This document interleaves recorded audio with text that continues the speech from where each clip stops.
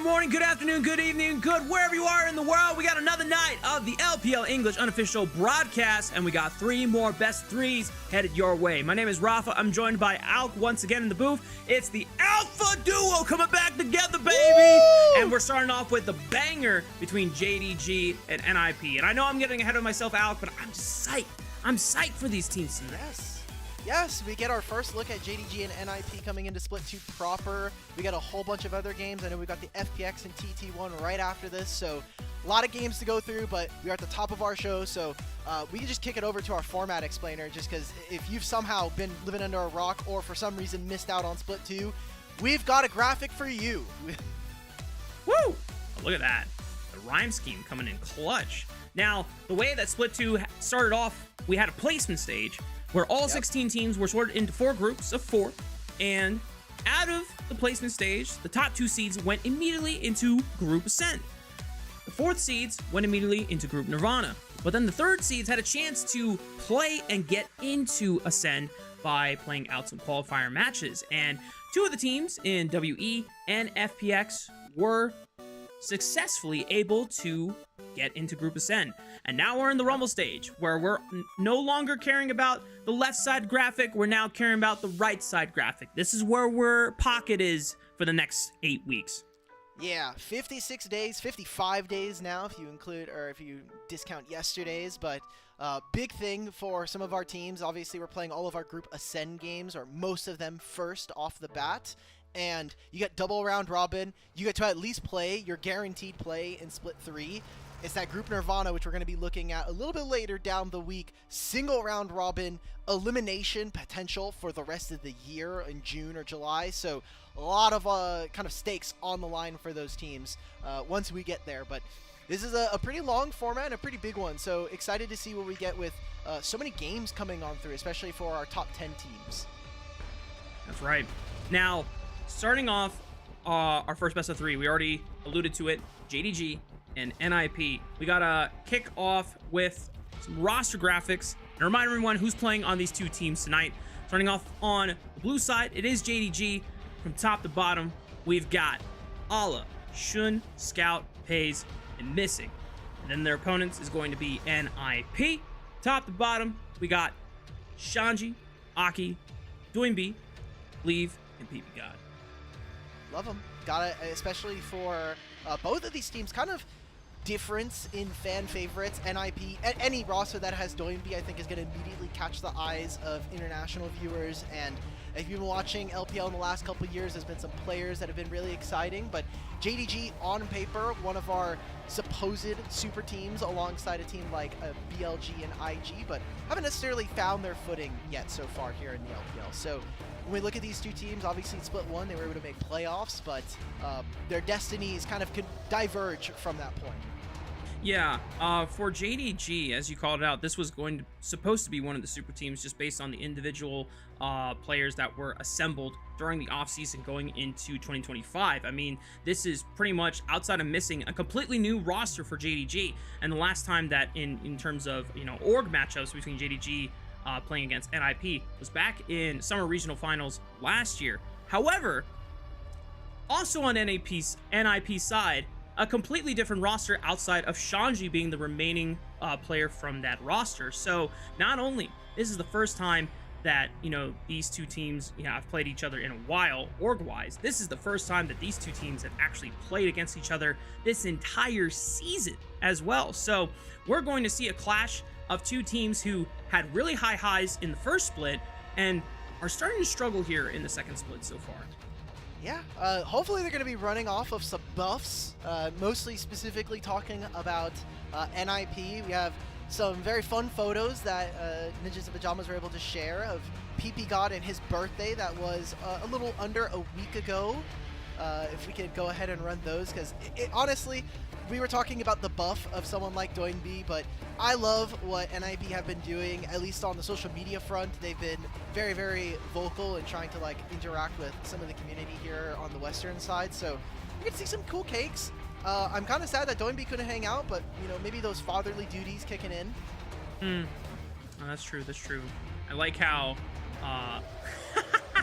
yeah, always got to get the little cake smash in the end. into. They don't have it like Kangas does. They don't know. No, they don't know the tech. Kangas kind of started that the trend, and no one's willing to get kicked up like Kangas does. But you know what? At least they're getting into the spirit of it. And honestly, the cake itself looks good. A little bit of vanilla. You can't go wrong with a classic flavor like that. But to kind of zero in on some of the individuals that we're looking forward to seeing play tonight in best of 3, for both between you and I, obviously, Pays has been kind of a standout for JDG, and for the most part, super consistent ever since Split 1. Whereas, a lot of these big star individual players on JDG, like Shun and Scout, have been kind of not really living up to the expectations that we've had for them in the past. Over on the NiP side, obviously, Doinby breakout Split, first time back in competitive in a hot minute, gets MVP for the regular season. Unfortunately for NiP, do kind of bonk out and back-to-back best of 5s in the playoff stage.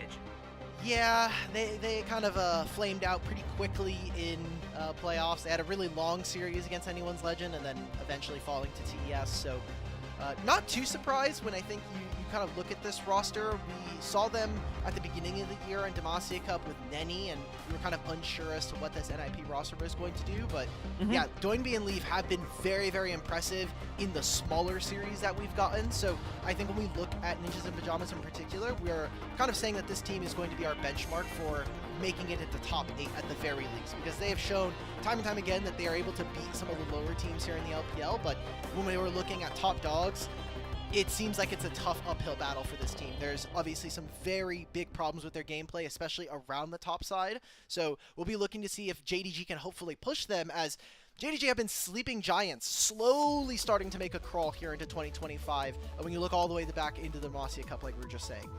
Yeah, I mean, ever since the Demacia Cup, obviously, as we noted before, a roster coming together for the first time, not much experience with those individuals playing in previous rosters together.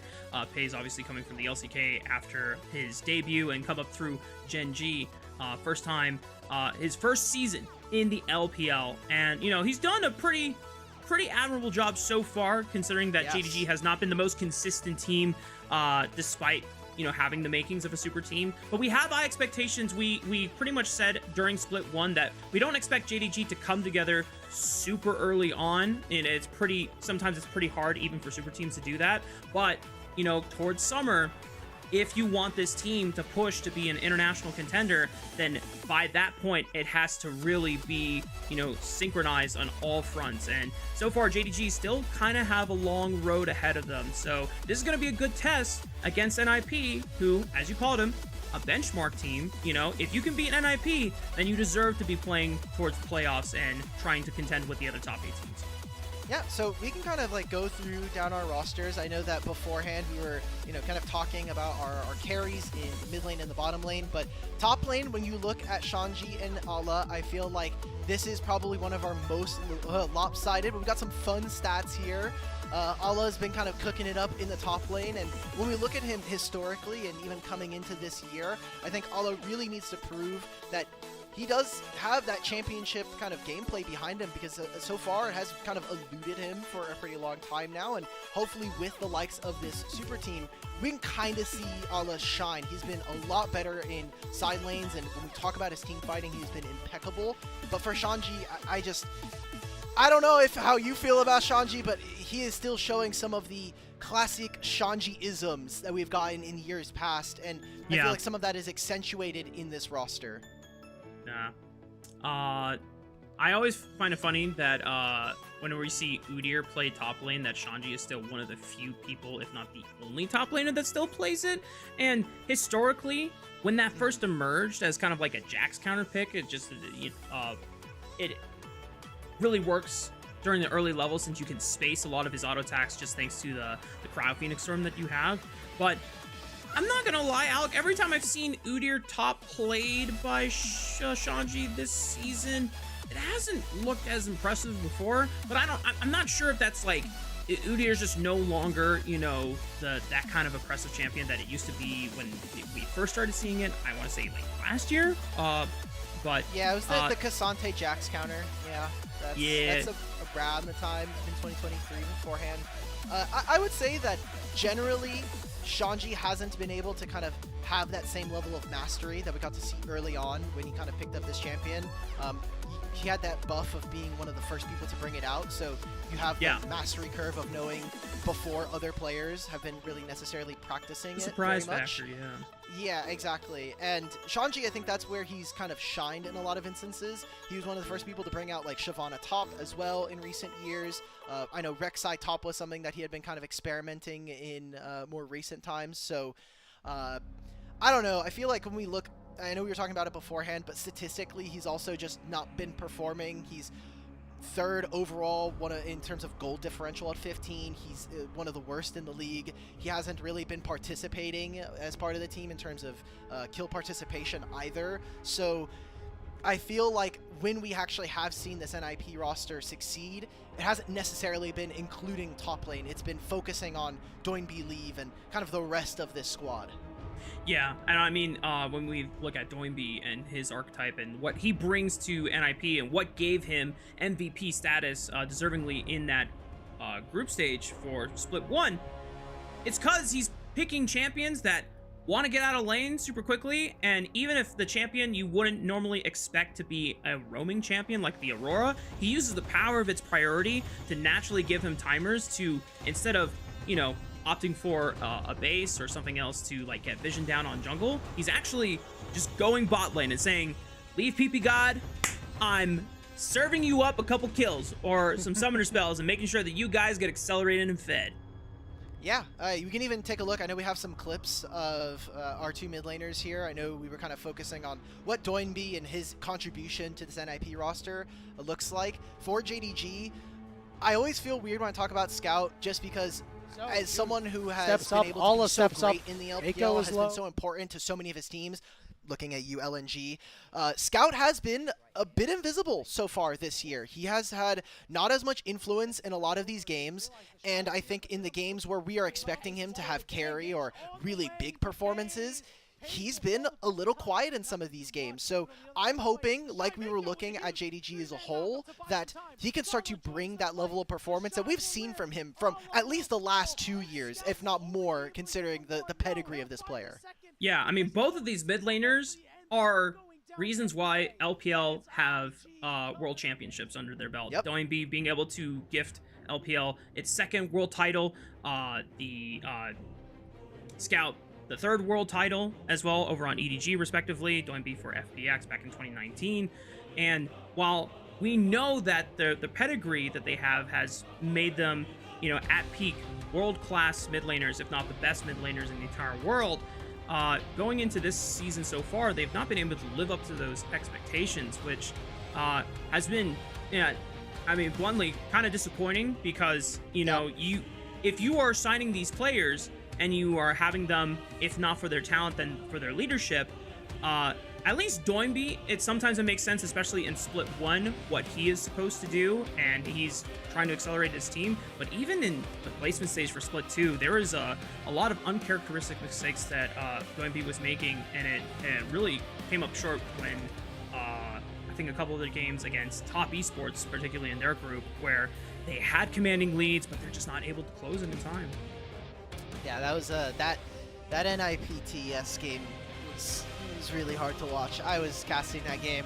I was very sad to see because they were basically winning the entire time.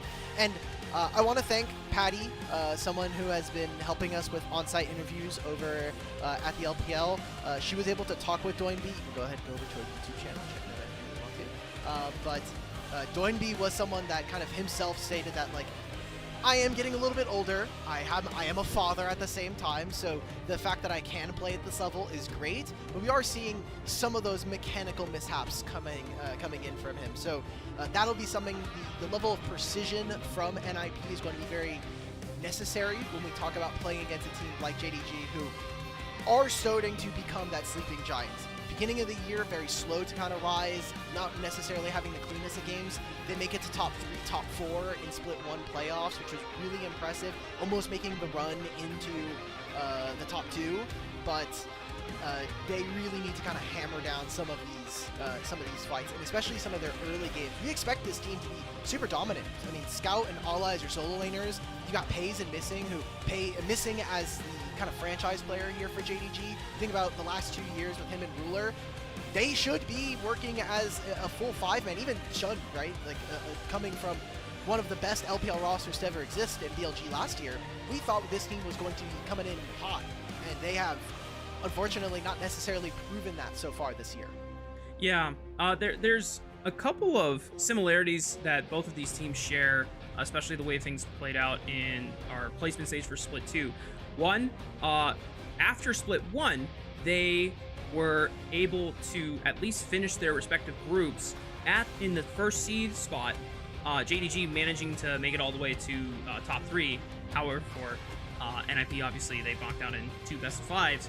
But going into Split 2 placement stage, they were expected, top teams, but then they fell eventually, and only garnering the 2nd seed, NiP to top esports respectively, and JDG to IG. So both of these teams just not really showing the consistency in the game plans that they want to do. And you would think that when you have such strong AD carries that have proved to be, for the most part, pretty damn reliable, especially when they're being played towards that side of the map, in leave for NiP, pays for JDG respectively, I almost want to see, obviously Doinby is doing that pretty consistently. Scout, not so much. Scout is definitely being, I think you mentioned it before as we were doing our prep, that Scout has been taking a little bit more self-resource accumulation route. There's a couple games where even in IG, he was playing a lot more for himself. If things were being created on the side lanes, if rookies dropping side lane farm to, make opportunities happen, Scout is just hammering away on turrets. But it doesn't seem like the advantages were leveraged as strongly as possible. And if you are going to take that kind of approach, then you got to actually deliver. And Scout hasn't been able to live up to that standard. Yeah, I'm going to do a quick stats hit. If you were to look at Doinby, and I know we were talking about the fact that Doinby, not necessarily having some of the mechanics that we expect from top-level mids here, but you look at his stats, this guy's actually really insane. If you didn't watch any of the games, you just go to like GoldGG, or you're looking up like all these different stats. He's first in his role for kill participation at 77%. Damage share on any on mid lane, he is second in his role. Gold difference, he is first in mid, 6th overall in the league. Just from that alone, you would think, wow, this guy's an insane laner. But both of these teams, not necessarily their strength is that first, laning phase and playing up against each other, even with lane swaps being gone. It really has been, once you get out of lane, once we get those ultimates start to get it going, I think that NiP in particular are really hammering home at the fact that we're going to be playing around objectives, we're going to be trying to play around some of our players, and specifically looking at leave here coming in. So before we start any of our games though, Mark, now that we are back into best of series that are not best of ones, we do have our 1v1s as we get ready for our walkouts between the two teams. That's right. We're going to get a chance for both of these teams to get the big standing grand ovation from the crowd. I think you mentioned it before we went live. I think we're at the NiP Stadium, if I'm not mistaken. Yes. We unfortunately didn't get to show off the base. Maybe we could do that in between, or maybe before Game 2. But NiP have a brand new stadium over in Shenzhen, and we are currently there, which is really fun. If for whatever reason you were hanging out on the Huya stream beforehand and you got access, you get to see it in the nice bright green, yellow green that NiP are rocking for their colors. So I'm just glad we get an entirely new arena, because we've had team arenas for a little bit now, obviously with JDG and LNG and the like, but the fact that we have a new arena is really exciting for all of the LPL fans, honestly. Yeah, I wonder if there's a home field advantage now for NiP. They're playing in their home stadium. They probably get better Wi-Fi in the rooms, just saying. Ooh, so better practice, better mental, leading into better on-stage performance. They get the fiber directed. They get fiber in their room. It's direct connect. They have at least 5 ping difference between their opponents for sure. Hey! So, 5 ping can literally turn like a Jace gameplay from kind of average into feeling like god tier. Maybe not for Doinby, but I'm sure for the rest of the team that is true. I would agree. Okay, well, you Players know on what? your screen, though. Maybe Ezreal. Maybe Ezreal. True. Between our two Ezreal players here, I agree. Yes. Yes. So we have our 1v1s that we were just talking about. If you are unfamiliar here in the LPL for side selection and all of our best of series, both teams will be giving up one of their players to play in an ARAM showdown. It'll be first to kills, first to first turret, and it was supposed to be 100 CS, but they got rid of that as a win condition from Split 1, so already making some modifications. And we're going to be seeing Ala from JDG and Shanji coming in to play the 1v1. The battle of the top laners. Let's go. Woo! Woo! All right, now, question. Are we... We've been seeing Varus a lot in these 1v1s.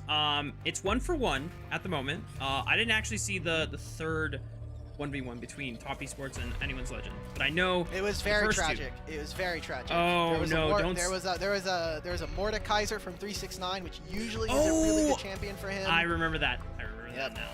Yeah. Mordekaiser. He got owned by Flandra, which is happens. Those happen. Now, I would appreciate if Shanji and Ala just kind of threw it down and said, no range top laners, just bruisers, just people that want to get in there and scrap. But then again, I understand that playing for blue side is pretty damn important, especially considering the amount of power picks that are available and the way that the metagame is involved. No lane swaps available anymore. You really want to get priority on things like Rumble or Gwen or hell, even Defiri, right? So yeah, you know, if they're tryharding and that involves, you know, range top laners, I can't be mad at it. Well, we're already seeing an adaptation. Volibear was something that kind of got a little bit of popularity in that first match that we saw yesterday, but we got Corki away. So you know, one of the range one of the range laners that you were kind of complaining about. Boom! Based There's Shanji. Varus. Okay, no Varus. so Ala's gonna take the Jace. Heimerdinger was a strategy that Tabe was talking about over on the sack down with Dom. He was kind of cooking up some theories. So I wonder who on JDG has been given some Heimerdinger tips on NiP, because they have been, when I look at this team, you saw their 1v1s in Split 1, and they were basically like 3 of them had played Kled. I was like, okay, this has to be of Doinby's intuition. But who on the team is teaching them Heimerdinger? Because I doubt Shanji's just like, yeah, I'm a Heimerdinger expert. I have reasons to believe. I mean, this guy, unless he's been watching Heisendong streams for like the past few years or something, I don't even know if Heisendong, you know, streams anymore these days. But, you know, if he's accrued that kind of knowledge on his come up and now is flexing it, otherwise, I'm not sure. Because the last time we saw Heimerdinger in pro play, there was either the Heimerdinger support era back in 2023, or there was just, if you just watched the LJL and you would watch Saros play mid lane Heimerdinger. Yeah, I'm not sure. I don't know where they're getting this info from. You know what, Alec? I wouldn't put it past Doinby to be the type of player to secretly be an Heimerdinger enthusiast. I just feel like he's a funny guy. And, there's you know, no way he's that much of a sick individual. You think only sick individuals play Heimerdinger? Have you played against Heimerdinger in a 1v1? Have you played it in the solo lane? Because if you play Heimerdinger top lane, it is incredibly miserable. Hang on, we're already into the 1v1, and Ala's not even waiting for Shanji to get a chance to rack up the turrets. He just went straight in and started laying down the hammer, but he has taken a lot of damage on the entry or exit. But it's both barriers expended with an ignite used by Shanji, and nice shock blast on the exit, and now Ala has a summoner spell advantage. Yep. So, again, as you can see... Whoa! Oh, Ala? Let's go! Okay, yo, that's put first the hands on him, God! Ala. All right. Yo, you see, this is what I was looking forward to. Which is, both of these guys are throwing hands, and Ala's not waiting for a second to, you know, put the hammer down on Heimerdinger's forehead. Wow, and Heimerdinger, dude, the death timers are so long. That's the entire first wave just missing, or the first 2 waves gone. Here on the showdown match, on the ARAM showdown, minions also give a lot more gold, so Ala at least already starting off with a huge win. He started off with double D blade and a longsword, gets now the Hex Drinker, so Shanji in a bit of a tough spot here, especially without Flash early. Again, this is just for a side select, but like we were saying, blue side has been so impactful. There are so many good picks right now, so not surprised to see. So first to 2 kills, or if we get that Ring of Fire at 7 minutes, then whoever first goes down. Yeah, the fact that Ala gets an early purchase of the Hex Drinker, oh, that is super nice for this matchup. Shanji not working with the same advantages he normally would have. I think Ala was really cognizant of, I cannot let the Heimerdinger get early turret setup, because even now that Shanji's got like a decent setup going, the extra magic resist and the extra combat stats, the extra level that Ala, or at least experience lead he's got, once he hits level 6, I wouldn't be surprised if he goes in for an aggressive trade before Shanji has access to the level 6.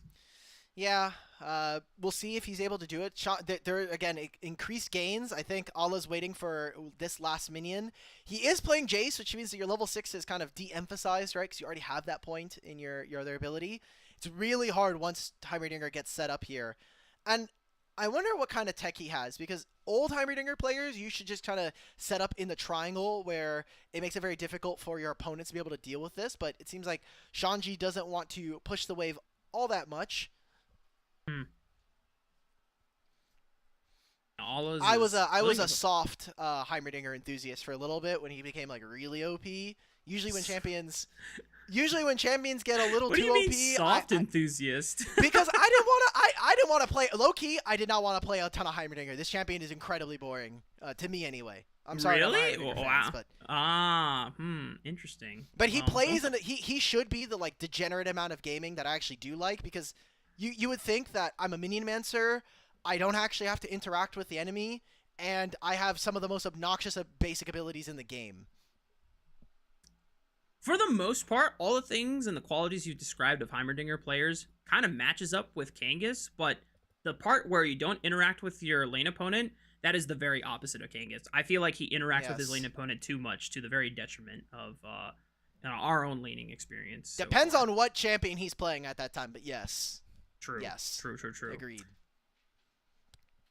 Shout out to Kangas. Watch him on LTA. Anyway, Shanji, give me a chance to get a base in. We're going to see what items he's able to walk back to lane with. Is Ala going to take this opportunity to shove in a big fat cannon wave before he gets his own base off? And we're still, I think, a couple minutes away before the Ring of Fire starts closing in on the Howling Abyss. So we'll see what they can amount to. Oh, look at that. Oh, wait. Bouncing bomb. Hey! 230 gold for hitting a cannon minion. I wish this was like real life. Oh my god. Ala just gets a full Maw of Mount Mortius. That's what I'm saying. Maw of Mount Mortius this early? I don't know, Shanji. I mean, both summoner spells are available for both top laners now, but this is a fat purchase. Why is our observer showing this? We're just mousing over Maw of Mount Mortius. I think the observer's in the same camp is like, damn, this guy's got a first spike already. This matchup is doomed. Yeah, I mean, to be fair, Shanji does have, the Haunting guys plus Faded Ashes, so does get some additional combat stats, the true damage, the madness procs, so not unfavored there, but that magic shield is going to be very impactful here. And the fact that Shanji constantly backing, he's probably about half a level down at this point. I don't know how much is going to matter in the grand scheme of things. It seems like Ala is going to be at least able to hit level 11 before he is, at least for the time being, so that is, I think, a really big breakpoint now that he has finished Leandri's. If the second point in Ultimate comes in for Shanji, I think it does make a pretty big difference in the 1v1. Shanji's just trying to survive until that point and hope that Ala cannot force another all-in before we get to the Ring of Fire. I think Ala would like to get a chance to shove in this wave one last time and then get another component purchase off. Because then if he can, then he'll be able to at least use all the standing gold that's currently in his pocket. I don't remember what it is off the top of my head. I know we just saw it, a few seconds ago, but play-by-play memory is very short. It's for what? What Ala is currently sitting on in terms of his gold at the moment. Oh, he probably is just gonna buy boots. Yep. He just gets there. It is. All right, this Murky is treads. Yep. I'm going to assume we are probably a minute and a half before at least a minute and a half, if not maybe a little bit less, from the Ring of Fire. for these two teams, for both of these players, I should say. If you are unfamiliar with our 1v1 showdowns, obviously it is for side select like we were saying, but big note, at 7 minutes we do get a Ring of Fire, so sudden death mode basically activates here on the showdown. Yup. Battle Royale, baby. Doesn't matter if you had 1 kill going into it, it's winner takes all at that point. Yep. And All is actually getting a decent amount of turret damage. I don't know if he's going to have enough time. Yep. Here comes the Ring of Fire, baby! Okay. So at this point, now it's whoever gets the first kill. It doesn't matter that Allah got the first one to start. It just matters on who gets this very last kill. Remember, side selection on the line here. Turret is pretty low, and now that there's no turret plates, Dude. I think if he gets enough damage to be able to clear the wave, Allah can, you know, kind of use that W on the ranged form for Jace, and you can kind of delete this turret. So I'm watching how Shanji's going to control the minion wave here.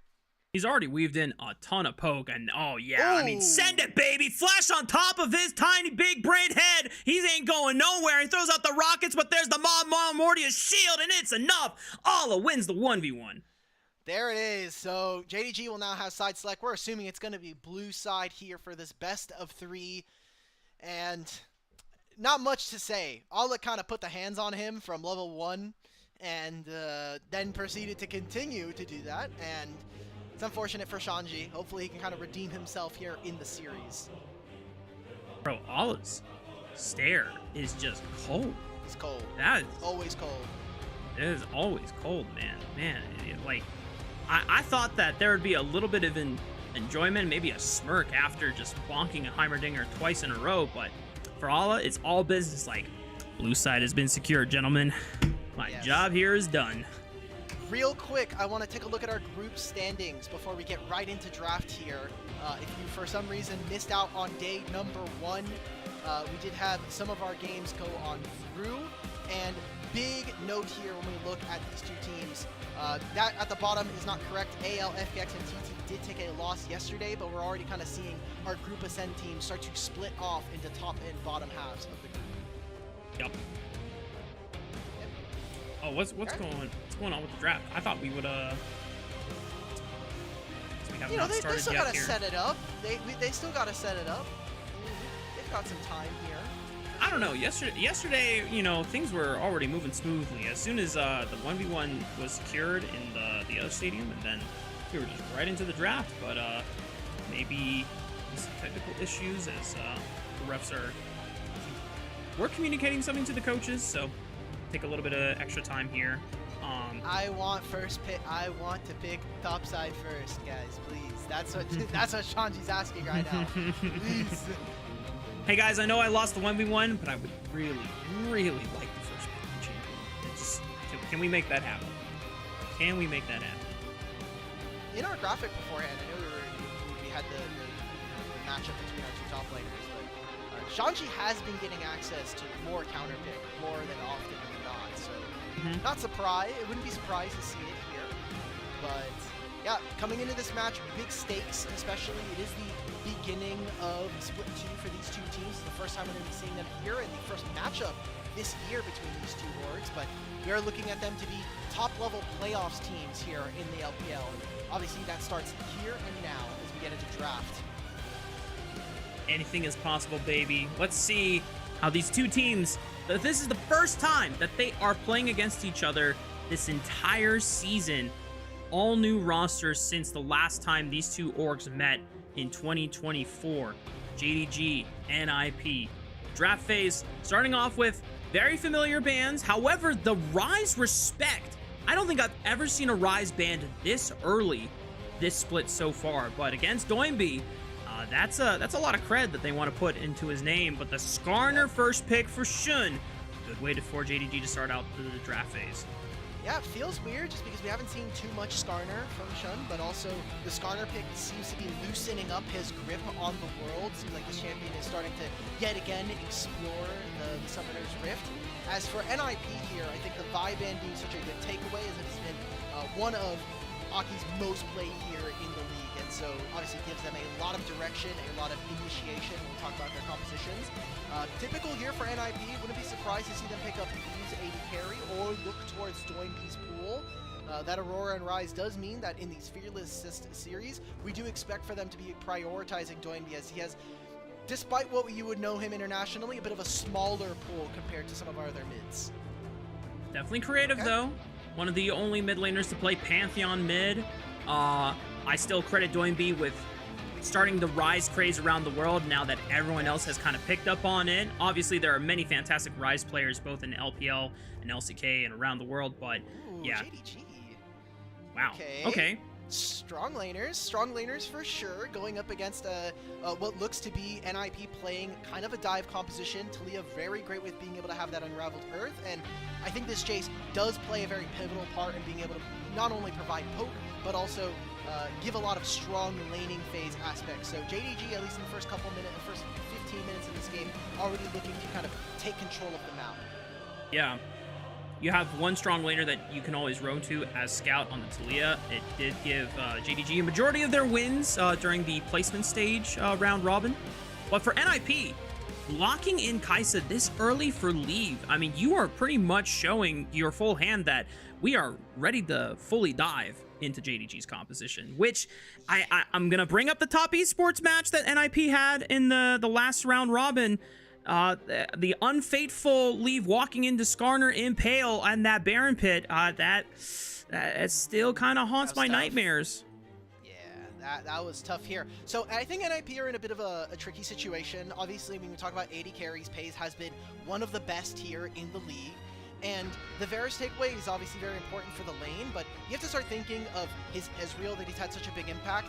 And if not the Ezreal, are we going to be looking to take Rakan on 4 here? Because missing before, I think, a couple of games during the placement stage was on a 27-game win streak when it came to Rakan. That was broken, unfortunately. So I wonder if they're going to be taking that away, as what we see from JDG would love to get their hands on this champion against what NiP are showing in this dive. And so they're going to get rid of the Misfortune, who we've seen Paze Misfortune. I think this is actually a really good pick here for JDG. They're like, thank God we don't have to play this.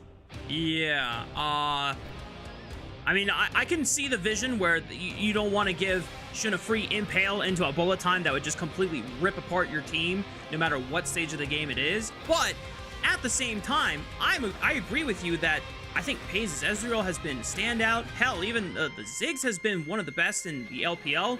You probably still want to stick with physical damage, because if you rock with the Ziggs and the Talia, you don't have a consistent amount of physical damage coming in from this team. And with the already something like a Galio and now a Cassante, you really need a way to burn these tanks down. And I think NiP kind of calling it out. It's like, do you really want to play Ezreal into 2 tanks? I don't think you're going to have enough damage for that. Okay, so Cassante coming in here. Now, NiP, again, we were talking about them having some pretty good dive. I think that they are providing a lot of frontline for Leave to be able to win them the game here. I am a little bit worried that they are lacking in terms of damage. Obviously, Leave has so much on his shoulders when we talk about their contribution to this team. And for JDG, they're playing with so much control around space. I think that with this Kalista potentially coming in here for missing, you also have Scout on this Talia. When we get to objectives, we're going to be seeing them take control of terrain really, really well. With Skarner, we'll see how they link up. NiP are going to need to basically play this game almost perfectly from minute 1 to avoid getting smashed in the early game, and then basically impossible for them to ever be able to rock up into team fights around objectives. Wow. Well, at least for NiP's sake, the fact that you already have 2 tanks and something like a Xin Zhao that can safely face check for you, you are letting PP God get a chance to play something that is better for lane in this Nico, and you do have safe ways to be able to face check bushes as well, but this at least matches against the double range bot lane that JDG were able to snag for themselves in the final round. Obviously trying to look for that lane power. I still imagine that Kalista Renata should have their way with Kai'Sa and Nico, considering just the early lane power that Kalista brings is just so obnoxious, and you want to be playing for that early Dragon Prio. That should be something that JDG have the advantage of, but I still want to go back to what you pointed out for NiP. Even though composition seems to be a little harder to execute on their end, if they get to that late game mark, I'm a little concerned if JDG actually have the damage output to melt all these tanks on their side. Yeah, I think the Cassante could become very worrisome to deal with, especially when you look at kind of what JDG already have. you have a Jace that in the early laning phase can kind of bully around Cassante, but once he starts to pick up 1 and 2 items, even gets the plated steel caps, I think it becomes very difficult for JDG to kind of push this champion around. My eyes, when we look at JDG again, FaZe has been so incredible for this team, and we're gonna have to see if Scout is going to be on the ball with his Taliyah. He needs to be able to not only match Doinby, he's probably going to be second to arrive to the fight, as Hero's entrance is just so kind of instantly gratifying for NiP. And you look at what this team is going to be able to do, I want to see an early priority around the grubs when we see that swap at around 3.5, 4 minutes for this game. And can they keep the pace of this game? Very difficult for NiP to actually play. Well, ladies and gentlemen, the moment has finally arrived. This is the first time that NiP and JDG have gotten a chance to face each other. Oh my god, did you see the skybox? That's OP! Let's go! Sorry, that kind of messed up the intro a bit, No, but I just got caught off guard. Yeah, dude, Yeah. the NiP skybox, the home stadium buff is kind of crazy. You even got to hear a little bit of the Jiayos come on through, so seems like Shenzhen is at least excited for our first game here. I'm excited. I'm not even there, bro. Holy there you go. moly. There you go. So, dude, I might have to change the lights in my room to lime green just to like get in the spirit, you know? Do we need to bust out the social media manager is going to come after you, so don't start putting that on them quite yet. Interesting to note here. What's up? No. I was never mind. Just go ahead. Okay, we have some cool runes here. I think Leave taking the Hail of Blades just to try to at least match some of the early prowess. That was something that we did note with the double range bot lane of JDG. But Shun also going for Grasp of the Undying. I know it's been a bit of some different tech between the junglers here. So do you have any insights on Grasp of the Undying Skarner? I know we've seen a lot of Aftershock. I mean, when Skarner first started getting a lot of hype in the jungle last summer, and people were starting to pick up on, hey, this guy scales insanely well with Heartsteel. Even though Grasp on a jungler, at first it doesn't make sense because you don't feel like you're getting that many procs early on since you're not skirmishing that often. But you get to the teamfight stage, you're fighting so much that the grass procs you actually start accumulating pretty fast. So that just became like kind of the go-to rune for Skarner jungle. And then eventually there's other junglers tank. Oh, wait, look at this! Doinby we're rolling on level 2? Dude, okay. This is some ASOL CLG 2016 MSI type shiz, bro. And Missing and FaZe are now like, why is there a Galio in my lane at 2.5 minutes? Doinby, I think we low-key kind of ruined our lane. We're already seeing there's some early invades here from Aki. Aki can make this rotation. Oh my god. What they are burned NiP the flash doing? early on to Missing. They are cooking something diabolical on the bot lane, and Missing is the result of the chef's kiss. NiP on the board with first blood. I thought that we were going to see Shun and Scout try to cut Doinby off from the mid lane, make him, at least pay for what he's done, but I mean, Doinby barely misses any CS. He's still going to be Galio, still going to be very relevant. And now that's a first blood going over to the side of NiP, and it goes right on to Leave. Fantastic stuff from them so far, and I love how creative they are being so far in this game. I can't believe that just happened. What the hell was that? But it low-key kind of worked. I mean, like, Doinby lost, what, 3 CS? He's not even that far behind in levels in creep score. He's down like in a full level so far. But this is the problem that we've are starting to ask of JDG. If you see your lane opponent making early roams and giving yourselves a little bit of advantage, hang on. PP God should be fine. Shun is not this oppressive early on. He does no Skarner. damage, just grasp with the Undying procs here. Yeah. But like, when we were talking about our early JDG games and looking at how much Scout was not being as selfless as other mid laners who are willing to roam and make things happen. Obviously, this is a crazy roam from Doinby. But even in the IG game, Rookie was dropping waves, playing with the Taliyah's Weaver's Wall to make roams and that happen. And what was Scout doing on the side lane? I mean, he's getting more farm for himself. He's getting turret damage. But then when we come to the team fights, Scout doesn't output and make that kind of self-investment feel like it's worth. So if NiP continue to do this, then we have to see Scout either match it or make it worthwhile, as now FaZe and Missing they don't care that there is an early cheese gank from Doinby and Aki. They still win the 2v2. Yeah, I mean, look, the first kill is nice, but it still doesn't change some of these dynamics when we talk about the 2v2, so good job. I think, you know, while we were kind of watching all of that happen, I like that we got to see PP actually stop Skarner from taking more of Aki's camps. It was just the singular wolves, or the singular raptors there. And then NiP immediately initiating the lane swap, wanting to move on over and try to force JDG into some uncomfortable spots. So this will just be the wave caught here by Leave in the top side. We do have Grub spawning in 40 seconds. And what I will say is, despite NiP losing that kill and PP going down, what they did trade was Pays no longer having cleanse. So I want to see if that'll be something that does influence this fight that will be starting hopefully in the next 30 seconds here for NiP. Yeah, Aki hovering mid lane. Doinby still has flash if he wants to look for immediate flash taunt. He does get flicked forward. I thought Doinby was going to just take that opportunity since Scout kind of pushed him unintentionally into himself just for damage and killing the wave, but they're not going to go for it. Just making sure that both of these mid laners get a chance to base. Okay, so both of our top laners no longer having teleport does mean that they won't be able to join, at least for right now. If Allah does decide to move, he'd have to pretty quickly shove this wave and move on out. Instead, JDG, or NiP, not willing to play for this. They're going to secede all advantage over the top side, recognizing that they probably shouldn't be trying to play against early game Renata and Kalista. They're going to move over to the bottom side. I think it is pretty risky. Scout did hit level 6 first and did teleport back, so he has a resource advantage in mid. And it's going to be, you know, the first 3 grubs going over to JDG. I wonder how much they're going to be playing around Pays and Missing, as already off to a pretty good start. You look at his inventory, that's a very good itemization coming in with the recurve bow already here for the Kalista. Yeah.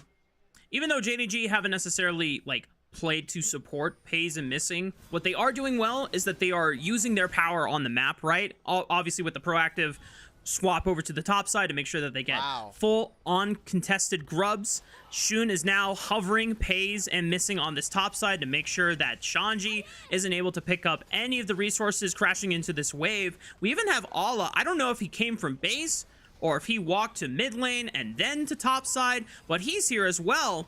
I don't think... Are they going for the entire turret this early on? Yeah, they're trying to overload onto one side. I mean, you have the damage from the grubs here. We're getting a split lane. We are at 8 minutes, going to be losing first turret. Blistering pace here, I think, from JDG. And I love the fact that we're seeing some adaptations. We got the crazy level 1. Now with not only the demolish props from Allah, they're going to cut off all of this minion wave from Cassante. And yeah, that's just going to probably be the first turret here. Oh, they're going to actually try to give it to Allah to try to, you know, get him back in. Okay, I think this is really creative.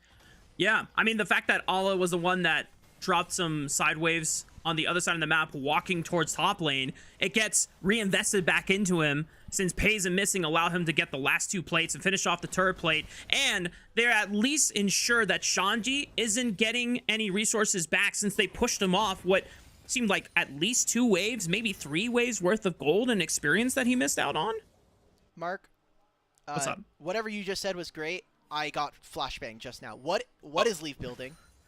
Why is there an Umbo glaive on my screen? What are we doing? What have we cooked here? Why are we because we're on the new patch. No, it's because we're on the new patch, and he's got Halo Blades. Way. I didn't even register that. So this is going to be a very, very hyper aggressive early Kaisa.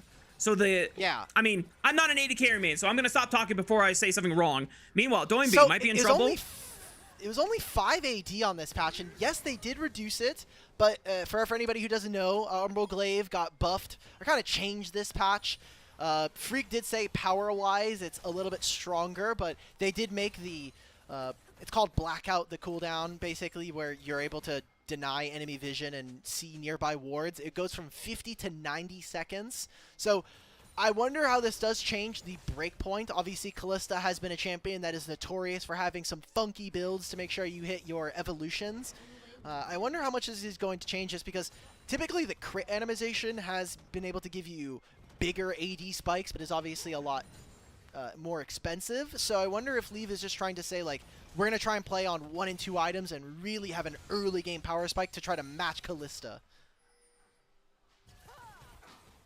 Makes sense to me. Like I said, I'm not an AD carry main, and, you know, I I caught myself before I started getting into the theory crafting and said some obnoxiously incorrect stuff. So, but from what I know, if this is allowing you to play for the early Q evolve, which you can see on the bottom left, he doesn't quite have enough AD for it yet, but he is close. We'll see if this purchase with the pickaxe. All right, Mark, I need you to hold numbers for me, okay? So Sure. I can do that. Umbral Glaive 55. 55. We go to Doran's 25 from Blade, pickaxe. Okay, yeah. 25 plus 10. So he doesn't 35. have it quite yet. I think he. 90. He's at 90. He's at 90 right now. Yeah. Oh, Meanwhile, PP God right onto Pays, but it forces the cleanse the flash. Here comes the re-engage from Missing. Shun is actually just running away. They're going to use the Fate's Call to bail Missing out of there, but he goes right back in for the re-engage. Hostile takeover is now going to force NiP to turn on themselves. Leave, trying to see if he can get in there. Flash from Aki, but Allah will punt him back away. Shun, 3-man Impale is going to solve the backline, but Leave finds the first target onto Missing. Scout arrives to the party, finds Aki into the back, and now Shun and Scout trying to see if they can take this 2v3. They're pushing NiP away. It's the second round of Grubs. Good flick on the Doinby. The Sentinel, he falls. And NiP's captain will hit the dirt. Chonji could be next in the 1v3, and JDG explode on the Rift in 11 minutes. Well, they got first tower. They got first to 3 kills. Hell, let's just give them the first 3 objectives as well here. JDG win that fight. Such an aggression coming in from the Ninja Pajamas. I mean, why are we flashing forward there on Leave? Let's take a look at this replay here. Yes, this is PP God trying to find the angle. You do have Galio in the wings, but Leave just not in position to be able to deal damage here, and I love how JDG slow roll this play. Let them come into you. Let's play around this hostile takeover. Let Allah come in from the sideline. You can even split this fight up using the Talia wall. And now Leave is like flashing forward to try to kill Pays. It does end up not working because, hey, we found the kill. We gave him the bailout. I think NiP, in similar fashion into that TAS loss that we had mentioned earlier, playing too fast, playing too aggressive, and ultimately putting themselves in a hole that they didn't need to at this point, right? We wanted to see them scale into this game. I think it goes back to the premonitions you gave about what NiP were doing with this early Umbral Glaive purchase. They felt that, okay, Kaisa is super strong now and super accelerated, and it's not going to be a spike that JDG are familiar with. But you can't just disrespect the team fighting tools that JDG has. There's Impale, there's Fate's Call, there's Hostile Takeover. There's a lot of things that you have to, like, brute force your way through. And, you know, NiP, well, yes, your Kaisa has an early spike, not the rest of your team. As now, maybe another fight. PP God looking for the Pop Blossom. Scout able to flash away from that one. And he's trying to buy as much time as he can, but he cannot get the exit out as the rest of JDG. NiP, maybe the first time it didn't work so well, but they're going to brute force it a second time. Hostile takeover is good. It's going to work a lot more. Pays is hopping. He's skipping. He's jumping. The bailout is still good and true, but he gets it off the revive. And Shanji just can't reach the Callista. Pays still alive. JDG protecting their king. Quadra kill for Pays. Wait, Allah stole the Penta, man. That was supposed to be a freebie for them. JDG, man. This is the JDG that we were looking forward to at the beginning of the year. They play that fight incredibly so. And NiP are just, I don't know what else to say, man. They are just outplaying themselves at this point. I don't understand what we're doing here. So we look at this fight. Scout comes in, has a really good flank. I think he's stopping him from flying in immediately thanks to this unraveled earth. And like, where is the damage now? Yes, Doinby finds a 3-man taunt. They're able to take down Scout. And with this build from Kaisa, you are just trying to find isolated Qs, the Acathian Reigns, to just one-shot an opponent. That is not how this team composition right now is working here for NiP. This is them, it feels like they're trying to play at a mile a minute, and it is not working for them. So now this Callista that we already had problems with in the early game has an additional 4 kills on top of that. 5-0-2, 1,000 gold to their name. They already have the first dragon. They have 5 grubs as well. This JDG roster playing to the early game, and they are succeeding at it. And now that JDG have a thick enough wallet lead, they can just make map grow plays like this where NiP are just not where they get to be in normal circumstances. Almost 4,000 ahead just for JDG in terms of wallet diff. And when you look at it, you would imagine that off of that quadra kill that Pays, that the gold lead is mostly on him. It's actually in the solo laners here for Scout and Allah.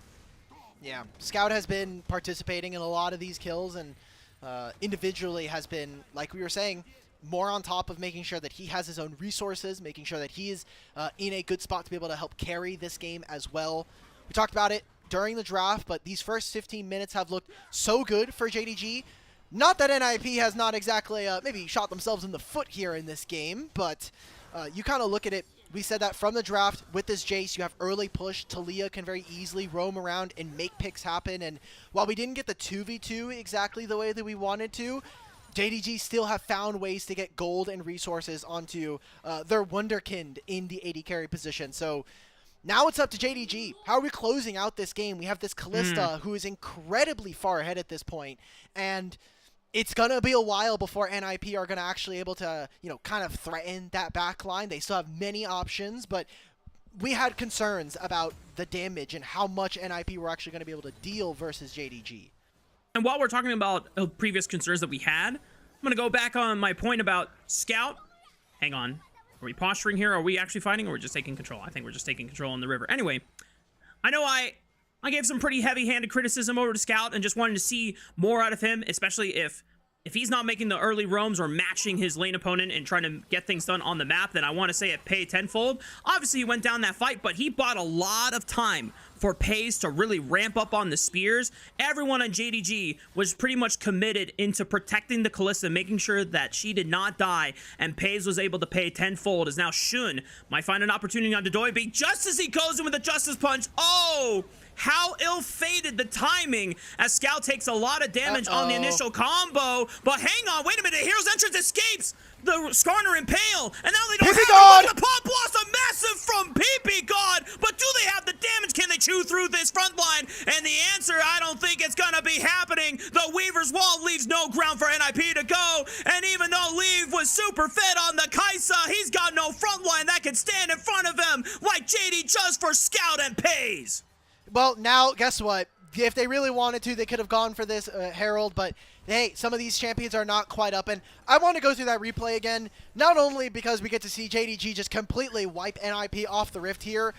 Scout is just a monster on this Talia right now. He had a very influential play in that fight.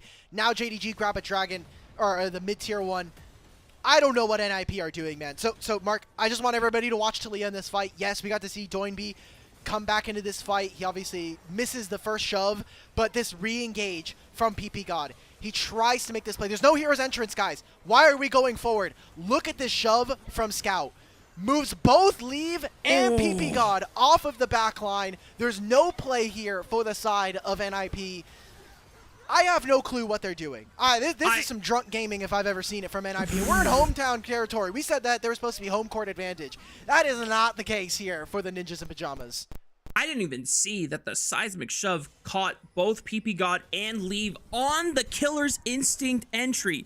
That is insane timing. Scout, I'm sorry I was saying shit about you earlier, bro. You know what? I'll just shut up. Next time I talk some smack about Scout. Well, obviously, we got a long series ahead of us in this best of 3. JDG already having assembled themselves a pretty fat advantage with nearly 6,000, 7,000 gold ahead of NiP. A lot of it has come from, the benefit of NiP really trying to play fast and not being able to execute better than JDG did on the reactive. Now, Shanji could be in trouble. The Weaver's Wall puts Shun on the wrong side of it. Probably not ideal for JDG if they were really looking to nail down the Cassante, but Shanji does make it out alive as PP God. Now, we see you, bro. Little minion trying to sneak his way into JDG's court. Now, not only if I was an AD carry would I be asking it for us to potentially leave this game a bit fast. I'm looking at Pays at 19 minutes here. Already has a Blork and a finished Rage Blade. Probably is going to be finishing what looks to be a Terminus, so he's going to be even stronger at this point. I am so worried here for NiP, because they already were a team that we were kind of expecting to have some struggles against some of their other top 8 teams here in the league, but they are a team that we do have concerns about. It was, the top side of this map hasn't been the best so far. Even Shanji and Aki, even though they are a kind of a reunion of an ex-OMG that was really, really popular with fans, we have just not seen the same level of success for this as a duo, and we're kind of seeing more of the same for NiP, where play a little too fast, individual mistakes coming in, and that I think is coming to really bite them here up against a JDG who, hell man, if this is going to be the form we're going to get from JDG, I'm really excited, but I don't want to get too caught up in some of the results. This game is very unique, I will say, in what's been happening in the first 15. This is definitely the form that JDG should strive to maintain throughout the rest of the regular season, and there's 8 long weeks ahead of us here. We're still only just wrapping down the first week of a double round robin series of best of 3s. I can't do math in my head, but it's a lot of games, y'all. So there's going to be plenty of times for JDG to get those reps in, as PP God could be the target here, but a good rocket belt evades that seismic shove combo. So the rest of JDG now taking this opportunity to fully control the topside quadrant. Baron is still not up on the table for another 5 minutes, but Otacon is ready for the taking, and that will be the prize that JDG want to look to secure. Well, Doinby is potentially going to be able to make his way on over. I don't think that this Otacon is going to be under any contest from NiP. We have a teleport coming in. Doinby now finished with Leandries and a Riftmaker. I think this is going to probably be their last Hail Mary play. If they can't make a defense here, then we are most definitely done with this game. Yep, it's been GG for a little bit, but this is probably going to secure it. Dude, Scout is on the flank. He's in fog. They took out the blanket here. Okay, Scout is just going to join up with the team through the bottom lip of this Baron pit. There's a lot of spears on that Otacon, but it will fully reset.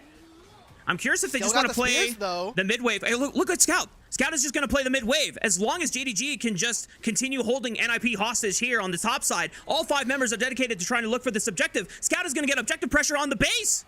Yeah, he's got 5 grubs. Why not just open up the turrets? Hell, let's see it. We're going to flip around the Otacon, boys. Listen, just hold them hostage here. NiP, I mean, yeah, maybe they get the Otacon here and they force them off, but how much damage is Scout going to get? He's returned to the top side of the map here. JDG now, wait a minute, they already took out Shanji. Pop Blossom right into the back line. Leave is going to send it, but hostile takeover buys enough time. Scout on the right side, forcing Leave to not be able to join up. The Impale's going to hold the front line hostage once again. Scout and Missing are able to kite on backwards, but Pays was taken out of the fight early on, and NiP now have a moment. They've got Otacon GAs on their side. They're playing with ferocity. They're playing with boldness, but Scout against the world into 4 members. Shun looking for a rock over the wall, is gonna rail on in, is gonna push Leave away, and Scout is just wiping Otacon GAs one after one. Scout rock surfing on the Talia.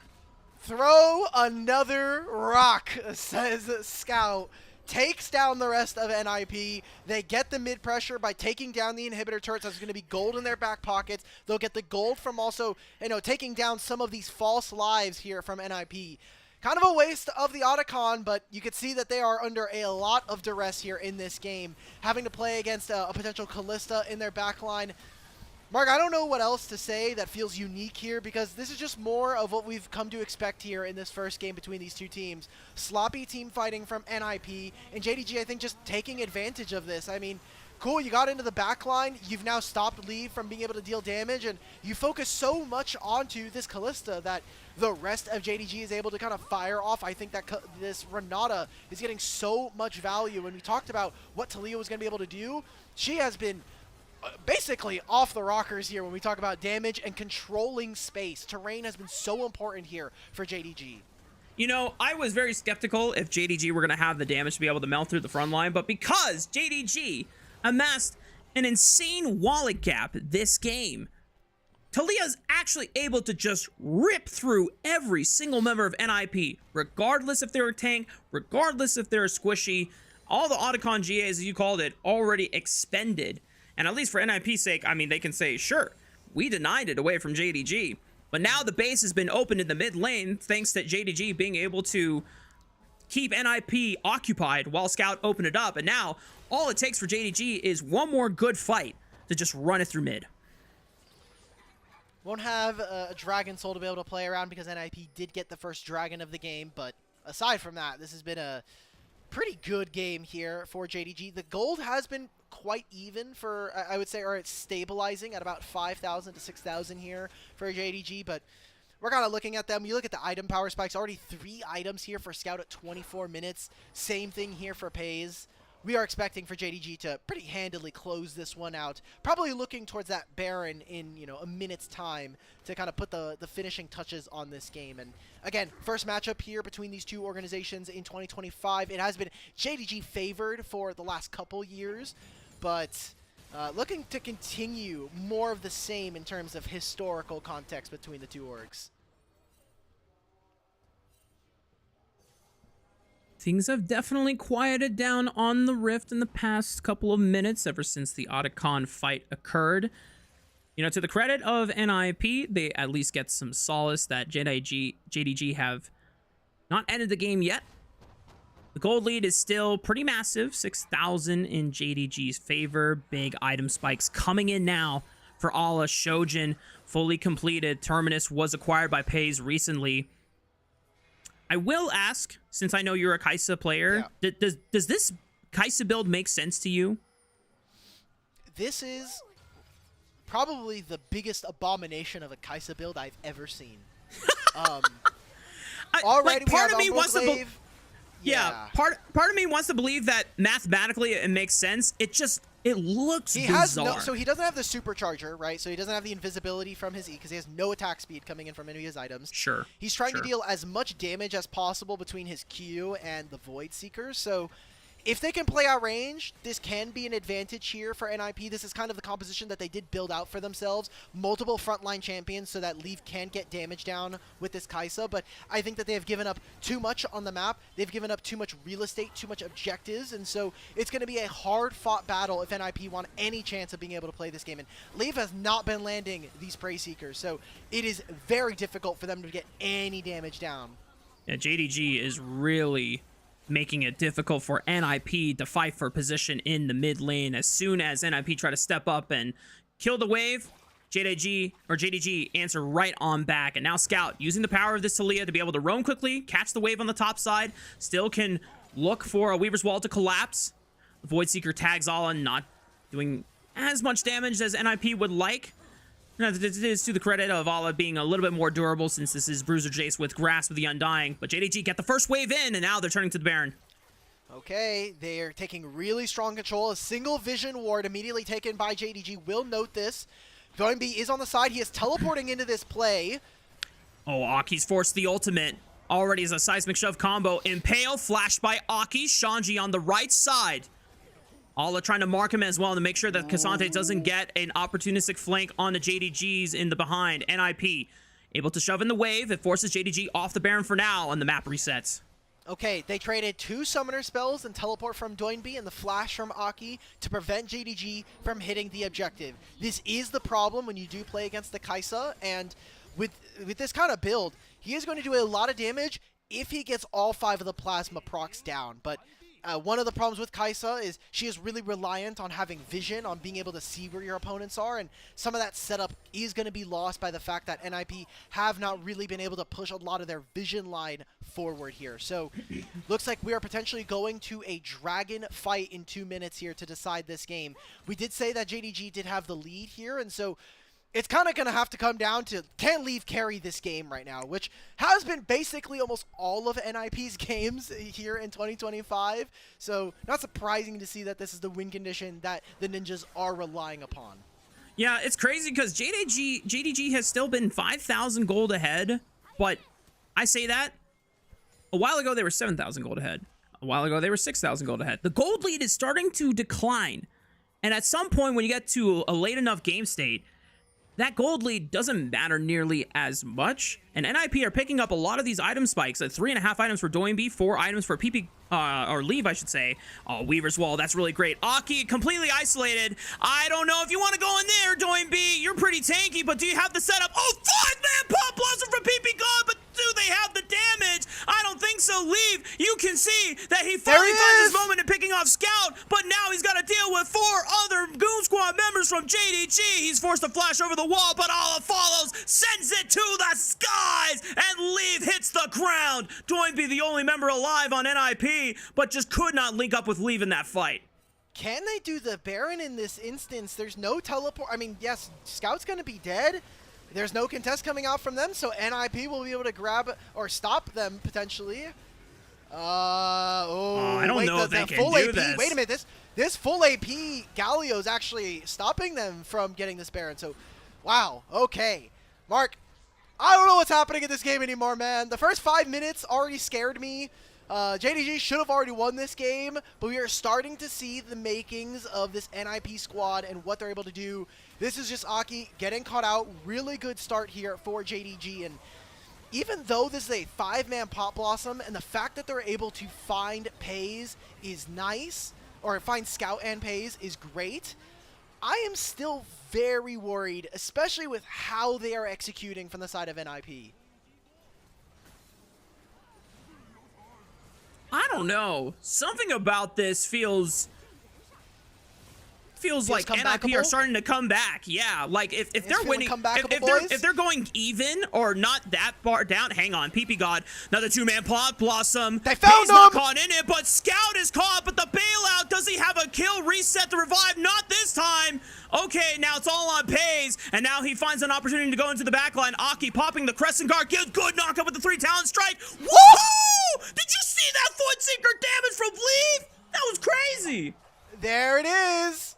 The Void stacks coming on through. And that objective lead that we had for JDG, the fact that Pays was up almost 2,000 gold, even Scout actually being up 2,000 gold on Doinby, completely gone here. Missing in the replay now is going to be the fact that JDG will grab themselves the Cloud Soul. Thank you to our picture-in-picture. And it is all of the Plasma procs being applied. Shun missing the Impale on the side there. Not great here for JDG, but the fact that Leave gets to fly in all of this damage onto Scout, onto Missing. The carries of JDG have been getting picked out time and time again here. NiP are on the verge of potentially coming back from one of the worst early games that we have seen in the LPL. It looked so doomed. Yeah, I mean, we were looking at a Kai'Sa that was Omega fed. We had the Taliyah that was doing so much work, and now we have almost 5-item Kai'Sa here.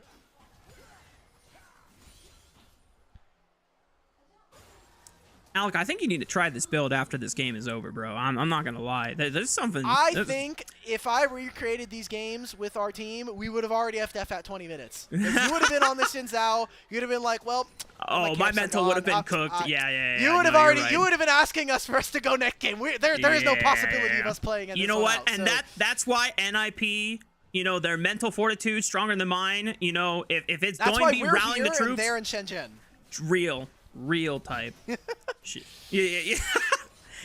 Wait. Type. Wait, is someone flanking? Yep. Is someone flanking? Is that what I saw? No. Hang on. No. Doesn't seem. I mean, Scout can make his way over. He did push the top lane wave. It seems like we're going to get a fight and a bout over the Baron. Now, I will say, Cloud Soul here, very important for JDG. Think about the amount of movement speed they're going to be able to get with something like Allah, who's able to kind of spam his ultimate. Even the Impale. Oh. Is Doinby getting caught?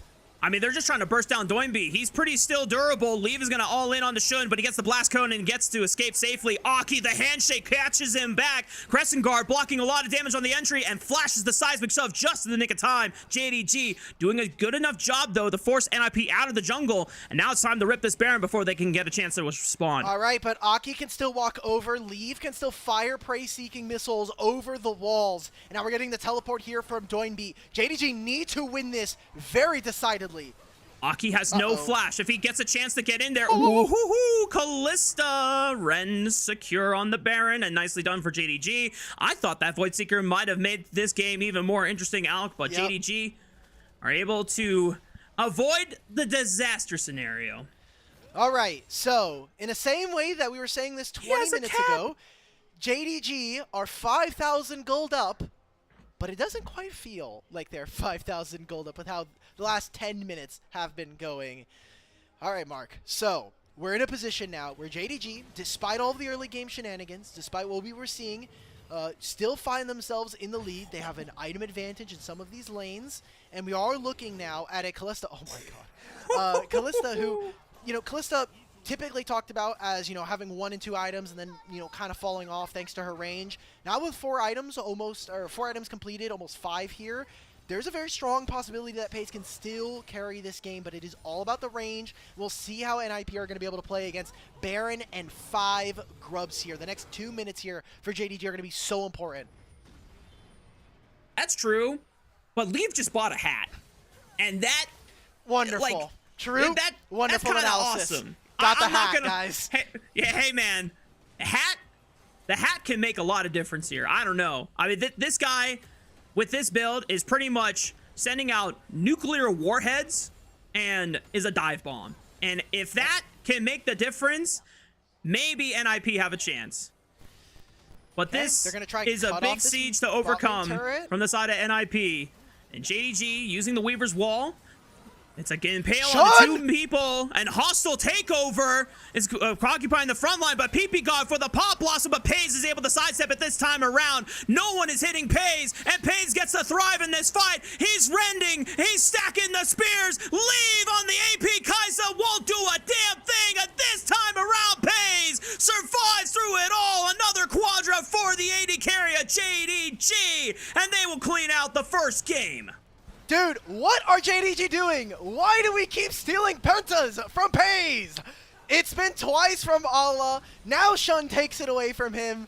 It's a good game from JDG. A bit of a weird mid-game there, but they'll take game 1 up against Ninjas in Pajamas.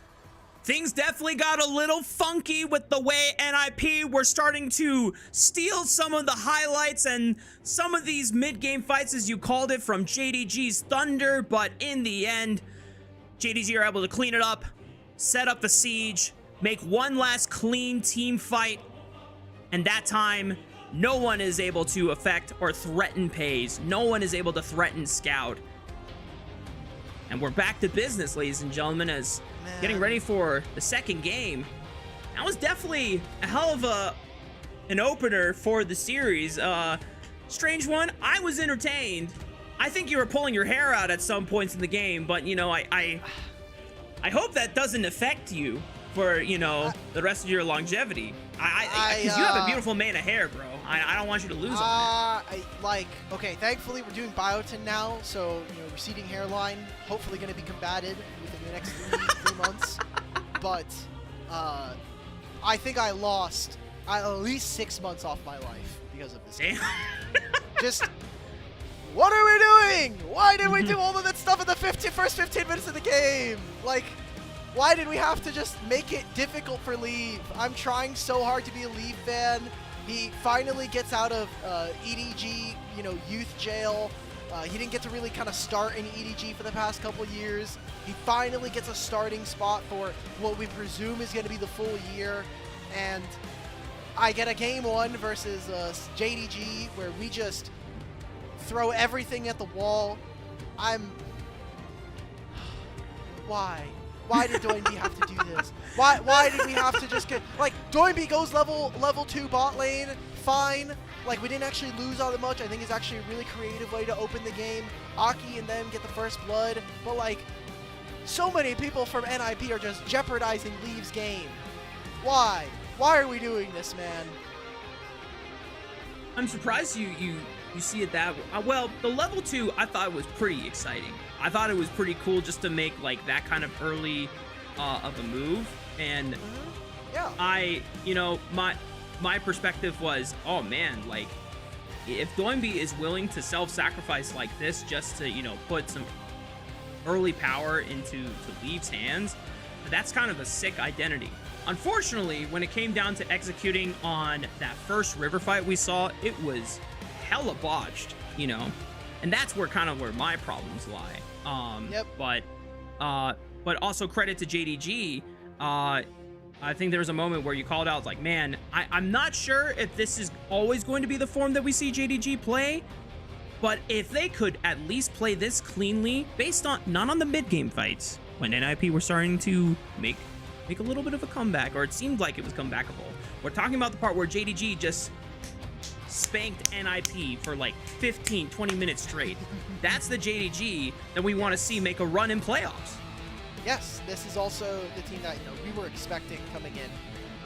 Obviously, when one team plays in the way that we saw from NiP, you know, the team does have to be able to kind of receive and play well.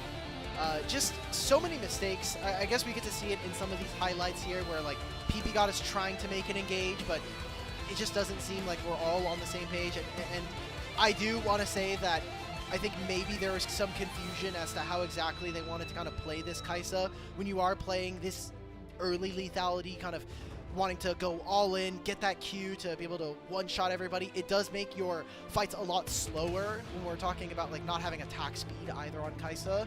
So I just feel like there was a misidentification of like how exactly we wanted to go through these fights, and it's great that we got to see NiP hold the game for as long as they did, right? Like that mid-game that we were talking about between 25 and 30 minutes, they kind of were able to properly, you know, find some fights, but I feel like that was more so JDG not necessarily finding all of, like, you know, some of their members just getting caught out, and I don't know, man. Like this is not the NiP I wanted to see. I had NiP very early on from the split, from their split 1, like performing very well. I got disillusioned thanks to some of their playoff performances, and then we got to see them in the placement stages, and I am so burned from this team already here into 2020. But we're 4 months into 2025, and I already have like slight trauma from watching this team play. We see so many potential international contenders within this league. We see the potential, we see the glimpses of that peak and ceiling come in some of these really intense, chaotic fights. But it's just the consistency that's lacking, you know? And that is where the frustration comes from. But I will say, at least when it's looking good, I'm having a ball of a time. And if it's not looking good, well, at least the chaos is the entertainment factor. At least you're having fun, okay? That's what I care about, Mark. I'm prioritizing your happiness here in this cast, so I'm glad you're having fun.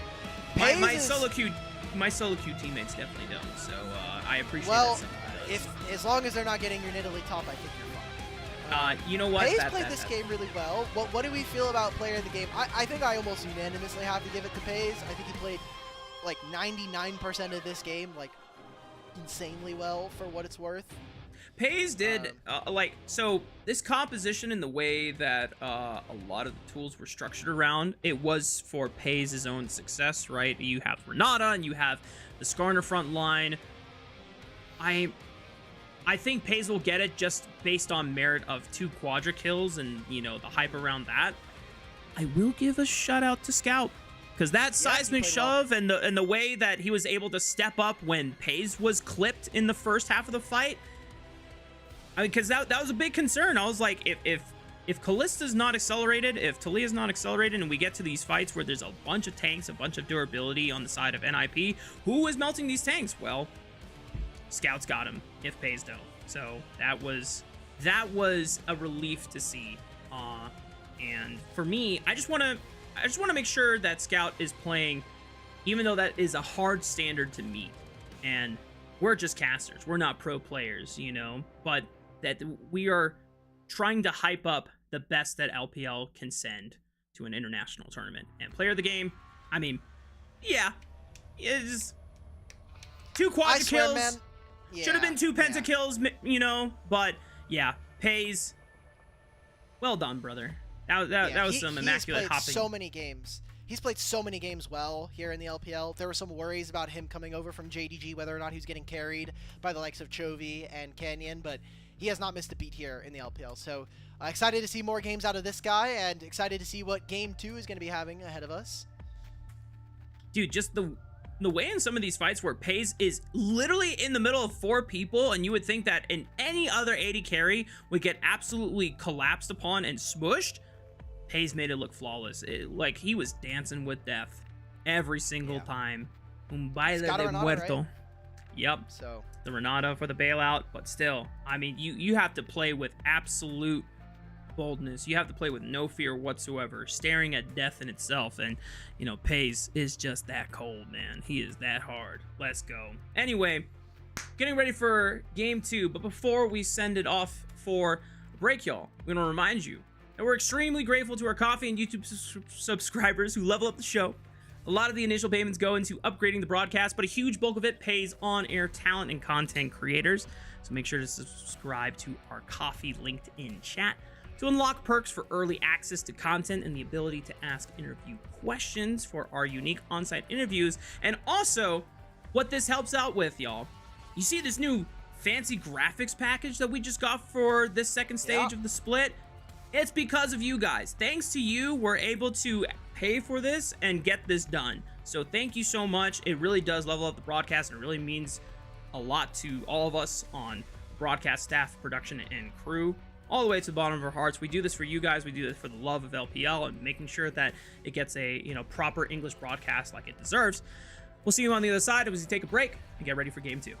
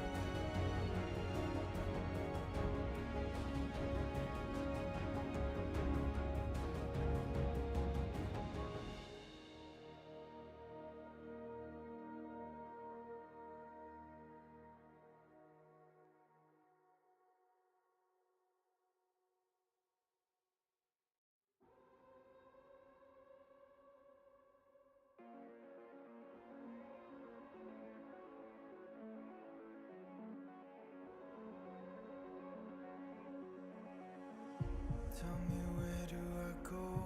Tell me, where do I take us? Your heart is starting to slow. May the water be safe. As I dive in, blood stains wash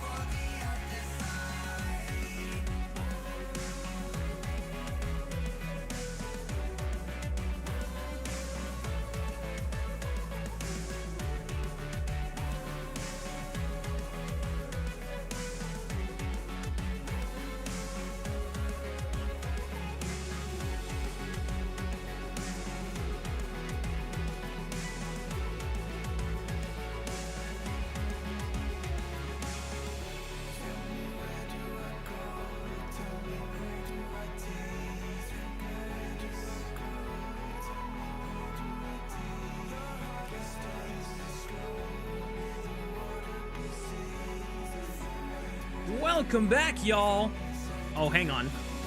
I'm hearing double myself. Let me just real quick. Boom. Okay, let's do that again. Welcome back, y'all, to Game 2 between JDG and NiP. If you missed out on the first one, any Kaisa enthusiasts?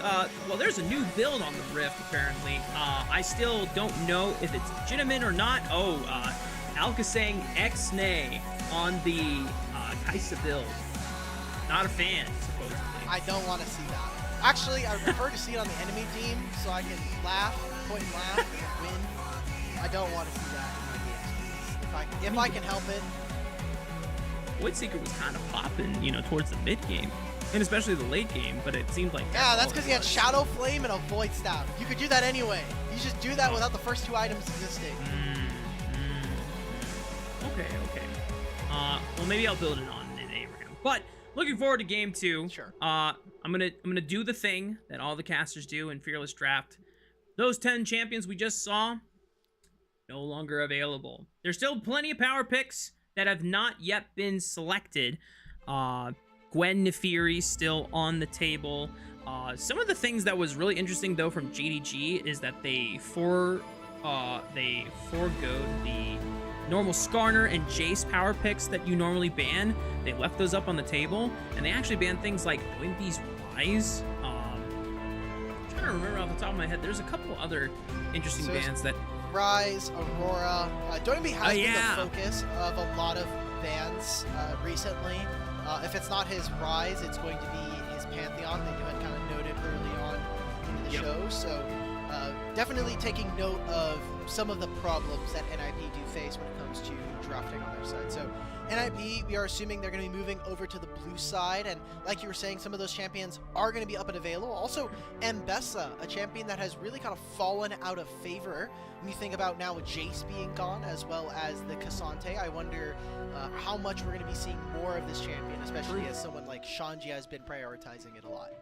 Yeah, and for NiP, you can still see that they are very committed to the game plan of playing for leave in the side lane, even putting Shanji on tank duty instead of like a carry that they could have weak-sided and still would have been somewhat of a reliable damage source later on to the game. No, he was just a meatball ready to stand in front of leave and buying that space.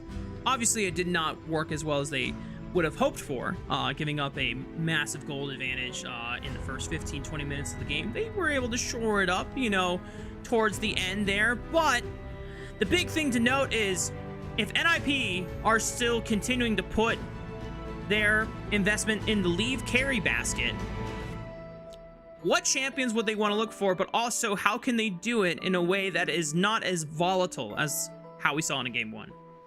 I mean, Varus is a champion that's going to be up and available. Ezreal as well.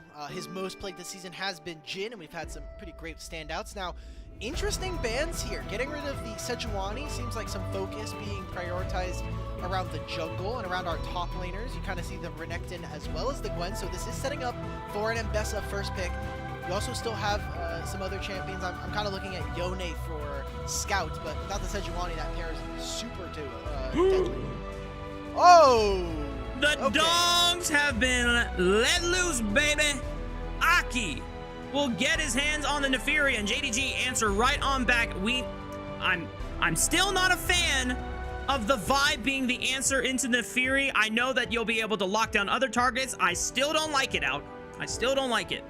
That's completely fair. I think Neferi does have so many tools to be able to kind of mess with Neferi, with the Vine, so gonna be pretty interesting to see. Now, we do see this Poppy coming in. We do have to expect that this will be going up into the top side, although is available for the flex.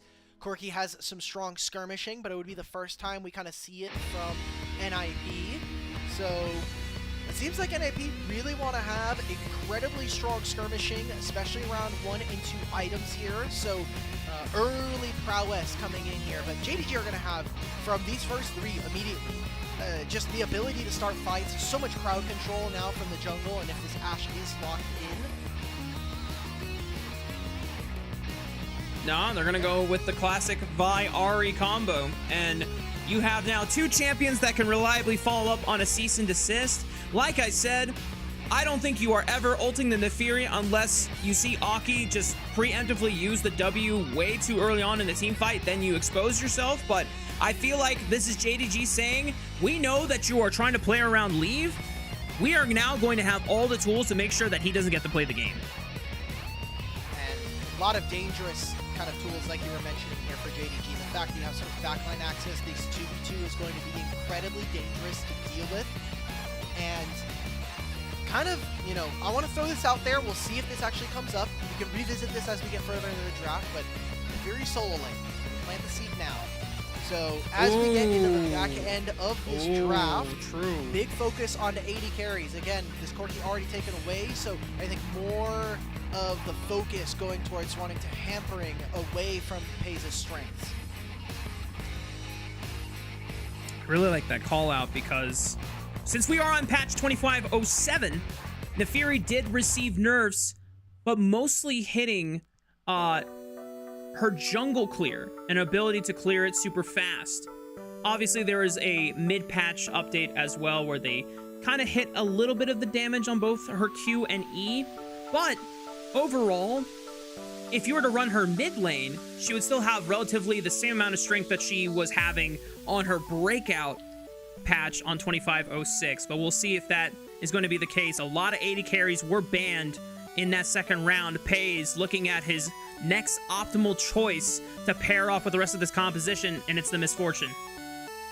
Okay, so supports that we have to start thinking about. Alistar, Leona. I really hate this champion, not only in what it's been doing in the LPL, which is poorly, but just this champion for Pei's has not been very successful. So I like the Alistar. Alistar gets so much value in being able to punt away an Ahri, force another Spirit Rush coming in. And for NiP here, and I have to focus in, where are we getting? Are we getting a solo Nefiri? Okay, we're getting a Lissandra here for Doinby. It's going to be good in the individual matchup, but I have worries here for NiP that honestly, I think they're a little bit squishy. They do have, again, such strong skirmishing very early on into the game. And for JDG, this team fight is so cut and dry. It's so easy for them to execute. They have so many ways of being able to start fights. I am a little bit worried about whether or not they can actually get through some of the front line here from NiP. I mean, you have this Poppy, this Alistar, this Lissandra now here. That does make it very difficult for them to play. I think it's a good call that JDG go for the Nautilus instead of the Rel, so if you at least look for something like the Corki, which should be the ideal target every single time in most scenarios here, because if you try to lock down the Nefiri, she W's your cease and desist, your death charge. If it's Lissandra, she ults herself instead. So it should be the Corki, but man, I'm very fascinated. Now we're getting a Lissandra pick, and once again, Doinby flexing his creativity muscles and giving us a taste of a champion that, frankly, we just haven't seen in competitive in quite some time. Yeah, I'm immediately going over to Games of Legend. So let me just go ahead and pull for top leagues. Nope, not in season 15. We do have a couple of games. Karis over in the LCK, and Wink ending up playing up in support. This was a bit of tech that we saw coming in from the players. I think it was Mickey X from LEC that pulled it out first as a counter matchup into Rakan. But oh, I remember that. Yep. Yeah, so, the Lissandra support. That was crazy. Yeah, so we'll have to see. I think NiP have so much going for them in this draft. You have the Nefiri, who can deal an insane amount of damage. Also, the flexibility of the W, giving her in targetability. With this Lissandra, the amount of engage that this team has. And I think Poppy has such an important job in this game. So Shanji and PP God, two players that we have had a lot of criticisms towards early on into 2025, need to be able to step it up if they want to bring their team to at least even out the series here.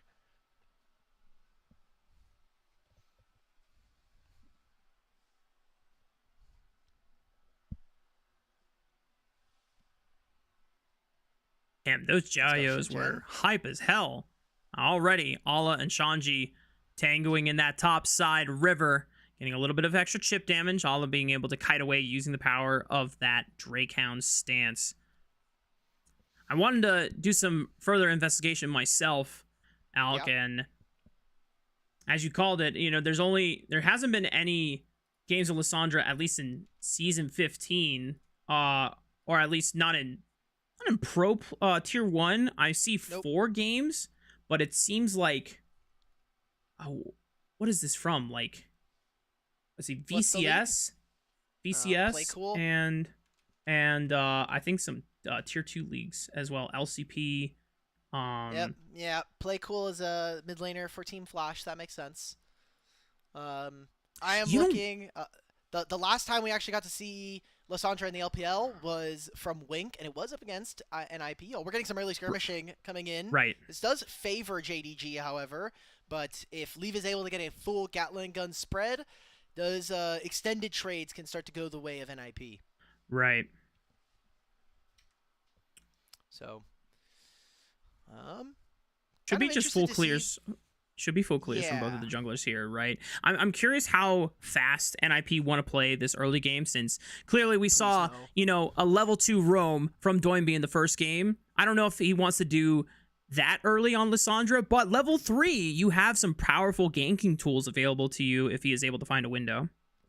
Oh, it's the last time we got Lissandra mid.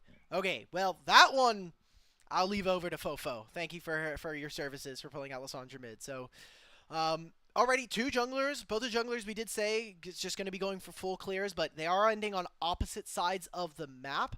Aki potentially looking for a dive on the 4th wave here in top lane after he finishes some of his clears, and kind of hoping to see the same here from JDG early on in the bottom lane. PP God and Leave have been doing a decent job to not take too much damage and make that dive potential from Shun even easier. I'm actually curious if Doinby is going to go for like a Rod of Ages bruiser build, since we've been seeing a lot of AP champions just kind of go Roa into Riftmaker, into Leandries, as this dredge line, wow, hooks right on the Leave, and the Ignite is going to force the barrier out of this Corki early. Missing going to take a lot of damage on the exit path, but I think that's pretty worth if you're taking damage as a support and you're trading a massive amount of HP on the AD carry. That does set up for that dive potential still. Yeah, double summoner spells. Leave with his own barrier, like you had mentioned as well. Shun is now here on the bottom side of the map. There's no way for Doinby to be actually able to kind of contest this bottom side. Scout could even look for a teleport if they're going for this now. So kind of plays on opposite sides. Who can connect first? Shun, does he want to look for the Vault Breaker Flash? Yep, there it is. Easy peasy, lemon squeezy. Pays was also taking up the turret aggro, and because they stopped the damage immediately after the kill, once Pays leaves, no one else is threatened. Clean by JDG. Oh, man. And the top lane dive doesn't even get down because the wave not really in a great spot, and Allah immediately able to flash out of that. So going from bad to worse here for NiP. Scout even was able to get enough damage very early on into Doinby that it forced an early recall, forced his teleport, so he has a minor advantage on his timer there. You can just take a look, like you had called out during the play. I mean, it's pretty cut and dry here. The flash. PP got also...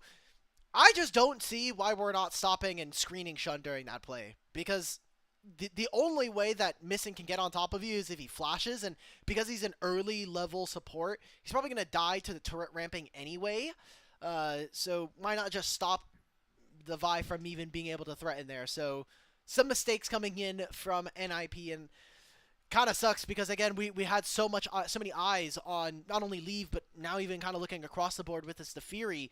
Can NiP really start to bounce back here? And there's potentially another dive happening here, as now Scout has priority, has level 6. They're just going to go for it again. Oh my god, Scout is getting a roam before Doinby? Let's go. This is the arc that I wanted to see. And Aki is going to have to sacrifice and forfeit. Oh, what a good charm from Fog. I mean, it's not going to kill Aki anytime soon, but it puts him under pressure, forcing him away from the safety of that top quadrant, which does put Leave and PP God in this kind of danger zone. They're trying to contest right now, forcing Shun off of the Gromp. Are they going to really try and contest for this? I think this is super dangerous. Oh, but the Okay. hook snags one of the dogs, and good vault breaker by Shun to get over the wall, forcing missing zone flash. Doinby sends it, ulti right onto Shun, but it's a trade 1-for-1. Leave is the first one to fall, but look at the Lissandra passive doing work in the river. That's gonna force FaZe's hand as he's forced to flash over the wall. Scout, one more Spirit Rush should get him out alive, but the turn off of the power of Doinby's Lissandra saves NiP.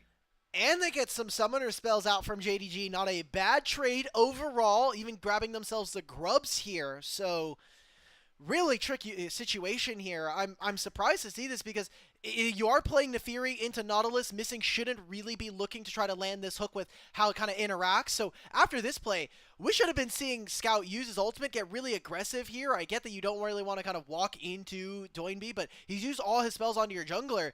Then there's just no damage here. I mean, Corki does so much more, like you were mentioning, the Lissandra thralls as well, having so much added utility in fights. And that is going to kind of be the level at which we are expecting here for NiP. That is how you want to play. Open up with a really strong fight early on, get those Lissandra thralls, and make it difficult for JDG to really set up and play fights. I'm really glad you remembered what the Lissandra passive was called, because I didn't, and I always call them the White Walkers, like from Game of Thrones, the zombies that like arise. Yeah. But yeah, thralls, and I will have to write that down, dude. I just have not seen a Lissandra in like ages, bro. This is awesome, dude. He even bought a Dark Seal before that fight, cashed in on 3 stacks. Yeah. Doinby's a genius. Super genius Doinby, one of the best to ever do it here in the LPL, and continuing to innovate, continuing to be a leader here, as Shanji was being a bit annoying for Shun, but don't know how much damage he's actually going to be able to... I think he's just out of here. I think we're just getting and kind of annoying, making sure that we are getting vision. Can they make this dive happen? Missing is here. I think this is risky. FaZe is on his way. It's a lot of damage, but Allah's got the shield from the W, is able to just skip on out of there, clear out the minion wave. The dive is completely diffused by JDG, and the rest of JDG return normal. Okay. So, interesting lane allocations here. By putting FaZe mid, you know, with the fact that Miss Fortune does have strut, it does make it very easy for her to walk to one side of the map if necessary. But this is also going to be solo gold here for FaZe. So, I wonder how much he's going to really be able to slingshot forward.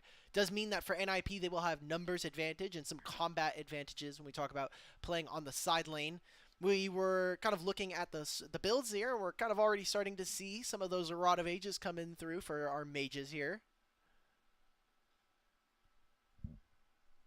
I'm telling you, since Ari's doing the Rod of Ages Rift Maker build thing, we're going to see it from the Lissandra now.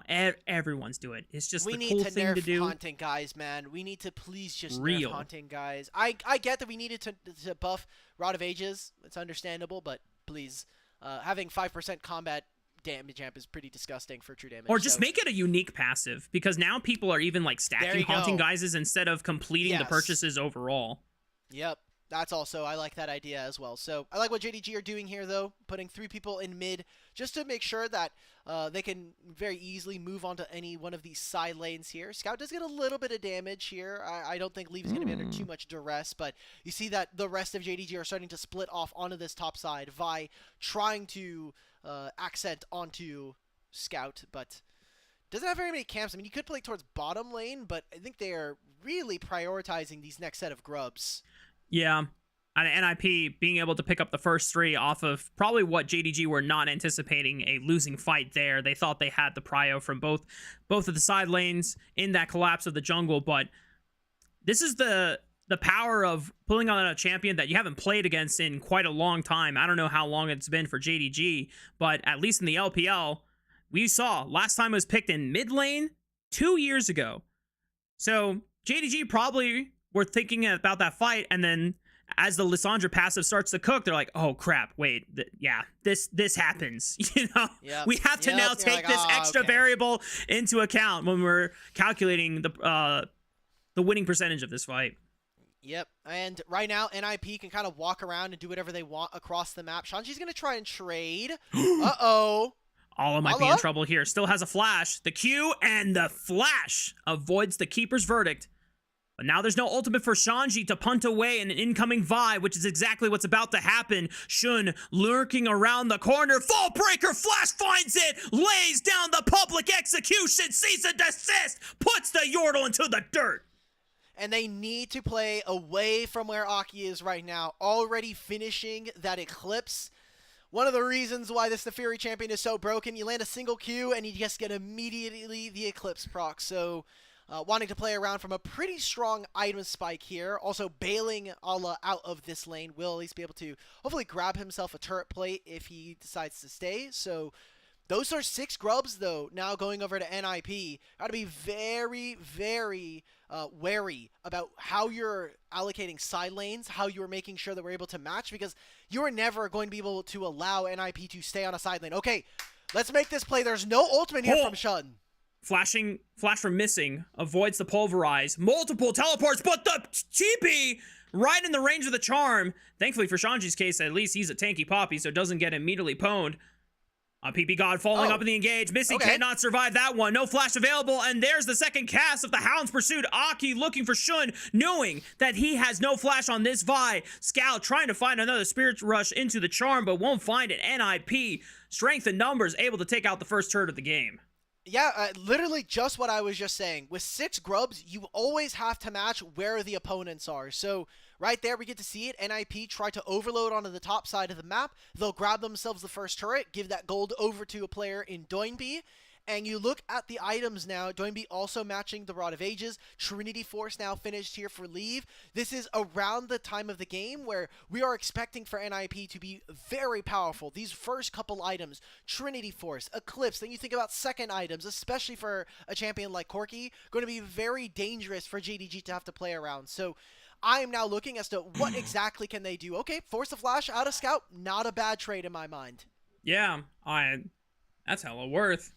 Because now, Scout, for the next 30 seconds, I think is down Spirit Rush. So if NiP force this fight and are able to jump on Scout before he has a chance to get that ultimate back up, he will be in a lot of trouble. JDG is still trying to fight for control here, but there's a lot of darkness on the other side of that Dragon Pit. They're going to leash it towards the mid lane where they do have Prio and they have Ala waiting on the Ambessa. Should be secured here. Yeah, but we're waiting for ultimates now. Aki's ult about to come off of a cooldown. Doinby's is 10 seconds out. We need to see NiP hold their ground and stop JDG. Slick movement from Shun, dodges the Keeper's Verdict, gets the smite. Doinby with the Glacial Path, finds another W stun, but the bullet time is going to split up the fight. JDG already opening the fight with a numbers advantage. Here comes Aki. Aki, can he find the Hound's Pursuit? The Call of the Pack was already used, but it's just not enough damage. Leave is trying to pump everything he can with that Gatling gun, but Pays, good flash over the wall, will save his life. And now Scout with one more Spirit Rush cast can look to lock down the dog. And that forces the flash out of Aki, the charm of the wall. Not going to find it, but JDG are comfortable as Ala wants to sink and dance on them. Wait a minute, but just a little too far forward. And the dogs will punish JDG on the way out. JDG get the dragon, and it seems like they're going to possibly also get this mid-tier one as well, so big advantage going over to them. Finally, we get to see what feels like multiple games we've been waiting for Pays to have a good moment to open up on this misfortune here. And what I wanted to see from NiP is a little bit of discipline. Wait, stall out for your timers, wait for the Lissandra ult to come on up, and we finally were able to grab this dragon, but I mean, Aki's ultimate got interrupted by the Nautilus ult, so it stopped some of the engage. Unfortunately, PP God took way too much damage early on, and Scout is making this game feel more competitive than I think it should be, honestly, here for JDG. So, big focus on the carries here on the red side, as it's gonna, I think, come down to another monster performance. It seems like Scout has finally gotten over whatever he had in Split 1 and the Split 2 placements. He is, I think, starting to come online and be that legendary mid laner that we know him to be. Scout definitely playing with a lot more patience and poise in these fights, just really knowing the limits of his character. Ala not so much, at least in that fight, probably went a little too ham, thinking that maybe Scout would be able to back him up on that, but no harm, no foul for JDG. Still down in gold technically, but being able to recover from a disastrous first Grubs fight where Aki and Doinby were accelerated. They got the shutdown on the Doinby. They stopped the Dark Seals from being able to stack up and really get this Lissandra into a point of being very, very terrifying to deal with. And now things seem to be a little bit on even footing now. Okay, and now we have that 2 items. Black Cleaver done here for Aki. We've got the Herald spawning in 10 seconds. That is an adventurous Valkyrie forward coming in from Leave. And we're already seeing that NiP, they're cheating and kind of shadowing onto the top side of the map. It is going to be JDG playing around their members, with Chun now sitting in the bottom side, maybe looking for a play over the Raptor pit.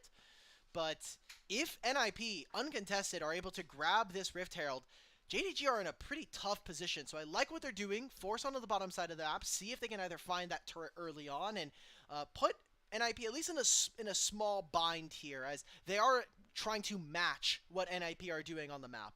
Yeah, and I think something to note here for JDG is, even though they didn't get a single grub and NiP got all 6, this isn't necessarily the best 1-3-1 like setup of champions that really abuses being able to take turrets super fast, which is why it's super important for NiP to get winning fights, to overload on a side in order to take advantage of that. So me and Cubby were having a conversation about, one of these situations. I can't remember which game it was, but it was a situation where a team had let all 6 scrubs go. Normally, that's pretty bad, but in this case, I don't think it's going to be as punishing for JDG as long as NiP are not able to consistently overload on one of those side lanes for turrets.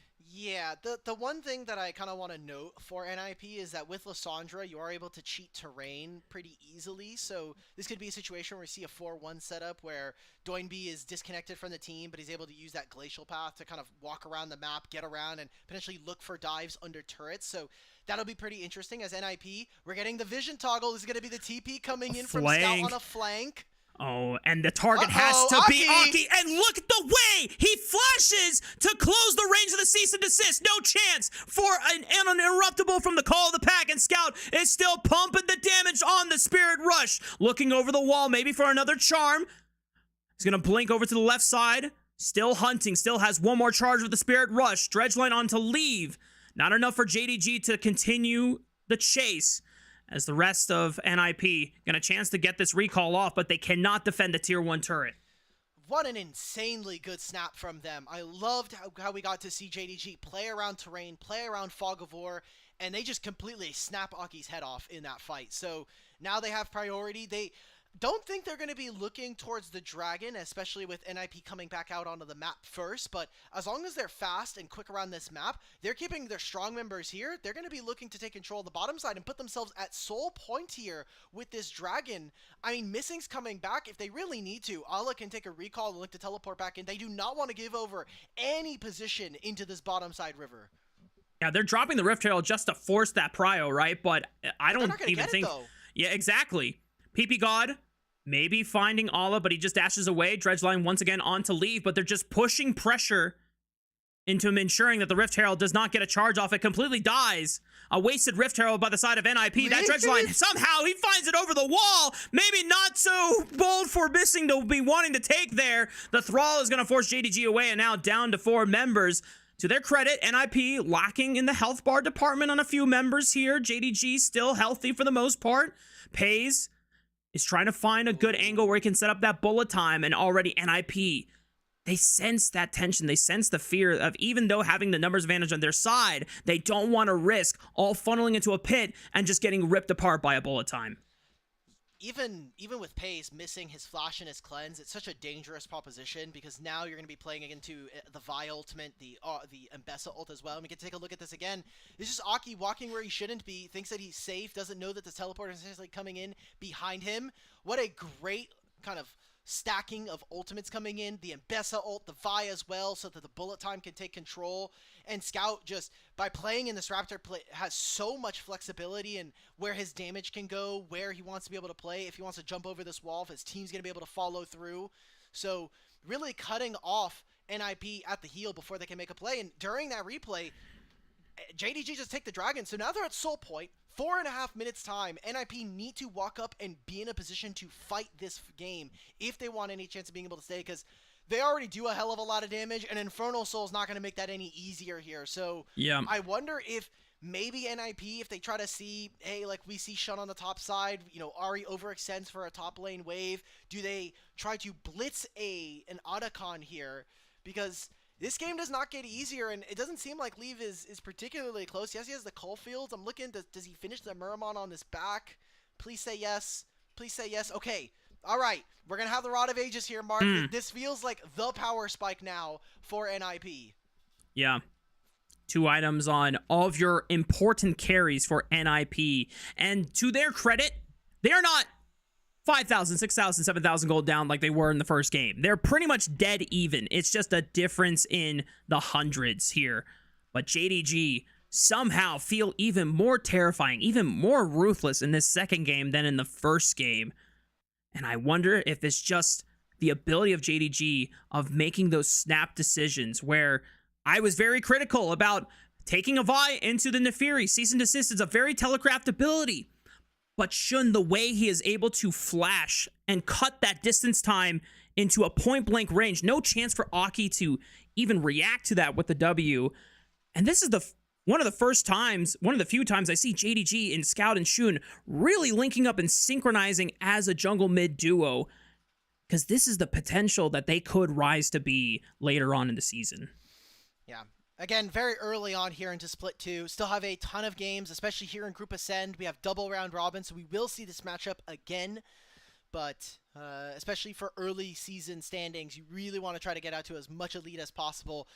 The fact that in this format, top 4 of Group Ascend immediately qualifying to playoffs, very important. So JDG now wanting to take control. If they can get summoner spells now, this is going to be good to set up not only around the Otacon, but in 2.5 minutes time, they'll have the Infernal Soul here, and those will be summoner spells that they will not have access to play around. So I think NiP are recognizing that even though with 6 grubs, we haven't really been able to see them outside of that top tier 1 really get much out of it. And most of that has come out of the fact that JDG have spent a lot of their time making sure that they have mid lane control. And NiP have been able to at least cover some vision here in that red quadrant and in the entrance to the bottom side river, but not enough for them to feel comfortable taking a more aggressive position, encroaching upon JDG's own jungle quadrant, as now they get the chance to start pushing their aggressive vision line into that tri-bush on the bottom side. Scout is going to take this chance to get the wave reset for himself, or pushed in, I should say. Get a chance for him to base and reset, redeploy back on the map. I'm not sure what he was able to purchase. Looks like a Phoenix Codex, so not a full item yet here for JDG. Still trying to play around their advantages. And I think it's good for both of them that they avoided trying to fight for the Otacon. They would rather look towards the Infernal Soul, which is what could set JDG up for success in being in a closing state of the game. This is the part of the game that we have seen JDG struggle with historically in 2025. The fact that their mid games have not been super clean. Part of that has been, I think, someone like Missing has had a couple of MIA games from himself, but NiP looking to try to get... Oh my god, we're just making an engage onto Paze. He has no flash, he has no cleanse now. He flashes over the steadfast presence. Now the Hound's pursuit looks for Aki. Does the public execution, but here comes the cease and desist. Wait! Did you see the Keeper's Verdict punted Paze away? It saves the 80 carry for JDG, and now NiP have got nothing left in the tank. And the rest of JDG are going to force them off the rift here. Aki just got betrayed. I don't know what stopped him from taking damage, because, you know, Nefiri does have a bleed, but that is the worst feeling for Poppy players, is when they knock away a potential kill. Paze used all of his summoner spells. It's a numbers advantage now, and JDG can take control of the entire bottom side of the map. They can now set up for this Otacon. They can set up for this dragon. Uh-oh, NiP! Over the red buff. I mean, this is a 4-on-4 temporarily since Paze is not there yet. NiP feel bold enough to take this fight. Shun forced to flash over the wall, away from the thralls. Good charm, right on top of Lissandra, but the steadfast presence from Shanji will protect his mid laner for now, but he's out of the fight. Leave, Valkyrie forward, but Paze has now rejoined the fire. JDG now being able to burst out the Yordle, but here comes Aki back from the grave. Another Hound's Pursuit on the ready, and he's able to get vengeance on Paze this time around, but a good charm. Finds Aki in the middle of the Hound's Pursuit. JDG will stand tall off the strength of their jungler, a mid duo. JDG should have full control of the Infernal Soul. Man, Shanji's gonna stay. NiP need to flip here. Doinby teleported back in. He does have this ultimate. God. Can NiP stop the dragon? They turn on Shanji. Shanji gets bursted out. Doinby has the ultimate once again frozen. Scout! Trying to bury him, but the charm, the cease and desist. Ultimates have come back up.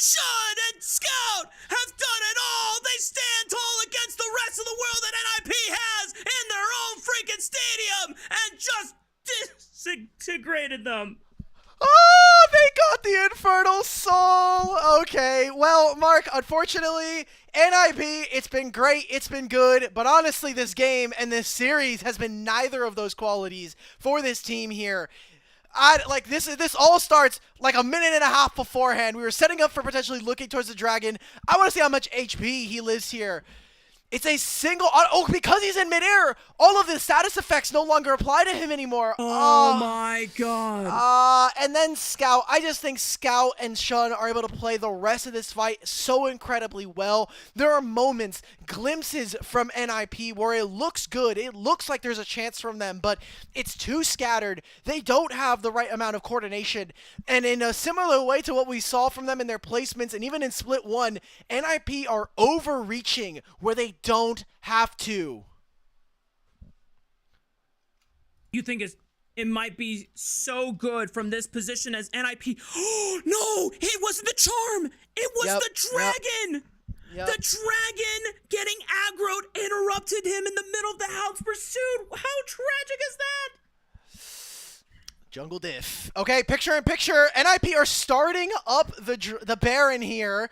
Shun's nowhere nearby. Scout is going to be on a flank. Yet another Hail Mary coming in for the ninjas in pajamas. Shun looking on the left side, trying to look for a better target angle away from the front line. Bullet time is going to rip PP God to shreds once again. Ground beef on the menu. Shun being able to launch forward, and Aki just doesn't get a chance to impact this fight because everyone else on NiP just died. JDG will disgrace the ninjas in their own home territory as they ace them on the rift. Yeah, Baron, it'll be the mid-tier 2 as well. NiP, man, it's been great. I don't know what else to say, dude. Like, this has just been, like, the biggest destruction that we've seen so far. Already here in Split 2, maybe BLG and TT from yesterday being a bit more dominant, but in their home stadium, the newest one in Shenzhen, just honestly in silence after JDG has been dismantling this team. What a great fight from them. As we check this in the replay, we have Shun and Scout yet again on the side, providing so much pressure, allowing for pace to open up with this bullet time. And I think when we look at this series as a whole, again, double round robin, this is one of our first games for both of these teams coming in, but this was the form that we needed to see from JDG and that we will need to continue to see if we want them to be those top 3, top 2 teams here in the LPL. A super team in their own right when you look at this roster and their resumes. And now, this is the time, this is the perfect time for them to kind of find their stride at the beginning of Split 2, getting ready for playoffs in 8 weeks' time.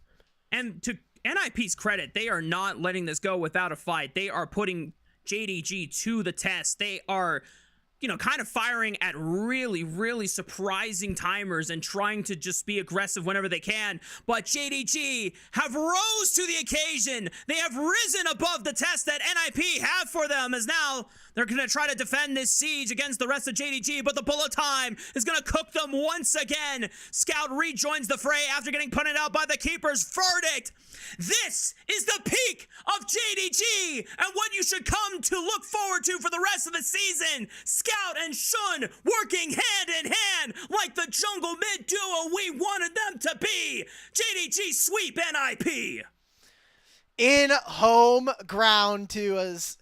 It just smiles. I'm glad to see JDG providing, you know, gameplay and a good performance here today. We had a lot of questions for these guys, and good to see them perform. You look at the opposite side here, Mark, and gotta be a pretty disgraceful loss here for NiP. I think the fact that we got to see them play so brazenly in their opponent's face, we had to see so many mistakes from them in the early game, and kind of a reversal of fates here from their Split 1 overperformance, some would say.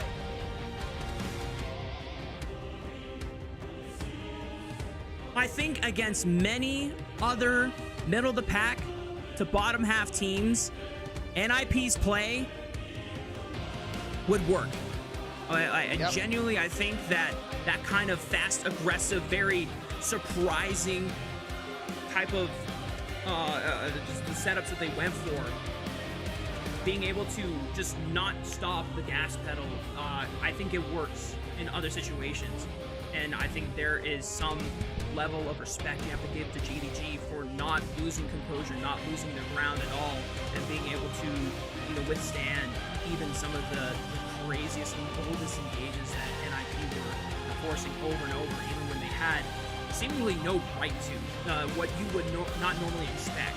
And I think that is so beneficial for JDG's growth in the long run, because if this is going to be a team that potentially gets to see international play, then this is the level you want to see them operating at. Hopefully they can kind of continue to ramp up throughout the season here. You know, only day 2 of 58 days of LPL in a row. So looking forward to kind of see some more of that.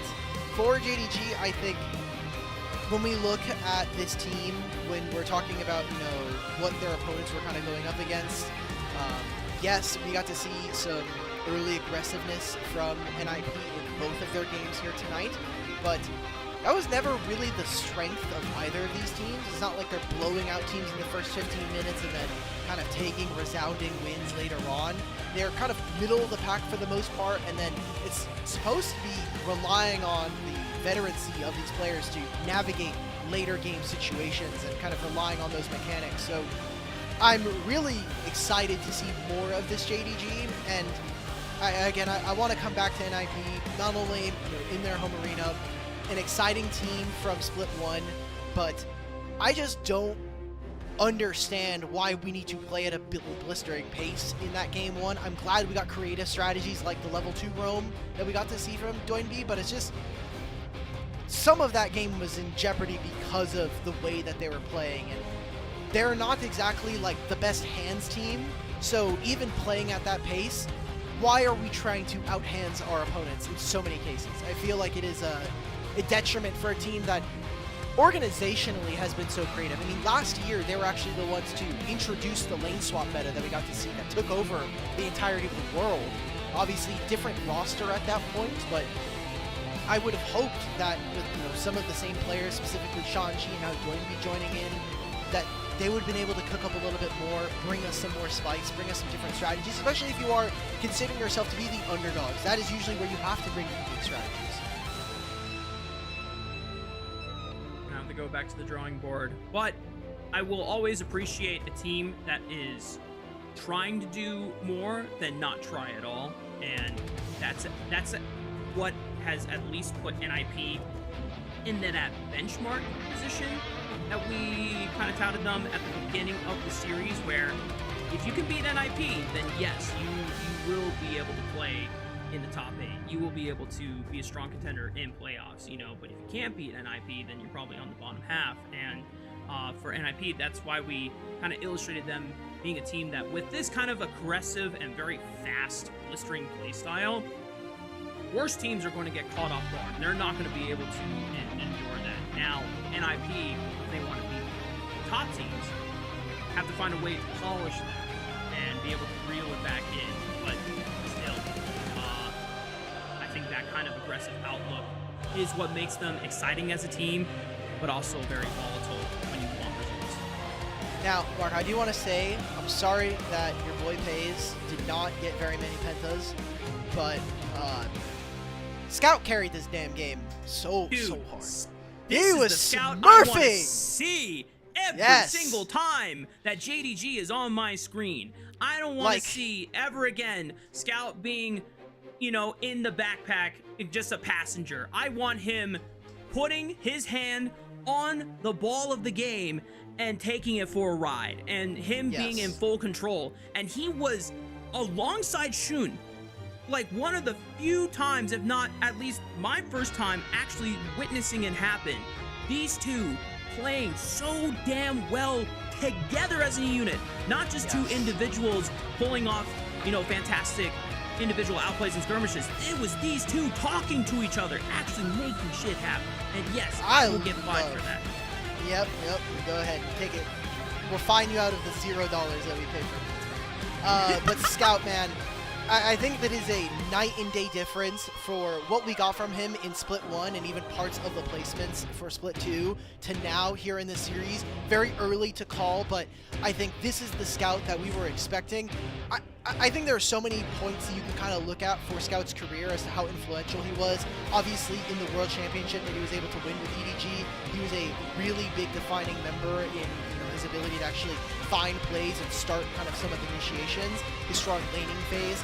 I think when you look at LNG, this guy was straight up carrying LNG for at least a year and a half. His individual play is some of the reason why we even saw them at Worlds for some of these years. And we can kind of see where LNG are now without him. Now we finally get to see a Scout that is in form, starting to perform as well. This is a dangerous JDG, and this is why we labeled them as sleeping giants here in the LPL.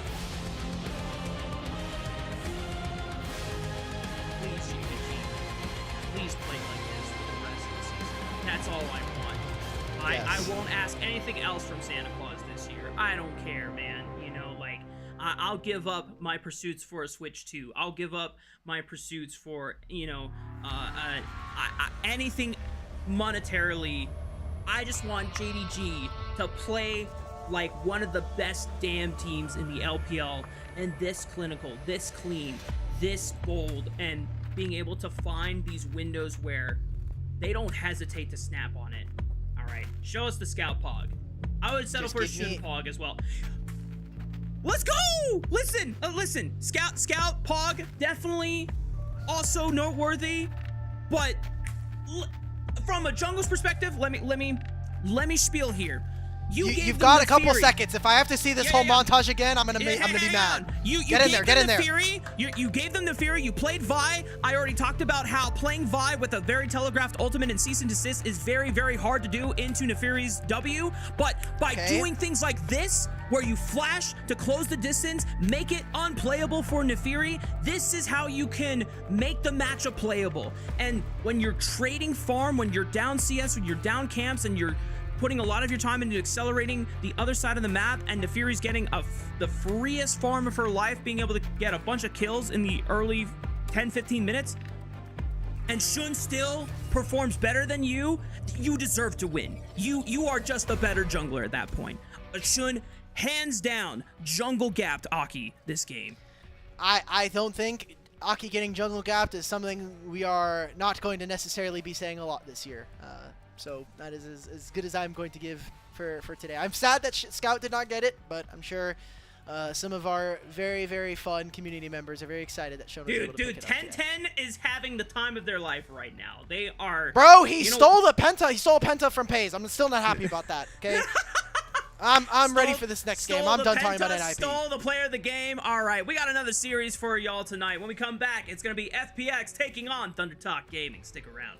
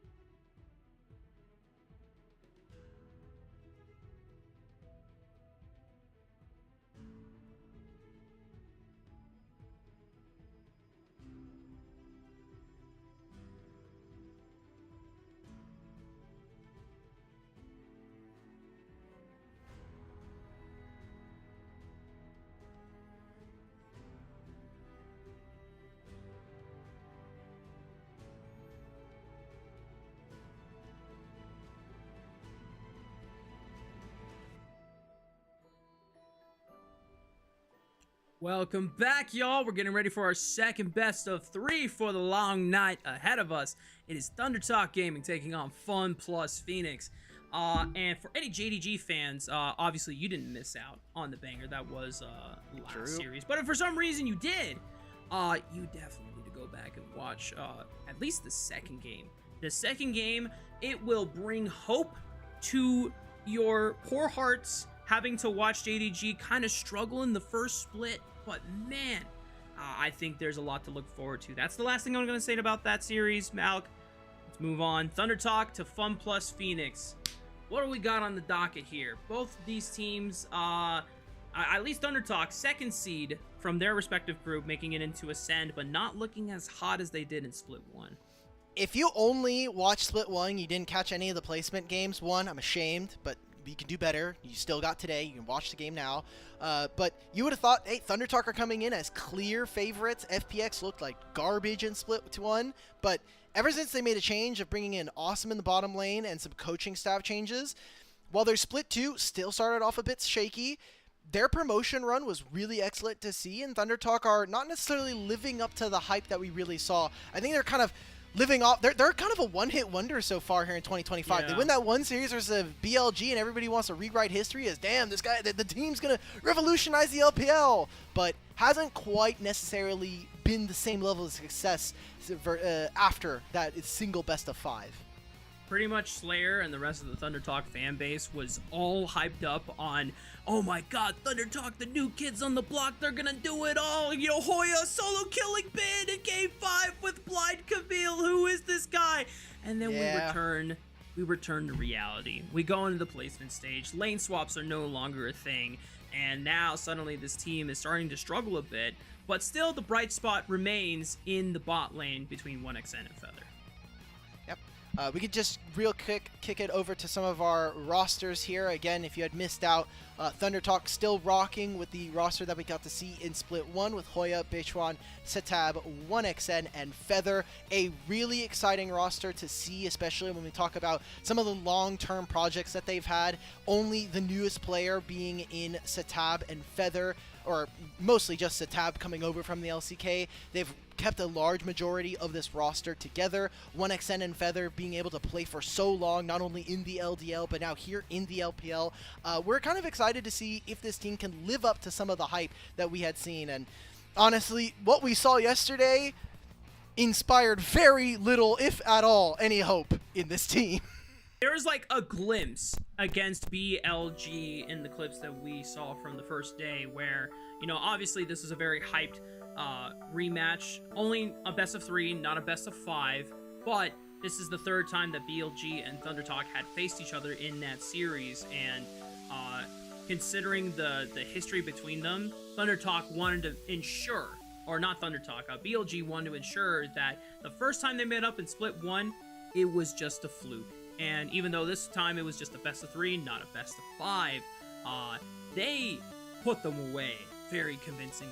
I think Knight in particular just completely ruined Thunder Talk. Yeah, Setab has unfortunately been a bit of a fragile player in mid lane. We have seen some of his melee expertise come out, but unfortunately in that series, Knight definitely did get the better of him, and we got to see that across the board for them. As we can take a look, you have these clips. These were from yesterday's games. Okay. FPX and well, they're going to jump onto On. They know that he doesn't have flash, and should be a kill there. Feather flashing forward to guarantee the stun. The Magnustor buys some time, and On is going to escape. Now the re-engage. Maybe they can find something here. Elk is trying to put as many on attacks as he can, while Wei is absorbing as much damage, and Bin is now teleported into the flame.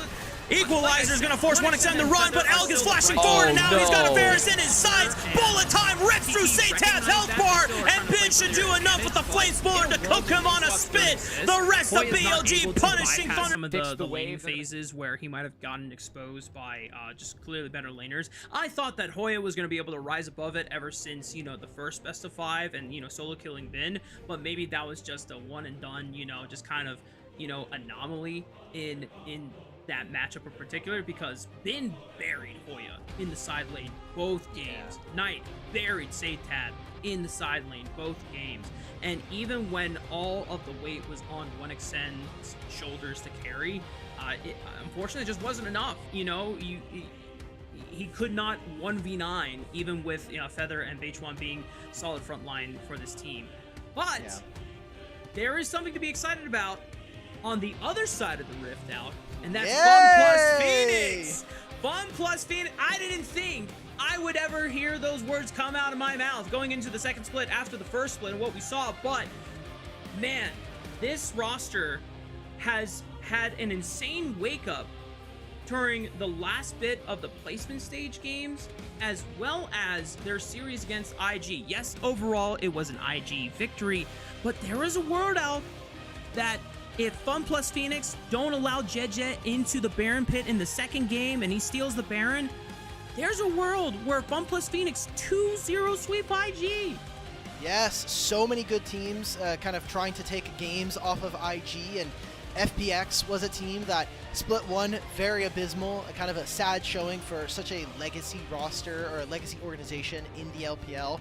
And now with this rebuild, coming into split 2, we got to see Awesome come into the bot lane. There was that coaching staff change as well. And like I had said at the beginning of this series, we were saying like, hey, still split 2 didn't look great from the placements, but in that last chance qualifier, I don't know what was in the water, but they obviously were able to string a couple of wins together. We have some clips from those days, and they were coming in. I remember everybody on the broadcast was basically saying like, yeah, FPX and LNG are guaranteed to go into, they're like guaranteed almost to be the teams that get eliminated in split 2, but FPX put on the afterburners here.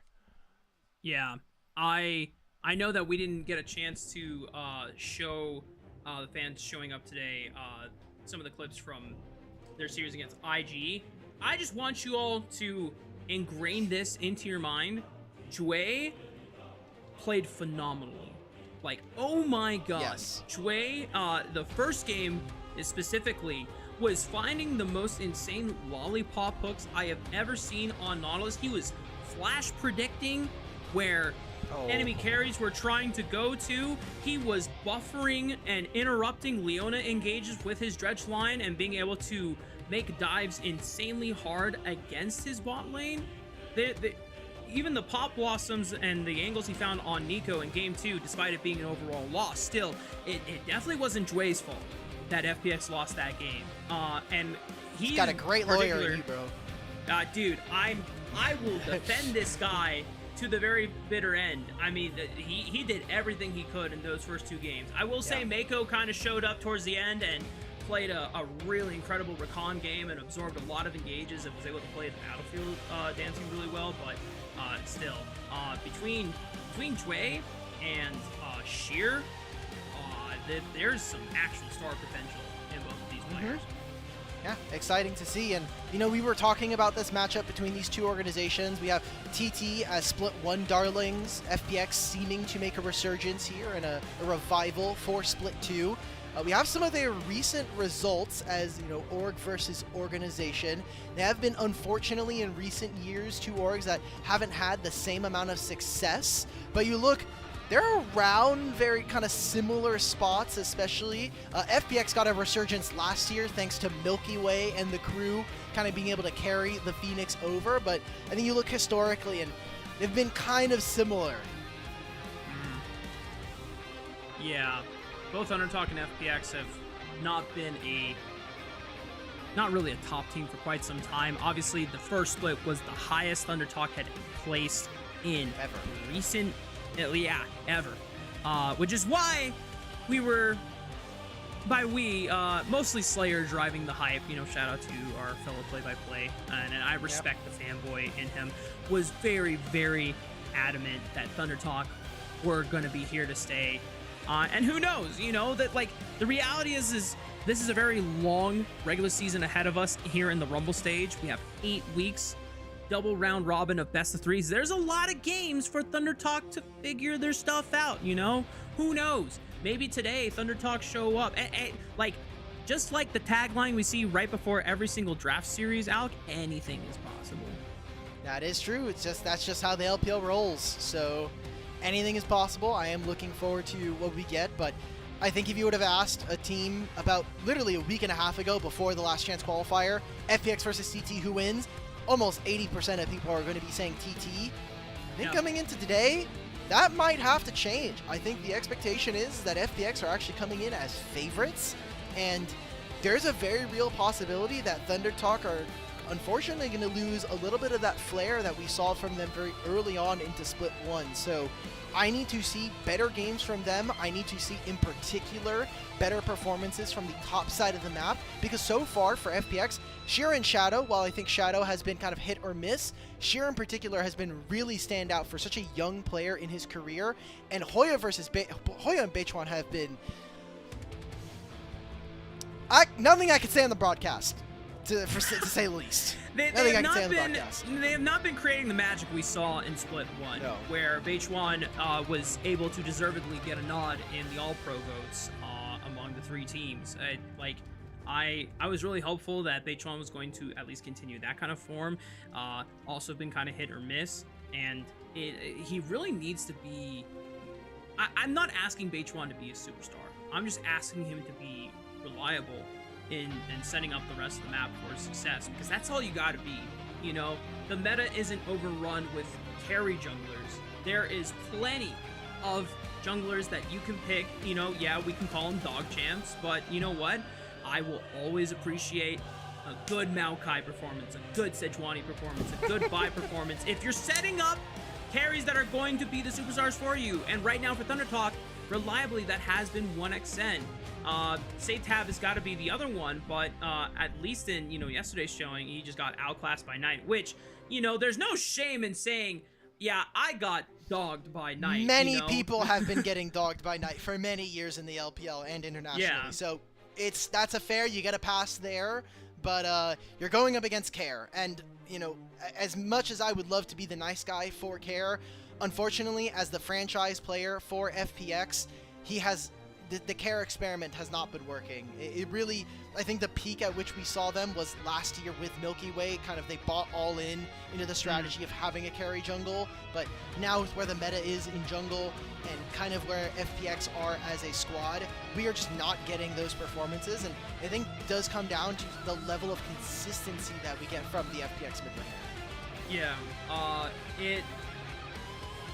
it's difficult to be that kind of blunt about Care's state in the LPL right now, but I mean, he had big shoes to fill in stepping in after Doinby leaving FPX a few years ago, and well, it's been some time, and I don't expect, you know, a rookie to be able to fill those shoes immediately off the bat, you know, the first year, the second year. We're now at least into the third or fourth year, if I'm not mistaken, since Care has stepped in as the main starter for this roster. So it's 2022. So 2022. So this is his third year overall, and now's the time where you really have to dial in the consistency. If you can't be, you know, a superstar, you know, peak performer like some of the other mids we have in LPL, I'm okay with that. I really am. But the consistency and where we get, you know, sometimes Care overperforming and then massively underperforming, that doesn't help FPX's, you know, game plan at all. You know, if you're going to be a superstar, you got to always be a superstar. Those are high standards to achieve, but you know, we were just kind of, you know, giving criticism to Scout in the previous series before it played out. And then Scout put the carry pants on and he went to work. Knight was getting criticism in Split 1 for kind of underperforming and looking like a shadow of his former self. He stepped into the placement stage and the Rumble stage. He put the carry pants back on. You know, Care hasn't really shown that ever. So if you're going to step up to that plate, then you got to maintain that plate. But if you're going to be the consistency guy, then be the consistency guy instead. Yeah, there was I was watching a little bit of a recent Spawn interview, I think on the Sackdown, and Spawn kind of labeled some players are either janitors or CEOs. You either have the guy that wants to sign all the checks, he wants to clear it all, he wants to be the big boss on campus, but you can't have 5 CEOs on the team. Similar here. If you're gonna be a player, you have to choose, like, are you gonna do the dirty work and get stuff done for your team, even if, you know, it kind of comes at a cost of either your role or your individual performance, or are you gonna be the star? So, need to see more of that, either or. Care has had games where he kind of puts the team on his back and he has earned his damage share. He's literally 26% of his team's share of damage. You either earn that, or play stuff like the Ari, gonna be playing stuff like the Galio, the Talia, set up for the other stars like Sheer, like Awesome on this team, and get it done. So we need to see it from these guys. Yeah, I think it just comes down to a commitment. Obviously, there are some mid laners, some of the best mid laners who are able to just do it all and be able to flex, but that is such a high premium to ask of, you know, players. And there are teams that have done great things, and, you know, not every individual on that team was like oh, I'm a jack of all trades. I could do it all. I can do janitor, I can be a CEO, etc. But I don't know, maybe we'll see some of that identity come together. But then again, 8 weeks of this regular season for the Rumble stage. I think one of the things that we can give to the credit of FPX, despite, you know, our presumptions of them being the favorites given their recent performance over Thunder Talk, this is still a team that squeaked by as one of the 2 third seeds through that qualifier stage. FPX can be content that they're not in the Nirvana group where their season was at risk of ending as early as the middle of the second split, you know? So for them, they can take as many learnings as they can throughout the Rumble stage, regardless whether they get to playoffs or not. You at least have a third season to play for, and, you know, just being able to give them that general scope, that kind of, I don't want to say it's us being lax on them, but just, you know, reminding everyone that while we're giving these criticisms, we know that this isn't, you know, a top team out the gate. Yeah, there's 3 teams in this group that we're kind of looking at to whether or not they're going to be able to break out a 7th through 10th here in Group Ascend. It's going to be Team WE, Fun Plus Phoenix, and Thunder Talk. So in a double round robin, wins against the opponents that are going to be around you in the standings are obviously great. Any upsets against some of the upper teams are also going to be very important. And we are going to have to take a look at these 1v1s. We're at the start of another series here, so we're going to be looking at, I think it is just the 1v1s not only for side select, but if I double check our Sheer thing here. and Beichuan. Sheer versus Beichuan. Okay.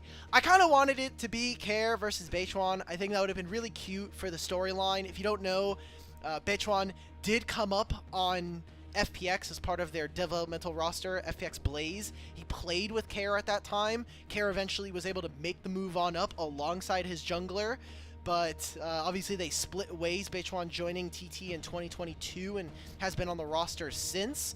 But Care has been staying here on FPX and has, again, been that franchise player. I would have loved to see them kind of meet once again to play. They'll obviously play here in the series, but any little bit that I can get out of these two playing against each other is, you know, chef's kiss. It's the little things. Agreed.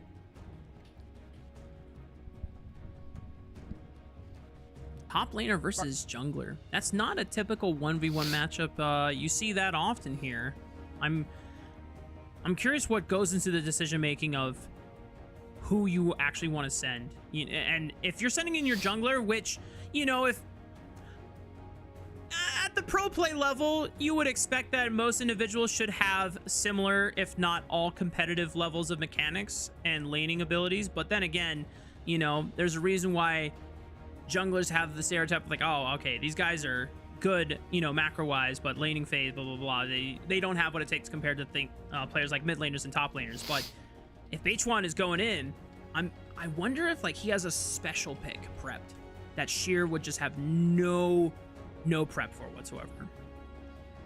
I don't think we've had too many like super standout moments. I know we've had like individual flashes, so I'd be interested to see if Sheer has got it. Sheer is from the solo queue ladder, kind of a Jax OTP, so wouldn't be surprised to see that something that he kind of picks up. And Beichuan has had a large focus on a lot of these melee carries, so I am going to be very no, please don't do this to me.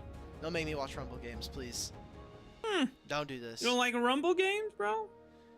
In the 1v1 ARAM for side select? Okay, low-key I'd rather watch a Rumble than Lee Sin, but I think picking Lee Sin in Big Ol' 2025 is a terrible mistake. No, wait a minute. Is Beichuan just gonna play for the Ring of Fire strat? I was about to say that would have been. Yep. Oh, Okay, never mind. I'm about it. I'm about it again. We're gonna have double Yo, barbecue. did you see Shadow kind of smirk in the background? He's like, hey, it's a mirror matchup. Rumble versus Rumble. All right, Sheer. I wonder how much coaching. So for anybody who doesn't know, we play this 1v1 4-side select at the beginning of all of our series. It is first two kills. It is either that or first turret, or whenever the Ring of Fire comes up as well. And not only are they obviously playing versus each other, but all of your teammates are in your ear. The coaching staff is standing behind you. They can hear their teammates while they're playing the 1v1.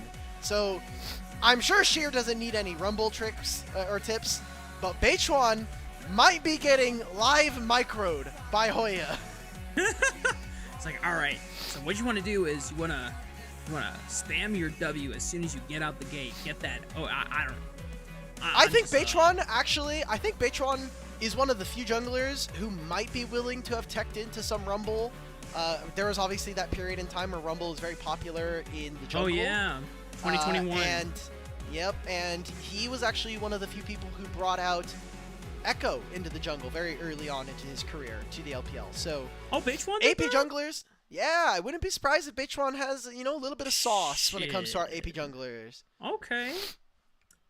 I didn't know he was nice like that. Dude, I miss seeing Echo jungle, man. I miss seeing just Echo in general. It's one of my favorite champions of all time, and I really love his lore. There's not many League champions that I get into lore-wise. Echo's definitely one of them. But anyway, it's Rumble v Rumble time between Sheer and Beichuan. All right. Double barrier, double ignite. Different items, though. Haunting Guys here for Beichuan, and a bit of a different start here for Sheer. Gets a lot of bonus HP by having access to double ring plus Ruby Crystal. So see how much of a difference it makes. Rumble individual soul. Yeah, this is what I wanted to see, man. Overheat auto attack this guy in the face. I think Sheer was definitely getting the better end of managing the arc of that flame spitter too. It looked like Beichuan was missing out on a couple ticks, trying to weave it in and out. I'm not sure if that was intentional or just a bit of a misplay, but 2 summoners now costed by Beichuan. Same with Sheer, but health advantage going over to the FPX top laner. By the way, for everybody at home, if you ever want to play Rumble, reminder, Overheat, so OP. Ever since they changed it so that now that Rumble has access to more heat as a capacity change, was a really good change for him. Also, if you can, land your E first, then hit your Q.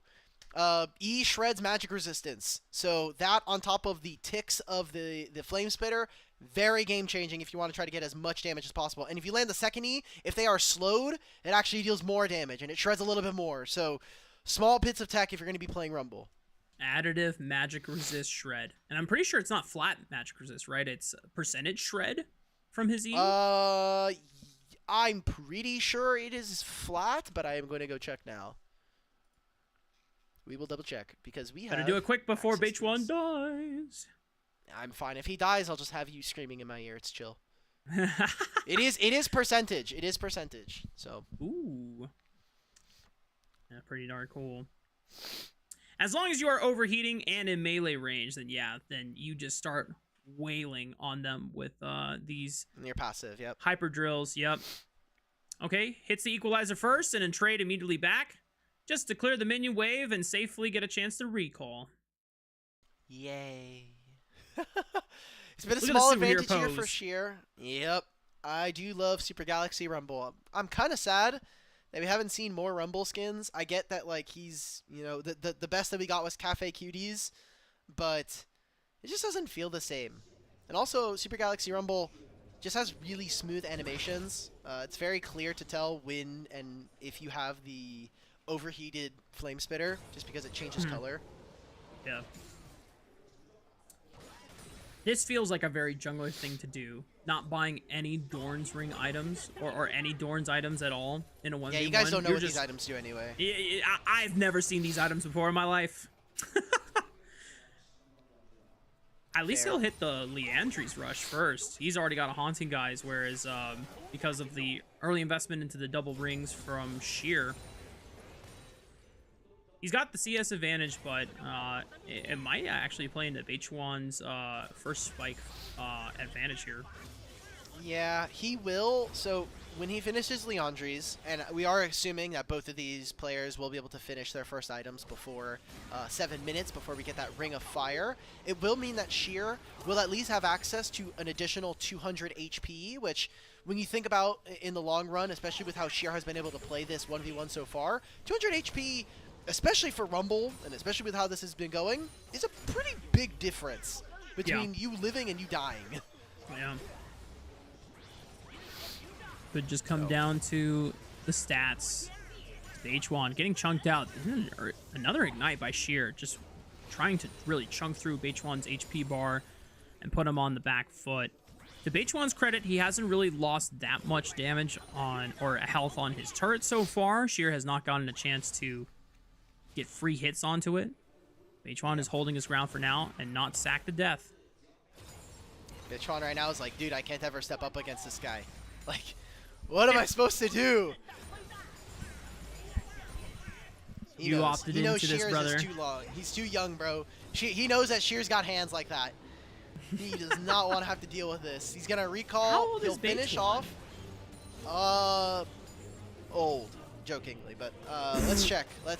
So Sheer. Can you guess how old Sheer is? Sheer's 19. I know that. Yeah, he was born in 2005, by the way. So GG to everybody at home. Hoya, I'm pretty sure Hoya's 26. No, he's born in 2000. He's 24. But what about Beichuan? Oh, Beichuan, that's right. My bad, wrong player. 2001. He's 23. Yep. Boomer. GG. Yeah. Ace Beichuan's gap. hands have already fell off, guys. That is what all the league GMs have told me. We meme. It is really funny, though, how there's always the stigma of like, oh, you're older than 21, 22? Yup. You got no hands anymore. Like, hey, come You are on, not man. 16 years old and rank 3 challenger. We'll see you in Academy for 6 years. So, we are getting the 2 items, or the first items being purchased here for both of our Rumbles. So, only slight advantage going over to Sheer and the fact that he does have the boots of speed, but HP-wise, they should be pretty similar to each other, unless there's some runes that I am not counting. Yeah. Find it amusing that Beichuan, after looking at the double Doran's ring setup that Sheer had, he's like, huh, maybe I should build double Doran's ring too. This guy's a real top laner. I'm just a jungler, you know. I'm gonna see if this is actually the real strat here. Gives you a lot of HP, and yeah, the Ring of Fire, brother. For Sheer, yeah. I was gonna say that Sheer, even though he has the CS advantage, there's no 100 CS win condition anymore, so that kind of feels null and void. Oh, is Sheer gonna... This is risky. This is risky. Yeah, so he's gonna try and go for a recall. The Ring of Fire hasn't started collapsing. Okay, it's going now. Beichuan, you can't do this, bro. You can't do this, you guys. Ah! Sheer, no! He doesn't have flash. Why did we throw this? Oh! Dude, Beichuan's like, huh? Look at his face! Beichuan's like, huh? Alright. Look at Hoya! It's like, ain't no way you just got a free win like that. Hoya's in the frame, man. Way. Oh. Ain't no way! Wait, is Shadow... Shadow's the, you know, he hung out with us in Europe for a little bit, so he's... I know he gets this, bro, but... Oh, Sheer! We've not seen that, so I'm glad that TT can continue to cheese about that, get happy, but... Sheer, why, man? Oh my god. Well, hi YouTube. Well, obviously we're streaming on YouTube and Twitch, but yeah. Hi YouTube viral clips. Hi League of Legends funny clips. Hello. That ain't... I cannot believe. I just... Well, FPX lose side select for that. So TT will have immediate, like you saw on our screen, they will be first pick, and they will have access to that blue side, which has been very, very pivotal. We've been seeing a lot of teams opt towards it automatically. What an amazing way to lose side select. Alec, everything that we said in the pre-show about FPX, you know, hyping them up, yeah, that's out the window. Thunder Talk have just won the series. The mental gap at the tilt in FPX's eyes, the size of disappointment, yep, pack it up. We're going home. It's a 2-0 sweep. Jokes aside. Oh. No, jokes aside. I'm memeing. But God, that was so bizarre. Now, on the one hand, well, that will never happen again. Because anytime you have something like that traumatic happen to you, you do everything in your power to make sure it never happens again. And yeah, dude, I love this tagline. Anything is possible. Yeah, I didn't know that a 1v1 would be won by just the enemy opponent basing too late. But here we go. Thunder Talk. Shout out to Sheerth, winning side select for them, as they now already take 2 champions off the ban table, or the draft table, I should say. Nefiri and Nico, Varus and Poppy answered by FPX so far. 2 bans, 1 apiece for either team. Okay, so TT going to be looking at what we are prioritizing in terms of our champions, and when we look at the OPs, it really has been the Nefiris, the Gwens, the Rumbles, and the Jaces. So these 4 champions. One of them is, at least 2 of them might be getting on, or one of them is potentially going to be getting on through here, as Rumble is through. So Jace could be the first pick. We have seen a very large priority here in the LPL at making sure we get first pick, you know, really high priority junglers like the Vi very early on. Yep. And that would fit really well in the wheelhouse of what Thunder Talk want to achieve. There's nothing like a Nefiri that would make the Vi's execution asks to be very, very high. However, Thunder Talk are prioritizing the misfortune instead. Yeah. Big takeaway, as Asum has played a majority of his champions on MF, or a majority of his games so far in 2025 on this MF. So understandable, a very good takeaway, and does mean that we're going to have to see some kind of melee setup. How much are they really going to have to buy into this, as immediately FPX, they just take the 1-2 combo, Ahri Vi as a 2v2, yep. Very dangerous and something we keep on seeing.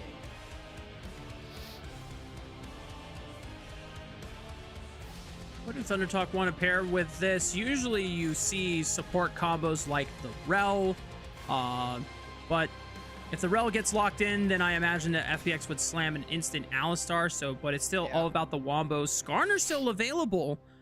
It's actually getting dropped. Beichuan opting in for a little bit of extra early skirmish power.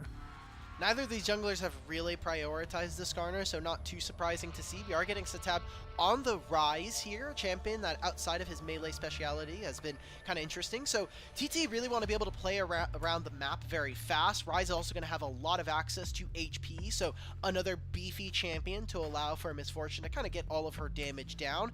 FPX, however, so I get the idea. Yes, we're giving Sheer his Jace, which is really nice. I think from TT, if with this Misfortune, we are going to be focusing on getting rid of champions like the Braum and the Leona is what I would have to expect. Maybe even looking towards some of the uncomfortable AD carry matchups and stuff like the Ashe. Yeah. What else could you pick? I guess if Awesome wants to play for utility, Jhin is another viable answer as well. Oh, good pick up on the Callista. Wouldn't have remembered that. Just were so all I in would on... not want to pick Callista into this game anyway. Callista into Rai sounds extremely miserable, and into Shinzao, it's not very fun. Even the laning phase can kind of be flipped because of Misfortune double up passive. So getting rid of Sion and getting rid of Ambessa. Is this like we're probably setting up for some kind of tank top laner here? It seems like the Sion matchup would be very good, especially with how Hoya has been able to play some of these weak side matchups. I think you still have to be afraid of. I mean, even the Gnar, the Ornn potentially coming in.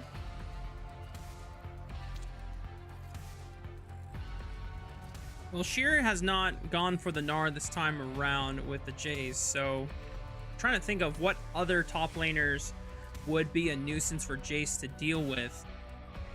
This would be really bold if FPX wanted to just all in on a dive composition, but there it is, Yeah. Kai'Sa. Now you know exactly one direction FPX want to go in, and it is forward. It's, I think, going to be very interesting to see how they play around terrain and play around Fog of War with these champions, because, like you're saying, they do have the makings of a dive composition, but Alistar still very strong here for this 2v2, as well as, you know, being able to headbutt one of these members away. And with TT, I feel like they are so poised at being able to receive a gank. You have the Xin Zhao, who can be very tanky. Again, the Ryze as well. Now Gragas and Nautilus. This feels absolutely perfect to play into what FPX are showing. It does feel a little disjointed and not the most harmonious by having a Gragas and a Misfortune linked together. But I think ThunderTalk are just reacting to the fact there is literally so much dive that if there is not a champion they lock in that is able to disengage the clump like that, then 1xN is just going to get popped anyway. So I can kind of respect where the line of thinking is.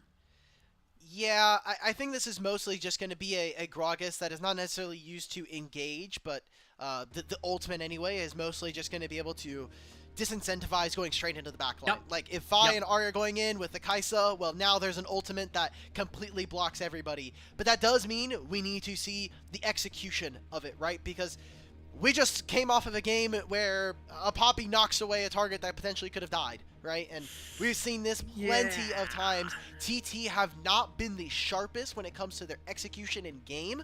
So we need to see them play strong early game around this Misfortune. Can they move her around the map, and how are they leveraging 1xN and his ability to delete minion waves?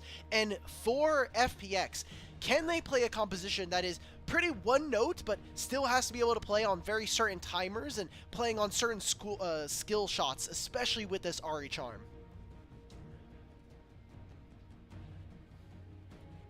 A lot for both of these teams to take away from this matchup here. Definitely one of the series where very winnable for either squad here. A lot of more tougher competition in this group. This is a match where Fun Plus Phoenix or ThunderTalk Gaming would really benefit from taking one of the easier wins than instead of going up against the Titans and the really big giants of this group Ascend here. Both teams are locked and ready to go. Game 1 between FUD Plus Phoenix and ThunderTalk Gaming. Let's hit the rift.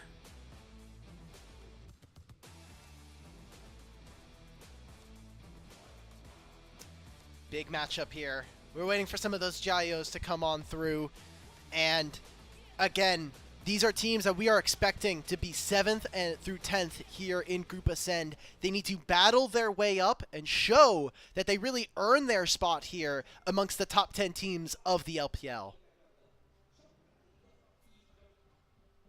Early ward placed here by FPX, just making sure that there wasn't any cheese coming out from ThunderTalk to put Sheer behind. And the Jayos now from the crowd rooting on for FPX. We're gonna have to work. FPX We're gonna have to work ThunderTalk. on that one, boys. FPX TT fans, we need to come out back and forth. I don't know what that was. We will. Hey man, we will hey, man, revisit this topic. They're supporting their team. You know what? Maybe the NiP stadium was a long trek for them. I think they're still in They're the in a NiP different stadium. Oh, they're in a different No, stadium? Yeah, they're in the default stadium that we have in Shanghai. So. Okay.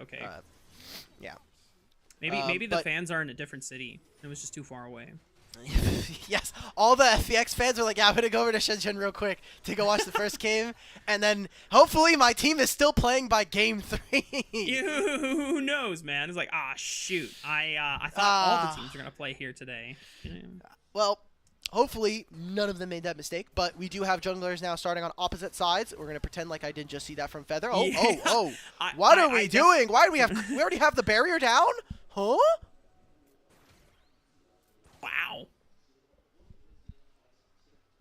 I'm stun locked. I'm not gonna lie. The first the wide dredge line and then Dre headbutting 1xn and just the knee jerk reaction to pop the barrier. I'm wow.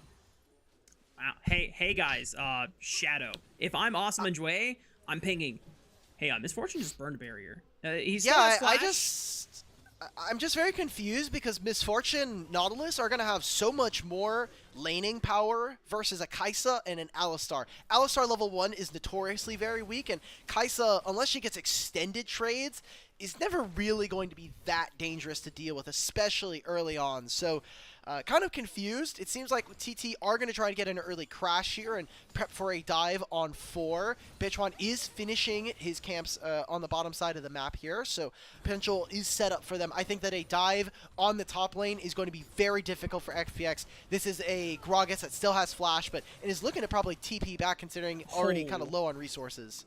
Yo, Awesome and Dre are kind of finding some really nice trade windows onto 1xn. This is looking a little dangerous for the bottom side of the map. Meanwhile, Satab and Care, very volatile mid lane. Orbit Deception doesn't find the second. Oh, Satab flashing in, but the Charm is going to find out the one auto. Oh, they both die! Absolute cinema in the mid lane, bro. It's First Blood, does go over to Rise, but again, First Blood doesn't actually matter when you talk about, you know, the new feats of strength. They remove the bonus First Blood. So... good stuff coming in from both of our mid laners. Satab being a bit over-aggressive there, but we get to see early setup. Again, this is something we have seen from Satab time and time again on this Rise so far this year, is his willingness to just go for flash plays, go for flash rune prisons very early on. So it's going to just be a trade of summoner spells. This does slightly advantage Ahri, as a no-flash target is very, very susceptible to gank, and we'll have to see if Kara and Shadow can try to punish this within the next 3 minutes. Yeah.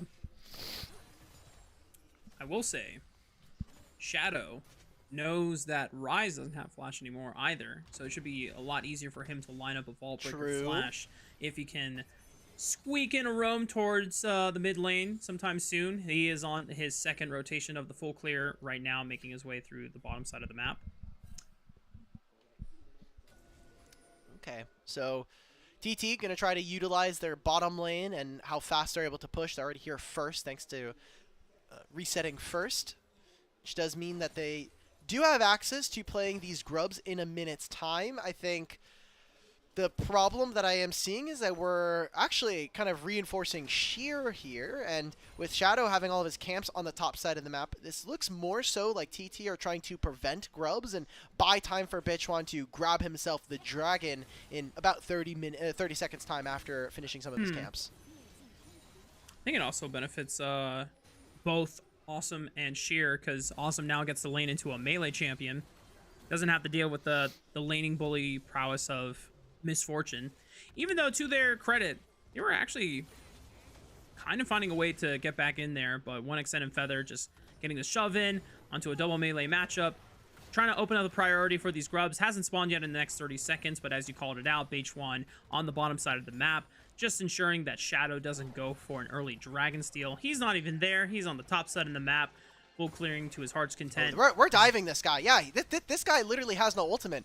This is what I was worried about. I thought as the Gragas player here, Mark, you would know we're killing 80 carries here, brother. Opens up with the body slam. I mean, an early barrier. There's not much you can do.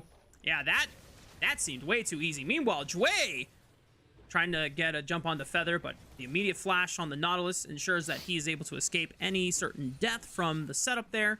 But nicely done from Thunder Talk to punish Awesome in the bot lane. Yeah, this is the problem that I had, is just like, yeah, you're reinforcing them on the top side, but now you're leaving Awesome to play by themselves. I think maybe either spending too much time in the top lane. Great cancel coming in from Feather. Oh, now we even get the Realm Warp. Wait a coming minute. In with the Realm Warp. Oh, they could be in trouble, but really great Pulverize from Dwayne. Slows it down, but forced to flash away. All right, buying some time. It is now the Dragon going over to FPX. weren't able to make too many plays, and in trade for giving over a kill onto Awesome does mean that they're able to grab themselves the first objective of the game. And while we didn't get to see the side of Thunder Talk really get all that much onto the top side, I think the fact that you did trade a lot of summoners in both Jway and Sheer is something that is going to be able to be revisited and hopefully gives them priority over these top side grubs. Yeah. Appreciate that Satab is already trying to be proactive and find windows here. Obviously, no kills netted, but decent summoner advantage that should now make it a lot easier for Thunder Talk to get all 3 of these grubs without any contest. Shadow, once again, nowhere near the side of the objective where Thunder Talk are trying to play for. They did manage to secure themselves the first dragon of the game. We'll see if that's something, realistic win condition they can continue to play for. I want to go back to what are the realistic spikes for FPX's composition, because as you said before, it definitely seems like FPX, while one note, they have a stronger composition to execute, and it just comes down to when they're able to play on those spikes. So for FPX, obviously, like 1 and 2 items is for a majority of the roster going to look good. We might have to hold this as there is going to be a dive. How much can TT actually get away with here? Because if this dive doesn't work, you already see they're getting mid-prio. Tab is now cheating over into the top side. They're going to try to even pressure off Awesome and Jway from the top lane. And they traded some camps here, but is Jway really going to be able to survive? He doesn't have flash anymore. He just dinged level 6, so he's going to have the ultimate for the damage reduction. But Awesome is contemplating whether he wants to join the fray here. Throws out a Void Seeker, is able to clean up 1 minion here. And you know what? Thunder Talk are just going to call it off. They don't think it's worth it to dive an Alistar with ultimate. Okay, so they were able to at least stop Awesome from picking up at least 1 of these minion waves, so accentuating that gold lead that we were talking about for 1xN and Feather. And kind of revisiting the topic that you were talking about before, because of the Ahri change in terms of her build going for the Rod of Ages and the Liandry's, she's going to be really powerful on 2 and 3 items just by way of having to wait for the Rod of Ages. And that is, I think, at odds with where this team composition wants to go. When we talk about scaling, you're going to be playing up against the Ryze. You do have the Kai'Sa, which does give you some angles, but you are really reliant on making sure that you get that part of the dive composition working, that you're actually able to assault into the backline with this Vi. Those first items are going to be so powerful for a champion like Vi with the Sundered Sky and going either into the Sterix or the Black Cleaver. Same thing with Jace here. So we really need to see how they're able to play against this Ryze coming in versus Thunder Talk, because he eventually will just have so much mana and so much priority to be able to walk around wherever he wants on the map that I think it's difficult for FPX to be able to deal with.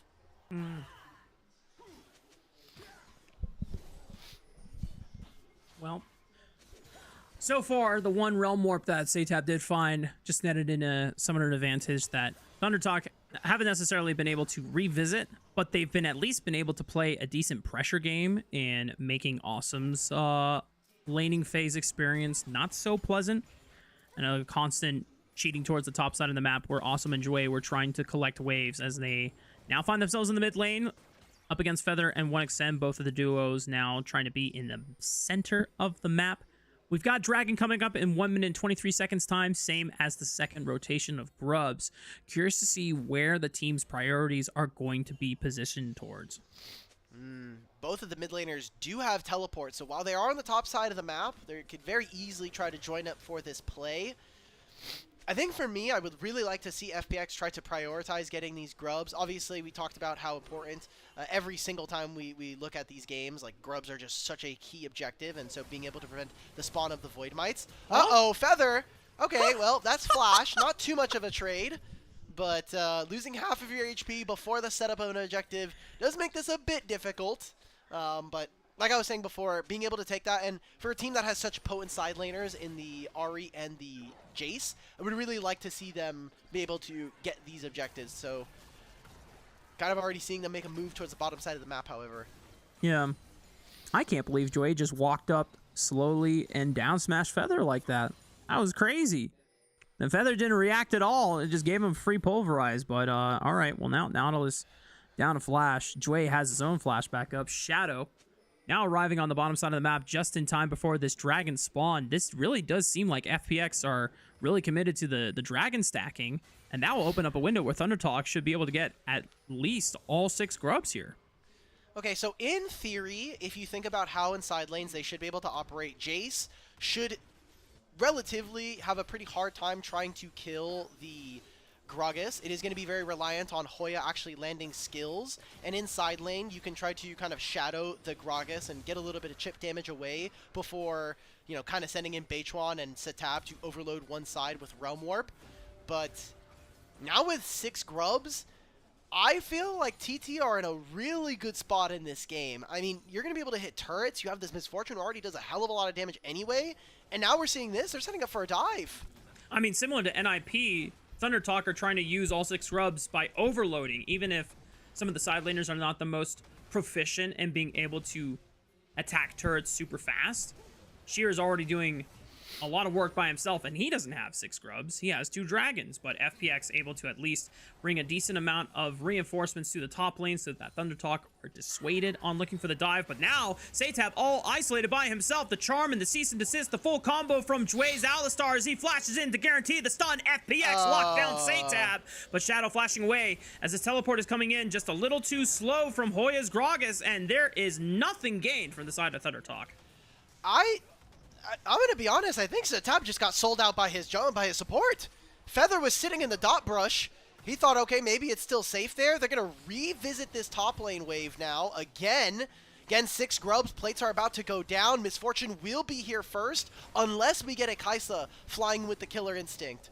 I mean, Sheer still has teleport. He's been getting at least a wave to himself, if not a second one. The flash charm from Care will find another pick on the Feather. The bullet time just does nothing against FPX. And now he's got a Crescent Guard to keep things hot here for Beichuan. Uh-oh, awesome. Got isolated. Joey was trying to run out alive, but doesn't make it out. And ThunderTalk able to at least trade 2 kills here. Care teleporting out just so he can get out alive. I don't think Shadow's going to be able to escape certain death here, but still, all this time, Sheer is getting 3 waves all to himself. He's got it. He gets first brick. Yeah, so now they still lose out on the feats of strength. Sheer is going to eventually go down here to 1xN, and I just think, like, so many things went wrong here for the side of TT. I loved what we got to see from Jway in there, stopping the bullet time very early on, so tough marks here for ThunderTalk. They will lose the feats of strength, and I think FPX are feeling very comfortable with where they are in the game. I just want to see Jway again. Like, this Misfortune ult should have got so much done here, but Jway just walks right into the back line, headbutt away. Who cares? Now I can just disrupt the entire back line. And FPX do, I think, stay a little too long. We eventually get to see Satab and the rest of TT make this play onto Awesome. But, like, just now Sheer is really far ahead at this point, like you were noting, and we'll have to see if Sheer can kind of leverage this advantage. I think this is a hard game to play Jace into. You're playing against the Rise, you're playing into the Gragas. There are a lot of question marks as to whether or not this young gun in the top lane is going to be able to really have those 1v9 performances. You know, Sheer may have had a bit of an oopsie in the 1v1 side select earlier on before the series, but now he's got the keys to the kingdom. He's been able to get a chance to pick up the Shojin first. He's got the tier stacking up for that Muramana later on. This is a very accelerated Jace, and if we can even get a percentage of Bin's Jace and what Sheer will bring to the table, I think ThunderTalk are in a world of trouble going into the mid game. Yeah, you know, if my top laner was also Bin, probably feeling really good about Jace in general. So, gonna be interesting to see. Again, Sheer was someone that kind of came into a really big spotlight last year, joining a JDG roster that unfortunately was not able to have the same high highs as they did in 2023.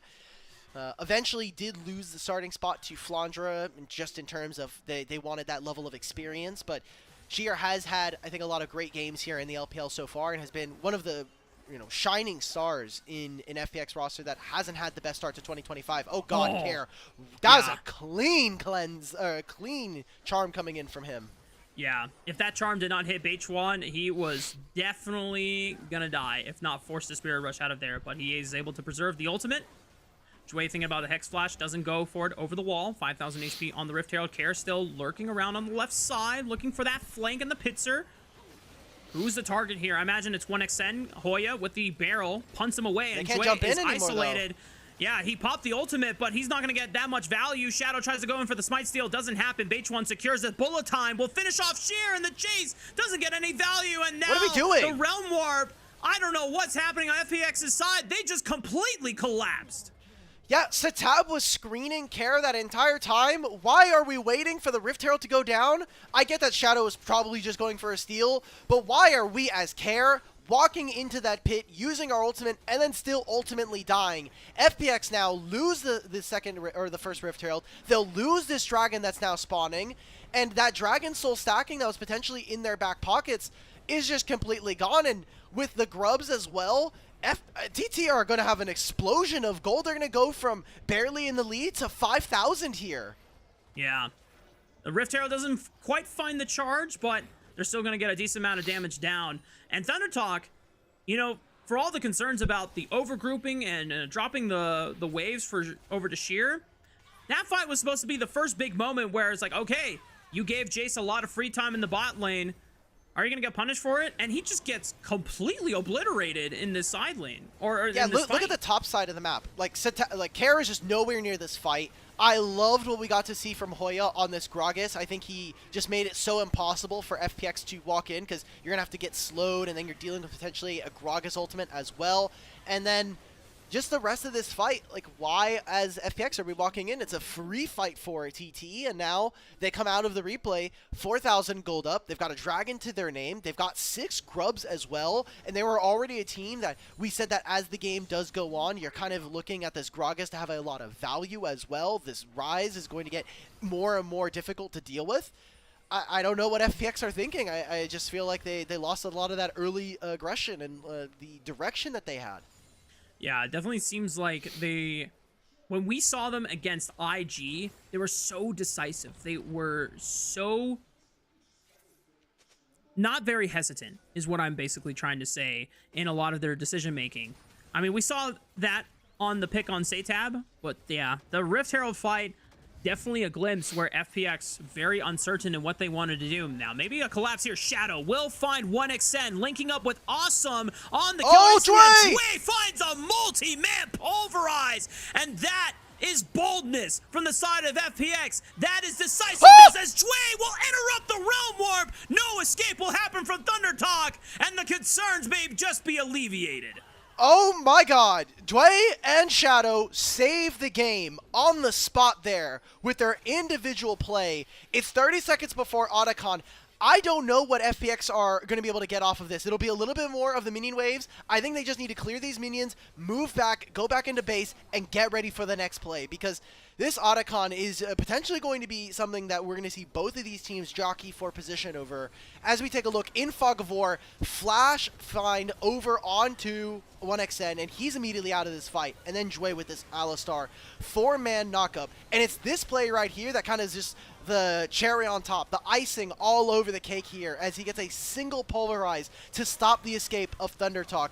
Really good job of being able to punish this team for overextending, and we were just talking about how decisive we needed to see from FPX. We haven't actually seen them perform too many of successful dives that we had, you know, kind of prescribed for this team coming out of draft, and that felt like the first time we got a 5-on-5 where they actually did what exactly we wanted to see and what their champions are capable of. Yeah, now FPX have to find a way to bully their way back into the river before the dragon does spawn. It would be their 3rd dragon of the game. ThunderTalk managing to secure the real 3rd dragon of the game. This one being the 4th, and could have been, you know, in a different reality, soul point for FPX, but ThunderTalk making it competitive. Gold lead, pretty much even across the board. Still minor gold advantages for a majority of ThunderTalk's side. Still the major advantage in Sheer's own pockets. He has completed that Mora mana fully stacked, but to Hoya's credit, he's also got a 2nd item in that Cosmic Drive. The bullet time used by 1xN just to clear the wave, and H1 on the left flank looking for Care. Lands the wind, becomes lightning. Spirit Rush has to be used by Care. Okay, thankfully, Spirit Rush is a very low cooldown, so probably will be up in time for this dragon. Care, if I am you, start spamming this ability, because you need all of the stacks gone if you want to try to make sure that it is up and available for this next play. There is going to be a pretty decent spike. I wonder if Satab will be able to spend enough mana to get there. He is 60 away from his Seraphs, and You know, we're talking about item spikes. I will say upfront damage is in favor of Thunder Talk. I think the fact that Miss Fortune already has an Infinity Edge and the Bloodthirster, she will just have so much more damage to offer the team as well. And you're thinking about how unstoppable this Rise can be. Rod of Age is fully stacked, now has the Seraphs almost completed. So we are looking at Thunder Talk. If they can get first position into the bottom side river, they should be able to secure this dragon. But FPX have a lot of tools to be able to start fights, and so how TT control terrain and how they control vision and chokes is going to be pivotal as to whether or not they can continue to succeed in this game. Given that Thunder Talk's damage profile is pretty bursty, for the most part, they also have items that make them very deceptively durable too. Like the Seraph Shields, once it pops, you know, you get a little bit of extra. Since that was always a very durable one with his ultimate. Yeah. Crescent Guard, yeah. And the fact that it's a Bloodthirster Rush of Misfortune, if you don't get completely 100 to 0, you can sustain yourself back up in the fight. Is now FPX trying to encircle this Dragon Pit. Okay, so no flash for Beichuan or 1xN right now. Shadow is spotted here. We're already seeing Satap playing very smart on the wave right now. Go mid, you also have this Realm Warp. So we'll see how FPX are going to be able to secure this. Eyes now on Hoya. Ooh, Care lunging forward for Hoya with the charm, but gonna miss that Spirit Rush as Hoya is able to dodge it with the body slam. He's getting a lot of prio right now in mid lane. He's going to pressure for the tier 2 turret if FPX do not decide this cleanly. 2,000 HP. Oh, it got close to 900, but Shadow secures it. Now the fight begins. Another knockup by Chue, but he's in the thick of it. And Shadow, or Beichuan, I should say, trying to force Sheer out of the fight. Shadow tries to go forward, looking with the cease and desist, but he's got no backup. Awesome now goes in, but just a little too late. It's not synced up for FPX, and the Realm Warp will collapse onto Care's body. Thunder Talk with the ace. Well, FPX now say in 4.5 minutes we have the chance to be able to fight back into this game, play for a little bit of a later game here. And TT, they lose the dragon, but they'll grab themselves the fight and ace as well as being able to pick up a Otacon. So I misspoke. They're gonna, yep, they are going to have so much of an advantage here. Look at how many Otacons they have. I mean, they're gonna get so many blood. Oh, it's actually the revive. That looked like it was a misskin. That looked like it was supposed to be Ruinous Otacon, but whatever. Okay. Yeah. Sheer did survive, so technically not an ace. My bad on the call, but you know what? It was so damn convincing. It felt like an ace. I'm a little disappointed Feather's that Sheer's not here, getting that much value on this Jace, dude. I thought that the ultimate here from Feather was actually going to set up Hoya to go in because almost all of the members are just stopped. Sheer's trying to buy space for his team, but it just feels like FPX, we're just waiting too long to pull the trigger. Like, as soon as they walk into range of us, we should be snapping onto the Misfortune, stopping her from getting the bullet time. It just feels too little, too late here for FPX. And now 3,000 gold down, 25 minutes in. The only thing that they have going for them is this dragon that is spawning in 3 minutes time. How much can TT get away with? They can do a lot of damage on the map with 6 grubs and the Otacon revive for the next minute and a half. It's going to be very tough for FPX to actually even get into a position where they can comfortably contest this objective. For Thunder Talk fans, this is definitely a sight for sore eyes, and you know, coming off of a more middling placement stage performance, off of a devastating sweep against BLG, obviously not being able to live up to the split 1 overperformance that may have happened, but Thunder Talk, at least against an opponent like FPX, who coming in through the placement stage, through the qualifiers as one of the 2 third seeds, that is, you know, in some instances, you might say lucky to be here. FPX definitely showing a really strong performance in IG series yesterday. Definitely not the same FPX today. And Thunder Talk reaping the rewards of kind of that realization. You say TT fans, I'm looking at Beichuan, man. He wants to prove that, you know, should have not, at least if not stayed on the FPX roster, that, you know, he made good on the divorce there between him and Care. So, again, Beichuan finding himself on the opposing end of having to play against FPX. Obviously, it's been a couple years since we saw him, but coming up through FPX Blaze as a trainee and having some time on the main roster in the LPL, obviously wants to try to make it happen versus his teammate in Care previously. So we're starting up around the Baron here. Oh, Shadow. Oh, no. Shadow took a Q into darkness, thinking that he was going to find something better than what he actually ended up getting, and Hoya just punishes freely. No jungler now for the side of FPX, and this is a free Baron for the side of ThunderTalk. He saw the light. He was like, oh, I'm going into darkness. I'm getting us out of the fog of war. And the light was just a little too bright. It ended up being the heavenly gates going on through. So Shadow going down, like you said, the white pearly lights. So no, the light was a little too thick for Shadow to handle. You cannot step to the Gragas when he's like in this, brother. I mean, yeah, level 16. You are a very, very risky Vi. You're a very small, fragile Vi in this instance. So now they're coming into this spot mark. They just lost Baron, and they put so much of their vision and kind of pressure towards the top side of the map that now they can't even enter the bottom side. You're going to be seeing TT push out on this bottom lane wave. They still have 6 grubs, so as long as they keep up this Baron, it should be impossible for FPX to now kind of walk into the bottom side river. And I think that the hopes of a Hextech Soul are, for the time being, going to be dashed, at least for the next 2 while this Baron buff is up and alive. I mean, the crazy thing is that ThunderTalk technically have a 7,000, 8,000 gold advantage over FPX, but when you look at the item completions from FPX, they're somewhat even. There's 3 items on Kaisa, there's 3 items on Sheer, but yet it comes down to the execution. Maybe they can link it up this time on a 1xN. 3 divers, they find the misfortune this time around. Can FPX clean up the rest? Here comes Feather trying to create space for Satab, and Satab is just ripping through them all with the powers of magic. The runes, they've spoken, and they say FPX, you lose. Oh, man. There's the Baron. There's 6 grubs. It is just Care by himself. And I think, like you said, Rise has decided that this game is over for TT. Care's going to try to do his best, but without a Spirit Rush, without a Flash, and the power of 6 grubs and Baron, they're going to get the Nexus Tower. But you know what? ThunderTalk don't feel bold enough to close the game out now. They're going to go for the guaranteed dragon to make sure that they deny soul point again from FPX. They still have a Baron buff for the next 55 seconds, but it's now a 9,000 gold advantage for ThunderTalk. I can't help but feel, but this is all over.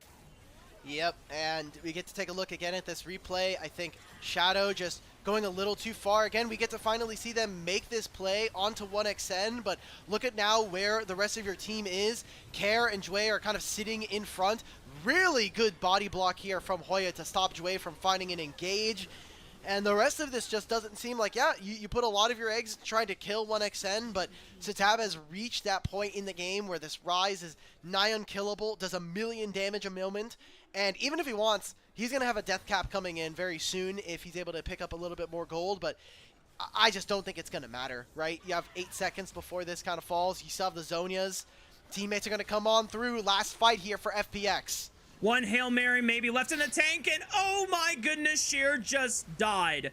He sent it to the skies, and he buried his own grave.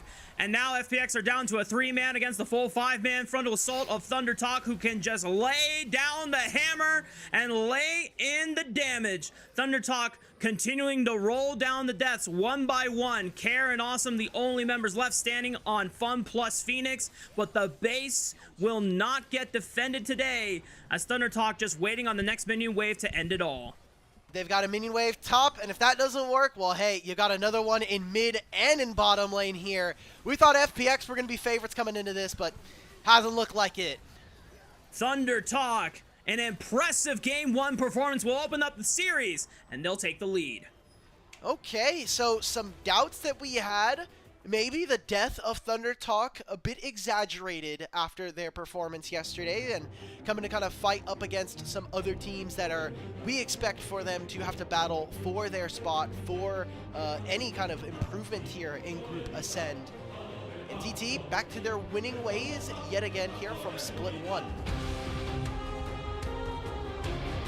Shout out to Hoya and Satab. I know that playing against BLG yesterday was very difficult, and they got gapped. But once again, we have to say, getting gapped by Bin and Knight is nothing to be ashamed of. Those are some of the best players that the LPL has ever sent internationally They were 2-time LPL champions throughout all of 2024, the undisputed champions throughout that entire season.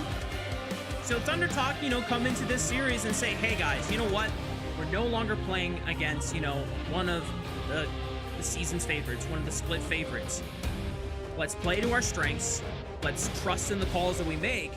And to their credit, even the over-grouping that they made and the side lane farm that they dropped over to Sheer, I mean, Hoya didn't care. He proved to be way more impactful on this Gragas pick than Sheer was able to bring on his chase.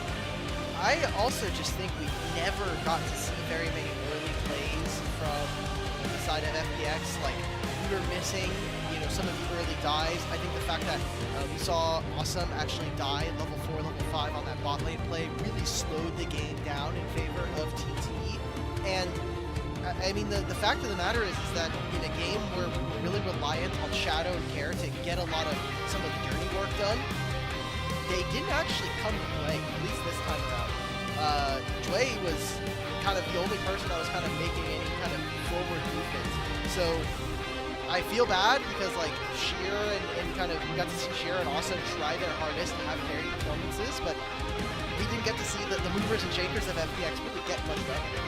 Yeah.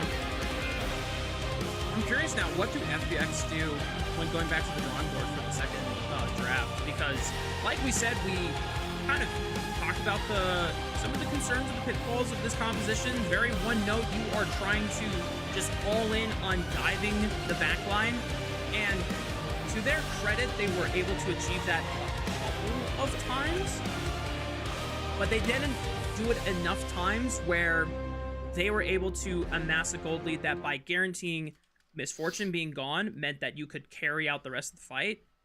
Unfortunately, that wasn't the case because, yeah, the Misfortune dies, but this Rise is super fed. And the Rise can just rip through the entire team afterwards. Yeah, Rise, he hit his 2-item power spike, and we got to see Satab actually focus down more on this play. I was kind of looking at whether or not we were going to get a pretty good performance from Satab. I think sometimes his Rise has looked a little bit wishy-washy, but in this game, he had a really strong idea of what he needed to do. He recognized that the onus was on this Ahri to get a lot of stuff done early on, and just another good game coming in from Thunder Talk. And again, I like the point that you had highlighted, the solo lanes here of Thunder Talk getting a lot of work done. Stepping up to the plate here in a match where the competition shouldn't be as oppressive in previous circumstances. And for FPX's credit, there was some instances where they were able to find some counteractive plays on the Thunder Talk early, but just not understanding or being able to adapt on the fly the limits here. I think this was probably the most condemning play of FPX in the early game. They just did not know what they wanted out of this Rift Herald fight. Yeah, that felt pretty bad. That was another fight where we were looking at someone like Hoya. He's a really good space control with the Gragas, so was really proud to see that he's able to kind of hold his composure, because part of why they lost against BLG was there were some spots where, they were in contention to kind of play a fair game, but they kind of lost their cool, didn't have the best fights. And of course, the best parts of the game for FPX were when they actually made true on the promises of their draft, which was strong snap engages from their jungle and mid, and trying to punish the fact that TT is a bit immobile in certain spots. So I really want FPX to go back to the drawing board, kind of dumb it down a little bit. I know that we were talking about before that for FPX, the fact that in the coaching change and with Awesome coming in, I think they needed to dumb and simplify the game for this team to be able to play the map a little bit better. And this time around, they had a very straightforward composition, but unfortunately, we're not able to kind of get it all done, and kind of fell to their own feet there.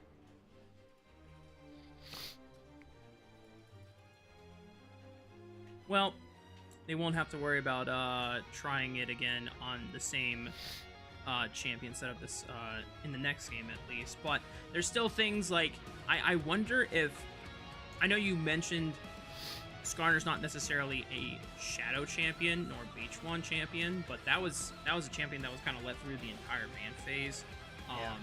multi-man Impale is kind of hard to mess up, especially if we're getting a lot of scenarios I like saw this. Monkey. I saw Monkey on Team WE get away with a free win. So let's hold off on the how difficult Skarner Tech is before we.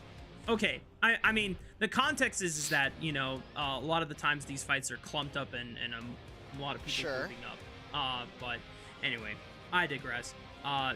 Thunder Talk, once again, solo lane stepping up huge. 1xN, even if he wasn't necessarily, like, getting to be the star of this game, he got to leverage a champion that gave them laning power and early priority.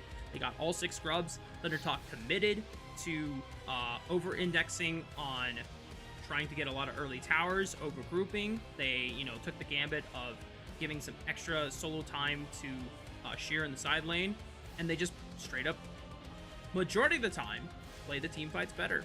And if hopefully for Thunder Talk, that's a form that they continue to be able to perform with in the series and the rest of the season. Yeah, that'll be something that we kind of look forward to as for Thunder Talk and FPX. These are matches that are kind of must win. I know that we do have double elim or double round robin here, but when we are saying that you are supposed to be very close in the standings, we need to see a lot more, and you are battling for your spot here in Group Ascend. It's not like you can drop out or anything, but I think it is so important when there's a very high realistic probability you are going to be playing against some of the best in Group Nirvana, and that means that your spots for playoffs are on the line. All right, player of the game. Who's getting it? I'm saying one of the solo laners. Oh, it's Beach1. They gave it for the... I told you, man. They gave it for the Beach1 versus FPX. They're in line. They know the storylines. They know the narrative. All right, very based. All right, let's wrap it up. Let's get ready for game 2, y'all. When we come back, it'll be the second game, and we'll see if Thunder Talk will be able to close out the series, or if Fun Plus Phoenix will get a chance to strike back. See you on the other side.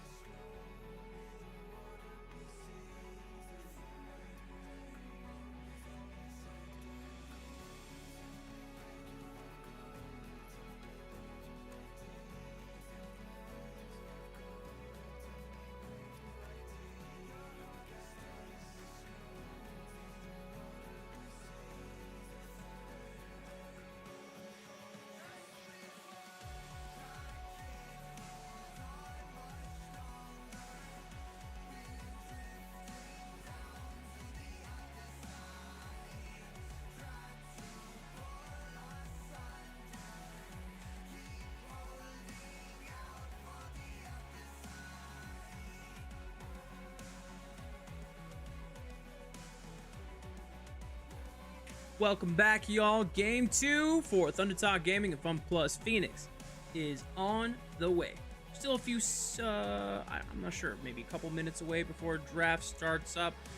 If you missed out on the first game, we had set up the expectations that Fun Plus Phoenix were favored based on the strength of their series against IG yesterday, and Thunder Talk kind of getting dumpstered by BLG. But you know what? Expectations averted. This is LPL. Anything is possible. Thunder Talk come in not only with, you know, a more sound game plan, they commit to it better, and for a majority of the game, they just straight up outplayed Fun Plus Phoenix on the map. Yeah, looked really good during this game, and so what we are going to be kind of expecting for either of these teams is for Thunder Talk is kind of continue some of those winning ways. Seems like this was a game where we kind of played a little bit away from 1xN. Now that the Misfortune and the Kaisa are gone, I think we're going to get more of those traditional front-to-back team fights that we had been seeing beforehand. And for FPX now, how exactly are we really going to be able to navigate not only in this draft, but do we really want to try to give priority over to Sheer? Because I think the Jace does not, I think, make a lot of waves for his own games. He can make it very difficult for the opponent to play. He can be very annoying to deal with, but he doesn't have, I think, the same level of impact as a Gnar, an Mbessa, a Gwen, a Cassante, right? Yep. So I wonder if that's going to be a focus for FPX as we get further into this series. I mean, FPX just blind pick the Gnar. Hell, if you're Thunder Talk, if you're super based, just ban the Gnar right away. Don't let Sheer go back to a comfort champion after, you know, a pretty disappointing opener by the young top laner over on FPX's side. Being able to return to something comfortable like that would be like a nice way for you to shake off the nerves from the first game and just, you know, remove it from the back of your brain and memory and just try to go into game 2 as fresh and new as possible so that you can give yourself a fighting chance to come back in the series. Meanwhile, on the other side for Thunder Talk, we were doing a little bit of flowers earlier, but I still want to continue giving praise over to Hoya and Satab really stepping up, at least in this first game, since there was obviously a lot left to be desired on the table yesterday. Yeah, Setab individually, I think, has been one of the stronger members. Obviously, when we look at Thunder Talk, it is kind of just their bot lane for the most part in terms of consistency game in and game out. But Setab has had some of those high highs. He's been really able to kind of find his stride so far in Split 2. And Hoya, a player that doesn't usually get a lot of resources, typically on his own a lot of the time, has been a source of some pain and some trouble, criticism for this Thunder Talk roster. So good to see he has, you know, some of those games in his back pocket. And for when we look at these two bottom lanes, these were the two that we were looking forward to kind of be the carries for these two teams.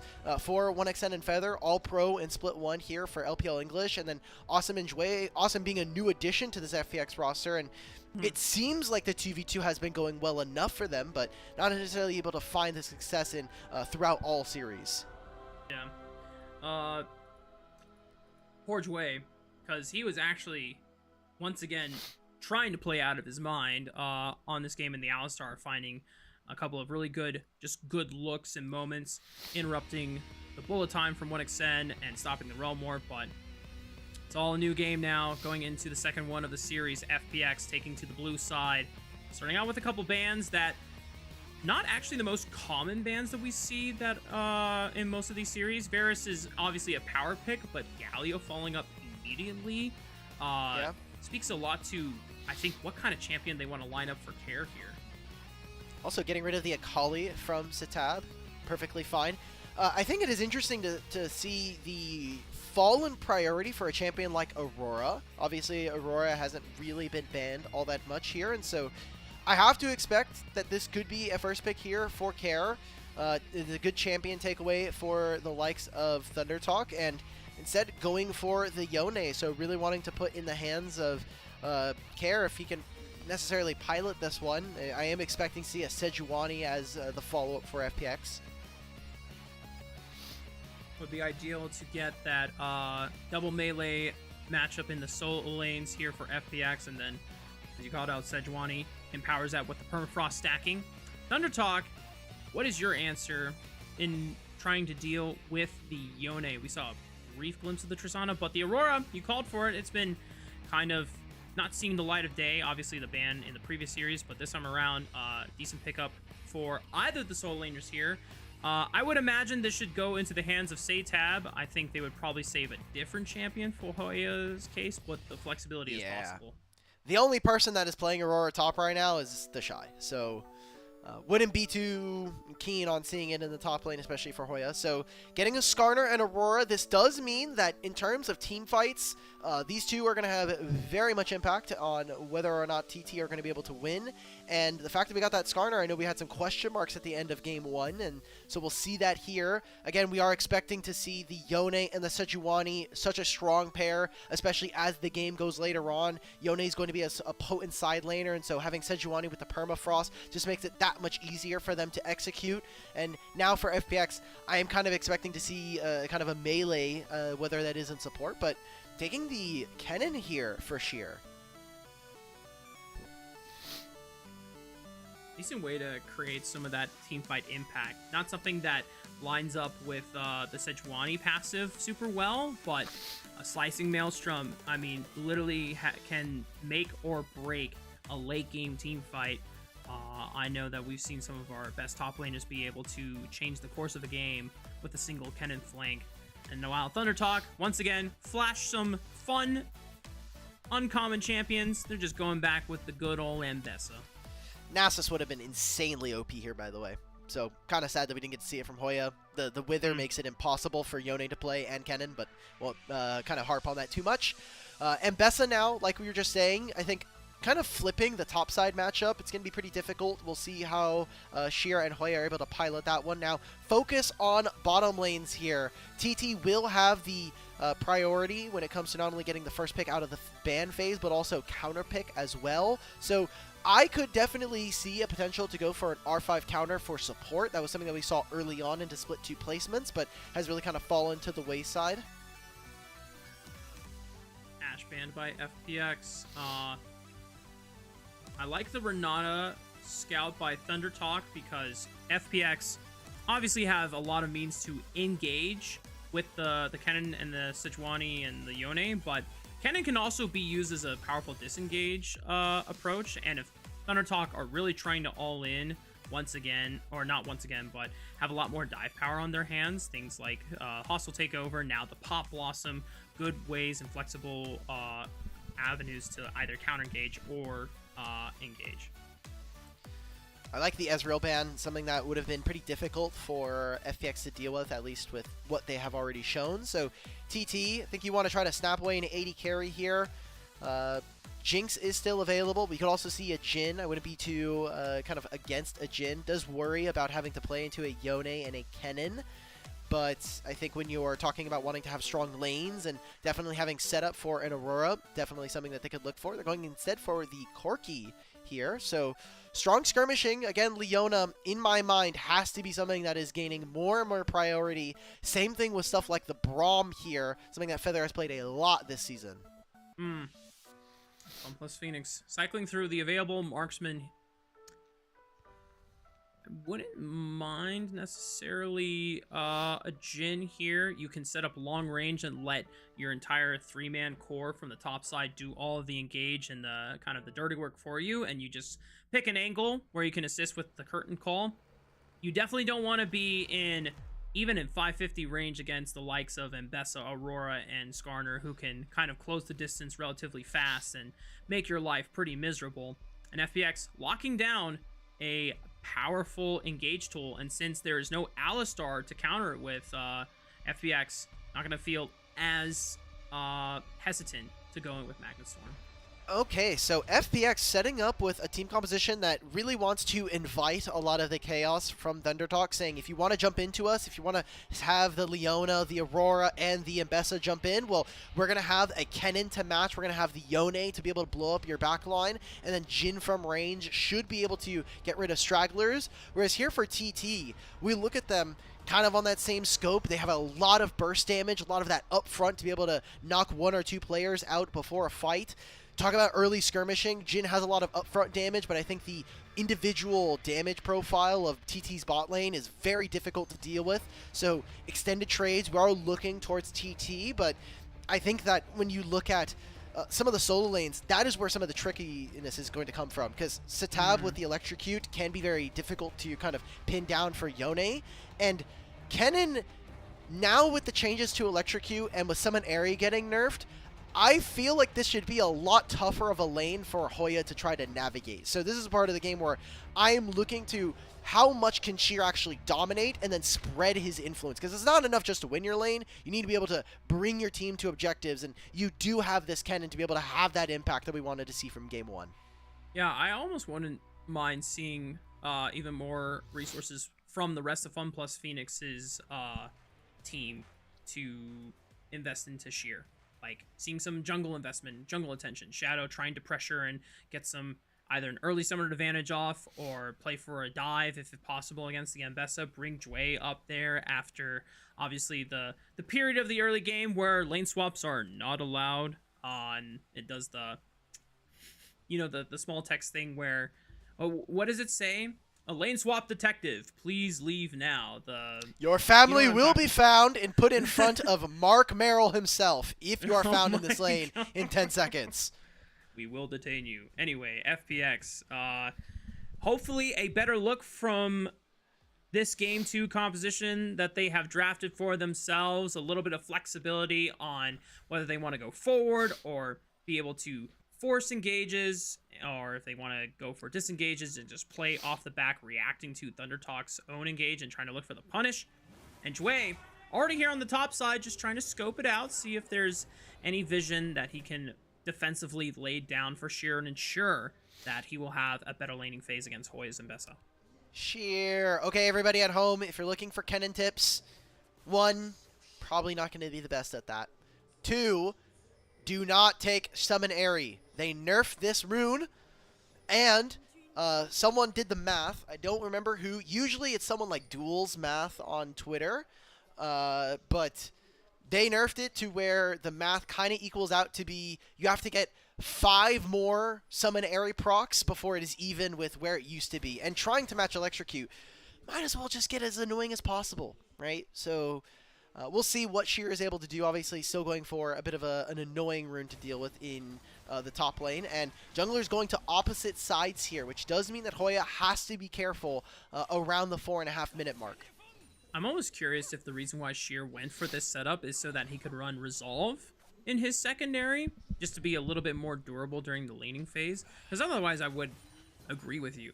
Electrocute definitely feels a lot better, and you can still run the Axiom Arcanist in your secondary, but maybe it is just Sheer feeling like he needs the extra tankiness from the green tree. Yeah, that is potentially true. Also, I think that slot for Axiom Arcanist is actually really contested, because usually Kennens want to take Nimbus Cloak, right? Get a lot of movement speed after using your flash. So we'll have to see. And we don't have access to deeper rune knowledge here, at least for what they chose. Okay. I can see the vision here. On to Feather. 4th bullet does a lot of damage onto Leona, but now they're going to step right on back, knowing that Awesome's damage output is cut a little bit by the exhaust. Just one more auto attack. It is claimed by Feather, and the duo bot lane of ThunderTalk getting it done. Well, we said that in short trades, this Jhin can do a little bit of work, but there we get to see Feather and 1xN make magic happen. They win the 2v2, and now Skarner's going to be coming down to this lane. There's a very real possibility with it potentially bouncing back. It seems like it is pushing, especially now with Jway there. This is a very tricky spot to play, because they have to know, like, look, 330's coming up. Skarner has the availability to come on down. You're going to look at this. I mean, this starts off with them missing Zenith Blade. You would think this is a really strong start for them, but the fact that Jway isn't able to find the crash down and this ignite or this exhaust coming in from Feather, they're just kind of misplacing all of their damage on the side of FPX. Yeah. Big thing, too, that even though 1xN had to leave the lane, Awesome is now down both summoner spells, and occasionally on champions like Corki, you have an escape, even if you don't have flash. But Jhin, you are pushed up. You don't have a way to navigate away from any CC that comes your way, and Beichuan can just be patient and wait for his next E cooldown, as now Awesome and Jway are suspecting that something is awry. Yeah, he got seen. He was waiting for his E cooldown. Yeah, he's here now. There's no flash. Remember that. Okay, crash really down good stops crash it. down from Jue. Wow. It actually stops Beichuan from being able to push Awesome even further into the lane. Yeah, Beichuan actually showed when he kind of got into that pocket in that wall. Thank you to our observers for kind of doing the vision toggle. He got seen, so you saw the pings immediately come out from FPX. So if he hadn't shown, if he hadn't stepped up there, that was a potential play for them. Poor Beichuan is forced to smite because he doesn't want to risk Care yoinking it away. That would have been insane mental damage as a jungle main. I know firsthand. I love my crabs, and if they get yoinked, I am very depressed. Meanwhile, Shadow trying to repay the favor on the bottom side of the map, but unbeknownst to him, he's spotted on a ward, but it's just a quick hover. He's not going to invest too much time onto it, and he's got camps to take on the bottom side of the map. Exactly. He's like, guys, my camps have respawned, and that is fine. Didn't get anything done on the top side, and same thing could be said for Beichuan on this bottom lane with those sums going down from the early 2v2. So we're kind of here in this game now where it is a very slight advantage going over to Thunder Talk, and what we need to see and what I want to see from Thunder Talk here in this second game, already up 1, is how does Setab kind of influence the rest of this map on the Aurora. It's very easy for him to clear the wave, especially against Yone pre-level 6. And so on this mage, it's going to be kind of pivotal to see whether or not he's kind of able to move around the map, get influencing on maybe one of these other side lanes, and how is he able to avoid Shadow and Care working together with the Sejuani Yone combo. Yeah. Well, so far, Setab just making sure to not expend his W cooldown until Shadow shows his face in the mid lane, and it allows the Aurora to be a slippery bunny. Game is still pretty normal for now. Neither team went for the first dragon spawn, and now we're 10 seconds away from the first grub rotation. So that is where all the action is going to be happening on the Rift. Oh, you already see TT are just straight up walking 4 people into mid lane. Awesome's not going to be there. You can already see FPX. They do not want to even be relatively in the same area right now. And so what's probably going to happen here is TT, now that they know that they have control of this side of the map, Hoya's probably going to be looking for a teleport onto the bottom side of the map after, as 1xN and Feather should take control of this top side wave. Yeah, Sheer taking a recall now. We'll get a chance to base. Does not want to lane into the double, or the duo of 1xN and Feather. All 3 grubs secured. Shadow now just making his way to the Dragon Pit, but there's a ward on it from the side of Thunder Talk. I don't think they'll be able to stop them, but using this information, curious to see what Thunder Talk are able to get out of it. I don't think there's much. Their bottom lane is taking a recall now. Maybe they try to make a little cheeky swap here as well. You do have, again, you were saying you want to kind of avoid the duo as Kennen, and especially for a Leona with Exhaust, if she ever lands any of her crowd control onto you, you are in a bit of a bind.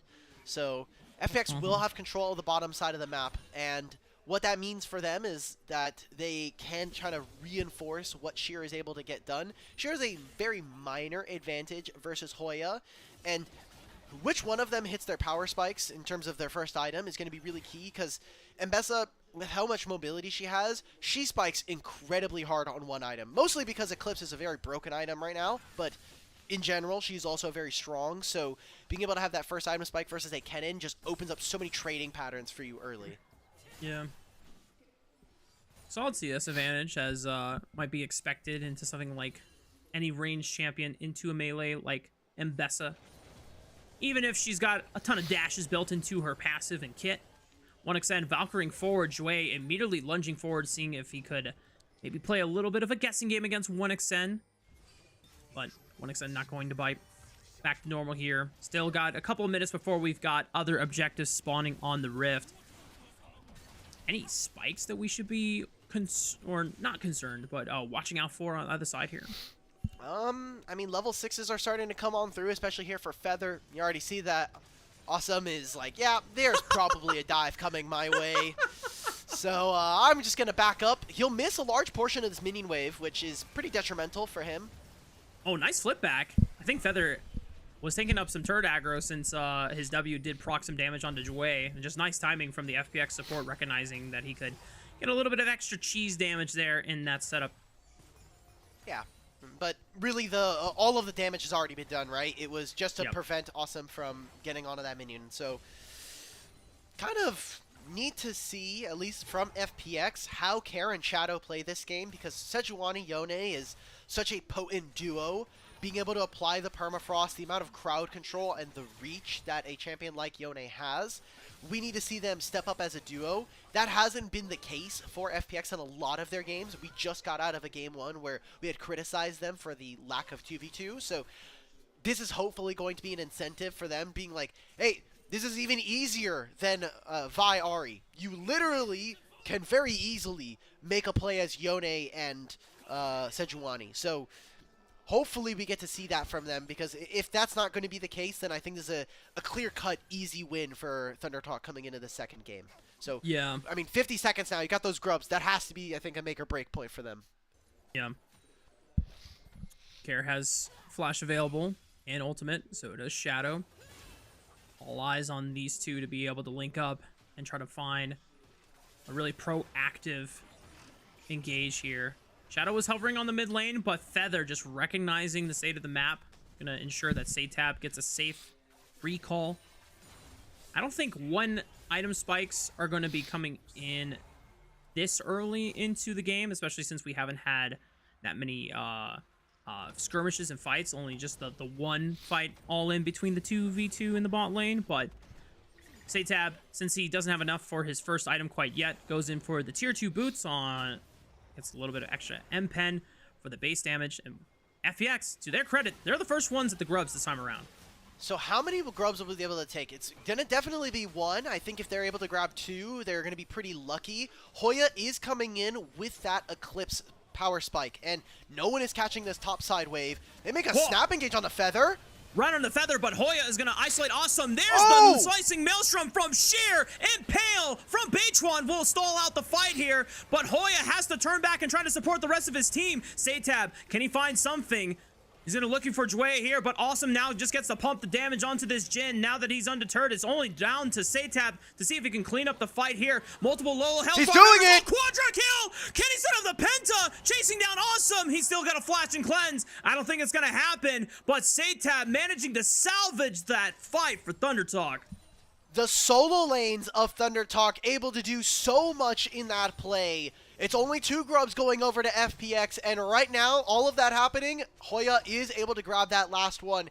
Incredibly close fight here for both of our teams. Finally getting to see FPX in what was an insanely good fight, but maybe some of the damage not all quite landing at the same time here. As we take a look at this replay, it starts with Shadow trying to find this engage onto Feather, but look at where everybody is. Jue is now making this engage. It's finally going to be with Care coming in. I love the layering of CC that we got from TT. This Impale coming in from Beichuan makes it so difficult for multiple members of FPX to deal damage. And because of how spread out this fight is, we actually get to see TT come in with a massive advantage coming in. I mean, the fact that now Satab, who was already even with his lane opponent, had a slight advantage from the laning phase, now 4 kills. He comes out of base, 8 stacks on Darksteel, completed Luden's Companion, and almost 2,000 gold to his name over Care.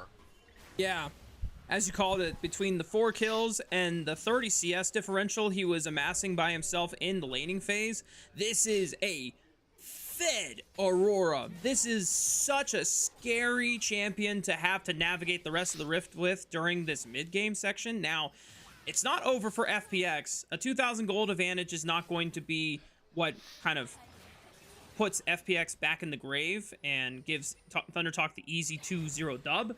But now all eyes are on Satab. How can you deliver? How can you be the one that secures the win for here? And FPX, knowing how important it is to shut down Satab, and they are not going to let him have an easy game. The shutdown comes in clean for Care, but Beichuan with the Impale is going to pull them right under the tower. Not close enough. And Beichuan does fall. Shadow able to clean up that one. Hoya coming in with the teleport, but the rest of FPX overloading on the bottom side of the map. 1xN now arriving to the party to see if he can at least aid in the fight. Public Execution turning towards the side of 1xN, puts him on the other side, but Awesome with the curtain call, fires the sniper bullets from downtown, and Sheer will find a great slicing Maelstrom to really stun the odds of Thunder Talk. And just like that, all the hopes dashed away by FPX. Satab gets engaged upon, and that turns into a huge line of play.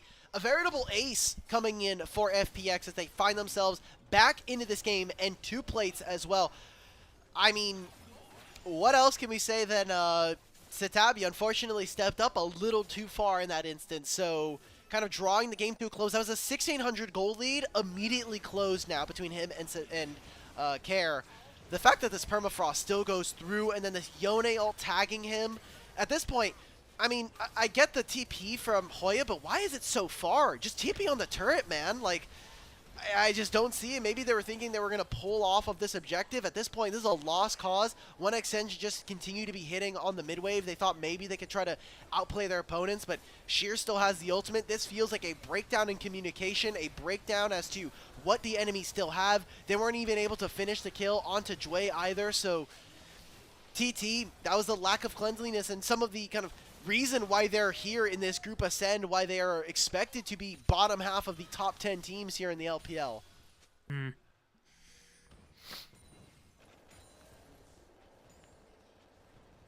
For the boon of FPX, they are not deterred by Satab picking up 4 kills in that Rift Herald fight. Immediate shutdown.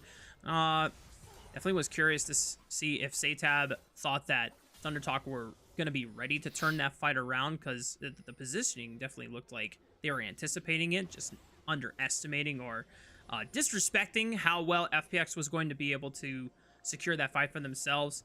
The 2,000 gold advantage that we talked about for ThunderTalk, it is now completely reversed. It is now on FPX's side, which is pretty funny how that all works out. We've got Dragon coming up in 1 minute and 45 seconds.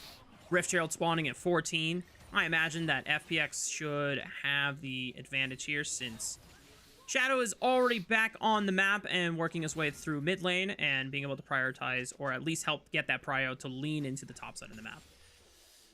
Yeah, we're actually seeing Setab also walk on through. Care will have to TP into this play. I like this idea from ThunderTalk. Shift over, make sure that your bottom lane and your jungler can hit onto this Herald. We're seeing the TP immediately. I thought Aurora was going to have to be the one that takes over in the mid lane, but it seems like now we are just jockeying. Shadow has to wait for his team to show up. Top laners would not be here first, but Hoya has moved before Sheer is able to move on over with his cannon. Yeah, Hoya can just mark the cannon and not let him get into position for that slicing maelstrom. Dre already taking a lot of damage from Satab's Aurora on the right side. Still can pull off a flank. Sheer getting pushed right into this crevice with FPX. Hoya. Oh, okay. They look right onto the front. Beichuan looking immediately for Care. The Yone completely CC'd and not getting a chance to play the game. They turn right onto Satab, looking for the bunny. Aurora is taken down, but the rest of ThunderTalk have not been threatened yet. And the rest of FPX are completely cut off by Awesome. Hoya forced to flash away. Beichuan in the middle of it all, but 1xN can now lay in the Gatling gun, and Shadow is cut off from the rest of the support. Sheer's got nothing left in the tank since there's no slicing maelstrom. Goes back in, tries to set up the stun. The first bullet from Awesome finds 1xN in the back, but now you have to deal with an Ambessa in melee range. Can he find enough damage? It's not gonna happen. Hoya sidestepping the deadly flourish. Drakehound stance on masterclass from Hoya. There we go. The Herald is still up during all of that to have happened. And now we're getting the teleport from Satab. It was all of the flashes, except for Feathers, out from ThunderTalk. FPX, I think they're going to be happy with the result of that fight. They stopped the Herald from going down. They were able to yet again catch Satab. So we take a look at this replay. And I like the idea of the flank, but Hoya, I mean, the exhaust coming out from Feather, not the best. Sheer didn't use the ultimate while it was happening. Satab is now sectioned off from the rest of his team, and they were able to actually deny a lot of time here coming in from the side of ThunderTalk. So my eyes now mark, I mean, we're going to come out of this replay. There'll be a dragon that is now being taken from the side of ThunderTalk. For FPX, how can we continue to replicate some of these fights? Because this game doesn't get easier for you, as well as, I mean, Satab is still a monster to deal with this Aurora. When FPX don't get the jump on him, then Satab really ruins their day. And they kind of took the same line of thinking in making sure that Care didn't actually get to play the game that time around when they were able to layer the CC chain. But I think both of the mid laners here, very important to their team's success, the way that the responsibility of both of these champions and how much impact they can have has been leveraged upon them. The gold lead being evened up again. 2 dragons to the name of Thunder Talk, 1 to FPX Satab. No flash available. Gonna try to use the Between the Worlds to create some distance, but Shadow has got the permafrost, and Sheer can close the distance here. And it's just a little too far forward from Satab on the side lane. Yeah, so what are FPX going to actually be able to get done here? Because they don't have access to top side. This is more than likely going to be a turret going down in favor of TT, as Hoya is by himself.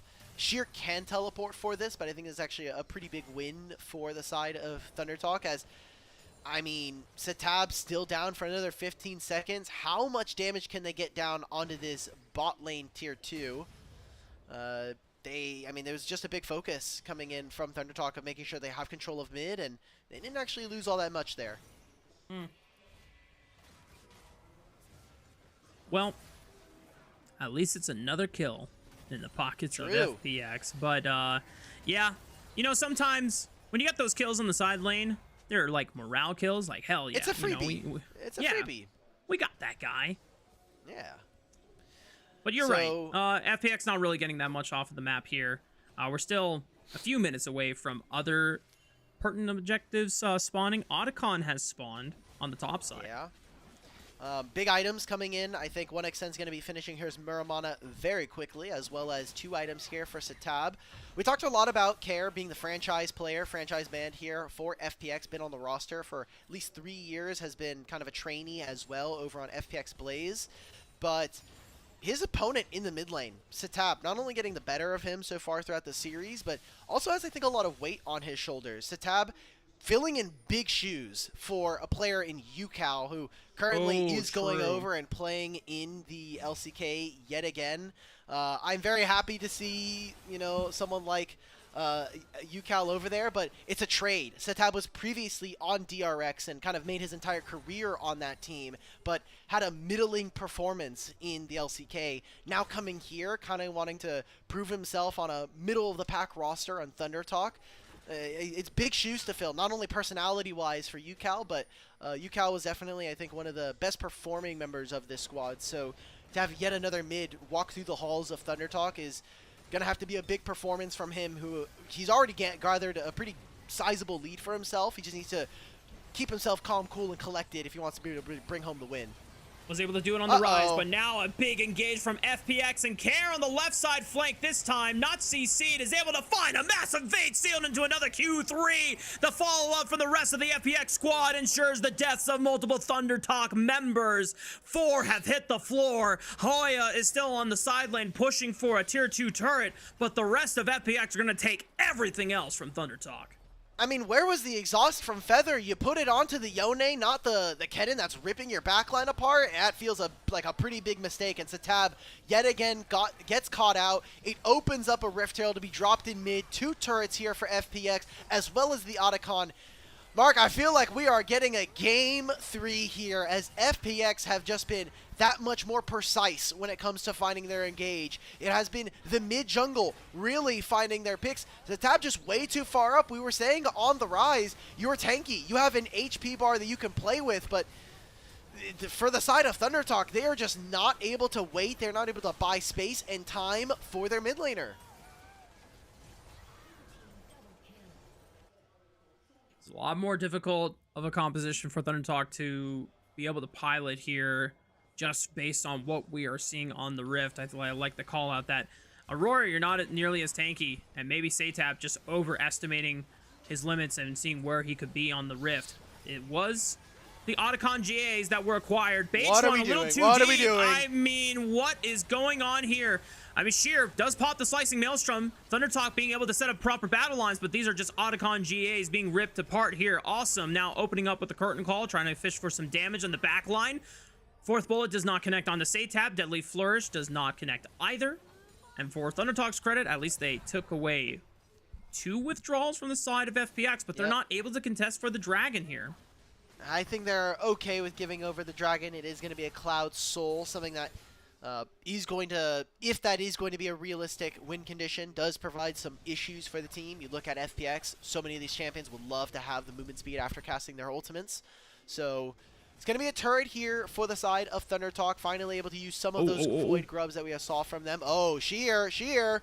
Forced to flash, Feather follows up, and that's just a really nice routing off from the side of Thunder Talk. I don't know if they got vision on where Sheer was coming from, but just really great understanding of getting that pick down.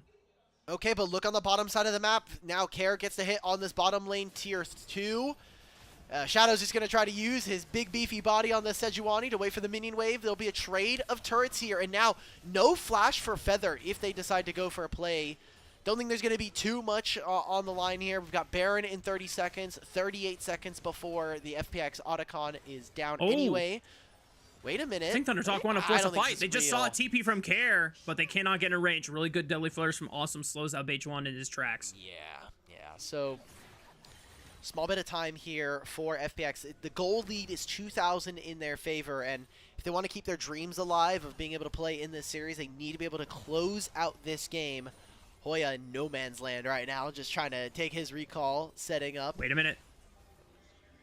He could look for it. Awesome is going to try to catch this wave by himself. Immediate flash. Wow. Awesome. Reaction. Quite legendary. As Hoya is also flashing the Glacial Prison that came over the wall. Okay, so ultimates that are going to be missing. Flash now no longer available for Awesome. Does mean that if Feather decides to land an ultimate, it is going to be pretty devastating and will probably force out the cleanse more than likely. Does make him a sitting target, though, not only for Feather, but for Beichuan and Satab. So, going to be looking out as to how Thundertalk are going to be able to punish this objective, this summoner lead that they will have. And, I mean, items right now, got to be feeling pretty good. You're about to finish 3 items on Satab here, but Awesome, he's getting closer and closer to an Infinity Edge on 3, which will open up a lot of DPS for FPX. Thunder Talk, if you want to force a fight, it better be soon before that breaking point. Otherwise, that Jhin is going to really, really hurt. To 1xN's credit, he's working on a, I imagine to be a either Lord Dom's or a Mortal Reminder. One of those Last Whisperer items. But look at that. Infinity Edge completed for Awesome. The window has passed. And FPX now having a very, very strong Jhin on their side. Yeah. The only kind of crux is, again, going to be that flash. So we'll see what ends up happening. 2.5 minutes time before the dragon spawns. There is this Baron. It does feel like for both of our teams here, they are dancing around this topside objective, recognizing that a single pick could open up the game. If TT are able to grab this, they have 4 grubs. A lot of these turrets are already pretty low, especially the ones that are outside of the base of FPX, so very realistic for them to be able to turn here and be able to open up the game. That death cap is finished here for Satab. My eyes are kind of looking at some of the experience leads. Hoya now dinging over to level 16. This is going to be very dangerous, and you can already see that it is so tense between these two teams at 27 minutes already. I mean, Thunder Talk trying to use their front line to jockey for position on that topside river. There's not another dragon to be contested for another minute and a half. Hoya, because he has the level advantage, has prio to be able to set up for the bottom side. Oh, good flash from Satab, but he has got to be a little bit more careful now on the side lanes because, as you called out, he is one of the few champions that has 3 items. He is going to be the best and most reliable way of being able to pop Awesome in the backline. If Satab is getting caught on the side lanes like this, and FPX are able to actually punish then you have very little ways of being able to threaten this Jhin from popping off. Wait! It's fake. Okay, it's crash fake, from it's Beichuan. fake, The it's cleanse is fake. already used. Beichuan, but there's Oh, the it's perfect real! execution! Thunder Talk had the collapse! I don't know how they didn't get a chance to see Beichuan being able to sneak into that bottom quadrant, but huge pickup for Thunder Talk. Oh, awesome. We didn't read. Cleanse can't be used on suppressions. Oh, no. Oh, no. So Thundertalk get to start up the Baron. Care, though, we have to be looking at the solo lanes here for FPX. Care's trying to find something, but Care... Oh, Satab getting affected by Care. Satab's down! The Yoni is able to pop the Yoni now. It's all down to 1xN. Ahoy to carry out this fight. Care now in the middle of 1v4. Chue sets up a massive Magnastorm. Shadow throws his body in there, but Beichuan is affecting Care and seeing him to all hell. Hoya! It's all up to you. He slices down the swordsman, and now this poor rider's got nowhere else to run. The Arctic Assault manages to get him out over the wall, but Beichuan is hunting. Throws the big rock for the slow, but it's not enough to take out the FPX jungler. But man, this fight was so damn close. And Shadow, he's gonna be a nuisance. Stop it. Oh, Awesome's back up. I don't think they can All really right. stop the Beijuan. Yeah, so Bitchuan is just going to be able to roam into mid. We're getting teleports. They want to play around this. Maybe Hoya makes the same play. Awesome. The ult is... Oh, uh-oh. Great count stance. No! Awesome! Not like this! You step too far in mid and you get punished again. So Hoya, someone that we had questions for, so much criticism as a weak side player, as someone who has fallen so many times when necessary to carry this team on this Mbessa now, finds 2 picks onto the AD carry of FPX and sets themselves up for a Baron for Thunder Talk. A quiet performer on the Gragas in game 1 now being able to show his true colors on the Mbessa. Feather fishing with the solar flare. Sheer is able to barely sidestep the stun, but the rest of Thunderstock still showing strong. 5 members to 4. Awesome still dead for another 10 seconds. Care, gotta be careful with that soul unbound in case Thundertalk had engage abilities ready to punish. This is a Yone without flash, and the dragon will go uncontested to Thundertalk unless nope, Shadow is on the other side of the map. Yep. All right. I think the fact that we saw that Thundertalk immediately pulled off the Baron. Oh, we are just getting FPX starting this up. That ward will spot them. Sheer does have the Void Staff, and this is going to be Thundertalk walking with some crucial ultimates missing here. Oh, look at the flank from Sheer. He's unseen on that right side. Jue is going to try to lead and get some vision down first. They know Sheer's here now. Yeah. Baron is at 3k. Hoya gets full vision. They steal it! Beijuan with the Impale. 1800. Who's going to secure it? Shadow gets it. Slicing Maelstrom already used, but wait, Sheer is popped. Satab unaffected and now trying to pressure Awesome out of the fight. Hoya flashing forward, looks for the slice. They got him! So right there it is! Awesome falls! Satab and Hoya do it again! Being the heroes for Thundertalk, Hoya living up to the pressure and delivering for TT. They grab the mid-tier too, but I think this is going to be the solo lanes of TT going down. Permafrost almost in range. Care secures it. The Mbessa has been slain. And for FPX's credit, they have the Baron buff on their side. They can still play the map, but Thundertalk solo laners still making it so difficult for FPX to close out this game. Oh my god, we knew that this matchup should be close in terms of the standings, but I love the fact that we're getting a fight back here from FPX. Awesome has to flash out of the pit, and while I like the idea from Beijuan with the ultimate, the team wasn't necessarily all there to set this up. Awesome trying to fight off Satab, and the fact that Hoya, now level 17 with this Mbessa, feels like it is the only reason that Thundertalk are even vaguely competitive in this game right now. Satab has been making far too many individual mistakes, and Awesome is now making way too much damage in these fights. He is reaching 4-item Jhin. He will have unprecedented amounts of attack damage in his kit, thanks to just how his passive works. So FPX putting Thundertalk on a timer, recognizing, hey, you might have the Mbessa, you might have Skarner, but you need to win now. Beijuan was looking for that flank through the lower side. He's going to roll on in. Stunning up Jue, forcing the flash. Got caught, though. Bring this rel right in the middle, under the tower. The Magnastorm just trying to slow down the fight between Worlds and Hoya. Public execution, right on the Sheer, slicing Maelstrom, gets cut in half. Care with the Fate Sealed, all in the front, and no one is hitting Awesome, and he is laying down the damage. Curtain call, opens up the triple kill. One more bullet, it goes sidestep by the Beijuan, but man, FPX still rocking with their main carries, and it's just a Scorpion on the side of Thundertalk. It might be enough for FPX to take it all in the base.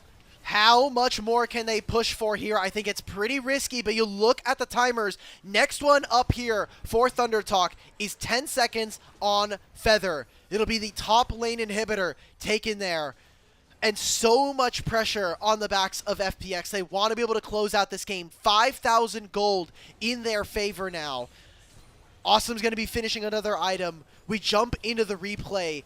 And, I mean, it's cool that you got all these picks, but look at where some of the tools from TT go. Awesome immediately cleanses the ultimate.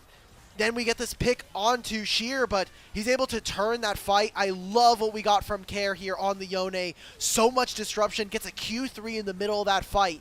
And 1xN, I feel bad, but he has not been able to have that same level of performance in terms of the carry. So now we're looking at that picture. And picture, we're going to get another fight.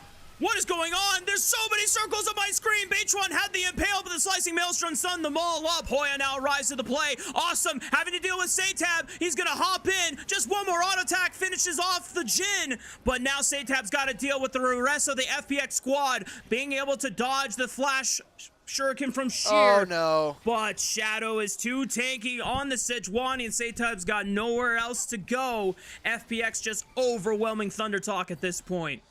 Yeah, and now they get them caught out. They're just going to go mid. They're going to end the game, and we are headed to game number 3 in this series. Now, even Jue is going to ensure that Beachone cannot get the base off so he can defend. FPX rise to the occasion. They're going to be able to answer back from the woes of game 1. Feather spawns, and maybe he'll try to stall as much as he can, but it's not going to happen. As I called it, Game 3 is on the way, y'all. FPX gonna be able to even out the series. We are going the distance. Far too many mistakes coming in from Satab. Hoya with some amazing heroics, but FPX proved too resilient. Shadow and Care get the job done, and despite some, individual woes, Fun plus Phoenix will bring themselves to a 3rd game. They're going the distance in all of their series so far. They did it against IG. Unfortunately, they're not able to win that series yesterday, hoping to change the fates here in game number 3. At least for FPX's side, they have shown that, the game 1 kind of detriments that they experienced were not enough to ruin their overall momentum and their morale that they had going into the rest of this series. They're able to rally, have a better looking composition. We were definitely really questioning whether Care and Sheer could step up to the plate after being just a little bit of disappointing in the first game. Care, it wasn't always easy for him to play the Yone in this game with all the CC that Thunder Talk had access to, but when he found the moments, he delivered. Sheer able to find the slicing maelstrom. Sometimes they were cut short if he was bursted down easily, but both of these guys, they knew their roles, not necessarily being superstars, but just making sure that they are creating a lot of space for the Bane carry in Awesome's Jin in the back line. Yeah, and, we could talk about some of the really cool things that we got from FPX. The fact that not only was the fact that Care on this Yone had so many huge impactful plays like we had talked about from draft. I think him and Shadow did eventually get things going. It's that early game that we had some kind of worries and questions about. But to be honest, I think Satab just kind of threw this game, right? Like, he had a massive lead. He gets caught out on bottom side, so then they completely equalize the gold after that ace. He gets caught again on the bottom side from Yone. He goes top lane, he gets caught again. And within the span of 10 minutes, Satab slows down the game for his team in a way that is so detrimental that FPX get to actually win from that point. Yeah, there's just a couple fights where if Satab is not waiting for the initial CC to break out and playing the second fight, then he just plays way too fast with the rest of Thunder Talk. In that top lane fight, you saw that once they got the collapse on the Jue and then they were trying to push forward, Satab is literally jumping into multiple members of FPX that have CC available that they have not yet expended. I saw Satab go in with W, and then Shadow's like, okay, cool. Boom. Glacial Prison right to the dome, and then Satab doesn't get anything done in that fight. And, just similar scenarios where Satab is not being very respectful or cognizant of what CC spills that he has to look out for. Obviously, the goal is to try and delete Awesome and try to follow up on the CC, but I think you have to be a little bit more patient when playing these kind of champions that high damage, yes, but you're a glass cannon. You break easily. Yes. So for FPX, they're going to be sending themselves to game 3 here. A lot of important champions, obviously, when we talk about Fearless being taken away now, so potentially we might see a Nefiri be opened up for Game 3. FPX will have access to blue side this time around.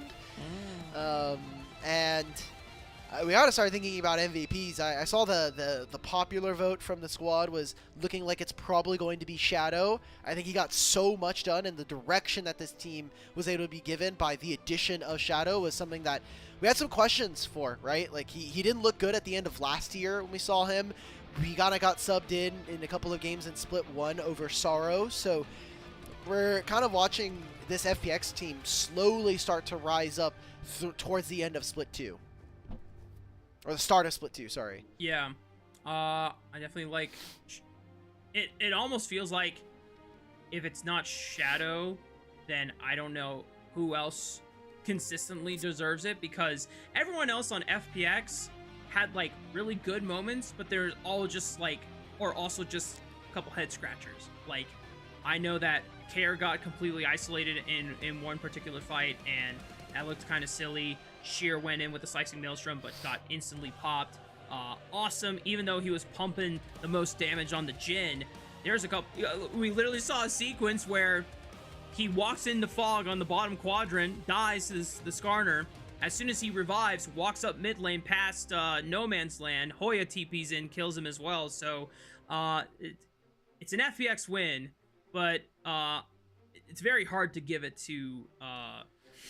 Yeah, I would say that generally, like, Shadow obviously definitely stands out here in this game. I think Care, despite some of the woes, just you look at how much impact his Yone had. I think this game is quite literally not the same if him and Shadow are not playing this 1-2 duo.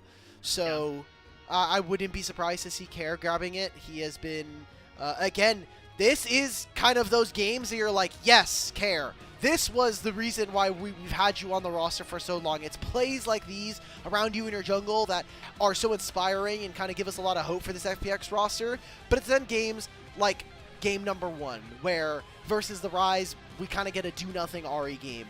And that is, I think, the Jekyll and Hyde of a player like Care. Yeah, looking more at the highlights and just reminding ourselves of what happened this game.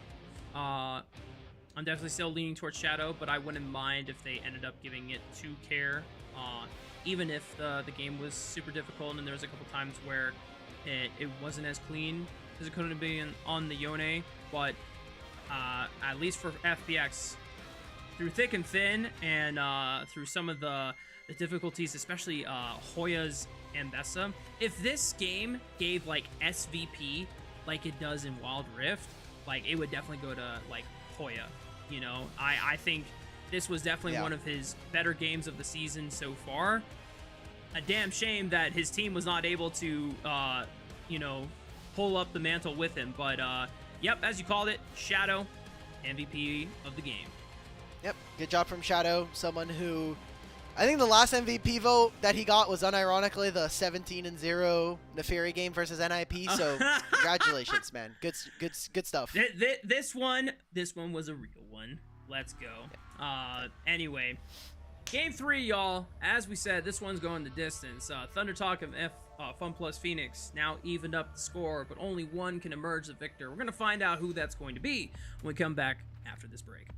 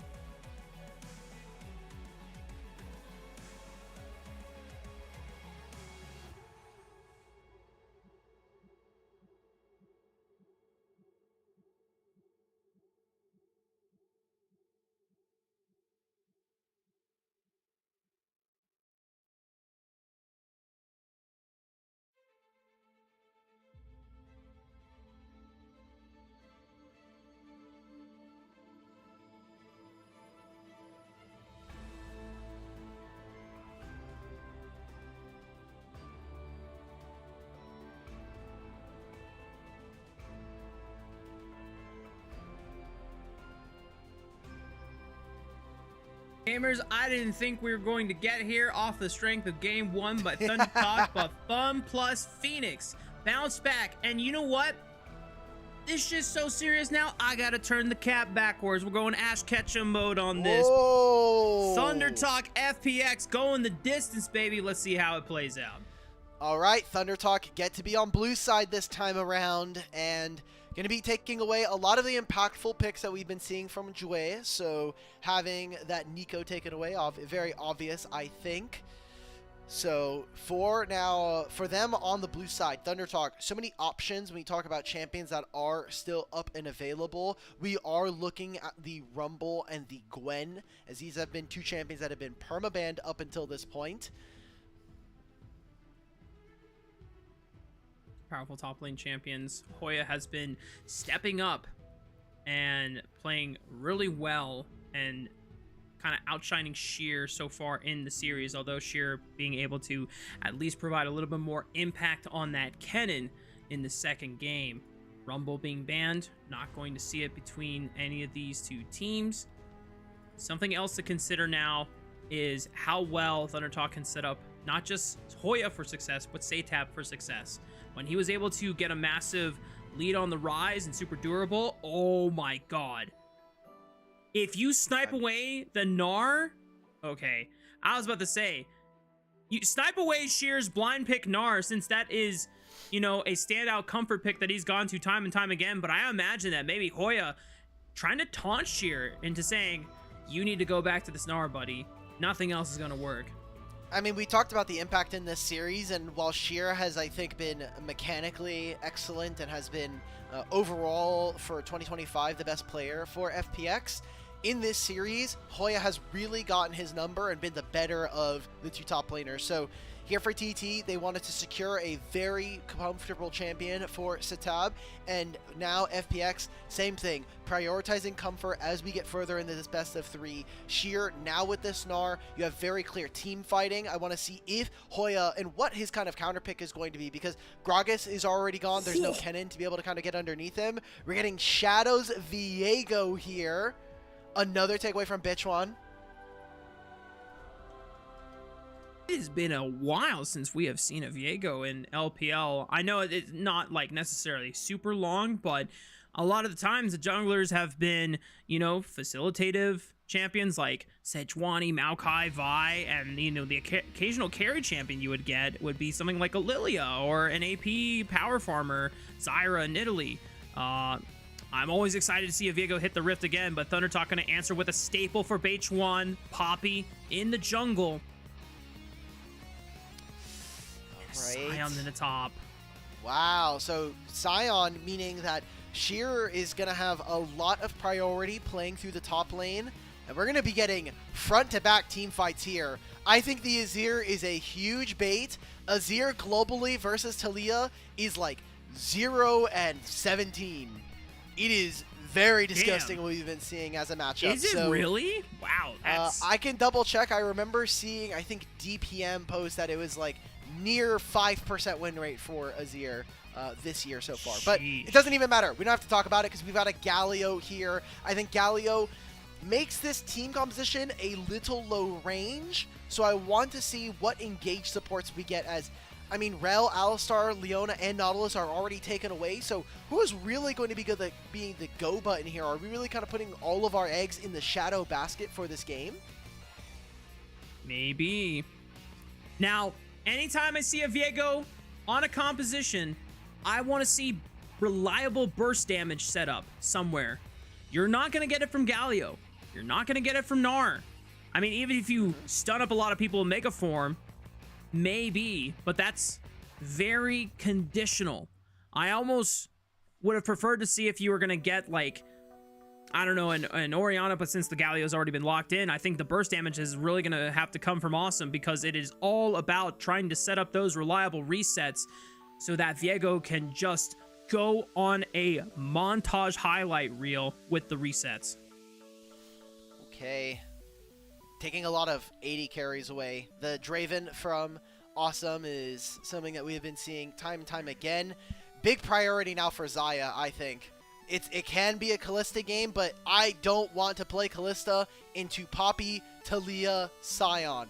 Sounds incredibly miserable here. Ashe can be a big takeaway from the side of 1xN and Feather. One of his standout carries during that first split where Thunder Talk really did become the talk of the town here in the LPL community. Don't play with my heart now. Don't do it. Yeah, I didn't think so. We're definitely just going for fun hovers now. I could see, since a majority of the tank supports have already been picked in this series, you can go for a hyper carry like a Jinx and allow yourself to get an Enchanter support. Not much that can be punished here. You already have solid frontline set up with the Scion and the Poppy. I think this is a great adaptation for Thunder Talk for Game 3. Yeah, I like it too. It's going to be a little bit difficult, and we're kind of seeing a lack of damage here for FPX. So much focused on Shadow and how he'll be able to kind of win this game. He has so much setup. Now you have a potential Renata as well. Ashe Renata has to be so powerful in the laning phase. We need to see strong level 6s here, strong team fighting from FPX, because they will not win an extended fight when it comes to damage, at least not versus a Jinx. Lulu has so much additional value in being able to stop something like a Gnar or a Galio or even this Viego. So TT playing the numbers game, wanting to play time. They want to try to extend this game for as long as possible. You have so much great front line with not only your two tank top laners in jungle, but this mid lane Talia provides an insane amount of protection with the Unraveled Earth. Yeah, I really like Thunder Talk's composition way more than FPX's. I mean, the Viego is hype, Sheer gets his Gnar blind pick, but when the champions you're looking at all together, who is this Galio supposed to be, you know, diving in with? I almost feel like by the time, if a Viego is solo ulting someone in the backline, and depending on his build, he might not be tanky enough to survive before the Galio arrives. Everything just feels so conditional on FPX's side. I think the execution, the bar of execution is much higher. It's really tricky and really risky for them to be taking this kind of setup into what Thunder Talk have drafted. I agree. I think it is, you're kind of putting the onus on yourself to be able to find a successful play, and this does mean for the side of FPX, early game is a must. I think if they were able to find any kind of purchase, if they can kind of spice up the bottom lane matchup, that'll be their kind of bread and butter as to whether or not they can find a successful win here in the back end of the series. And I love that in our last game of this series, it comes down to our bottom laners. 1xN and Feather are all pro in split 1 for bottom lane. On FPX, this new bot laner in Awesome coming in for FPX for split 2 alongside Jue. Can they bring this team to heights that we haven't seen them in a couple of years at least?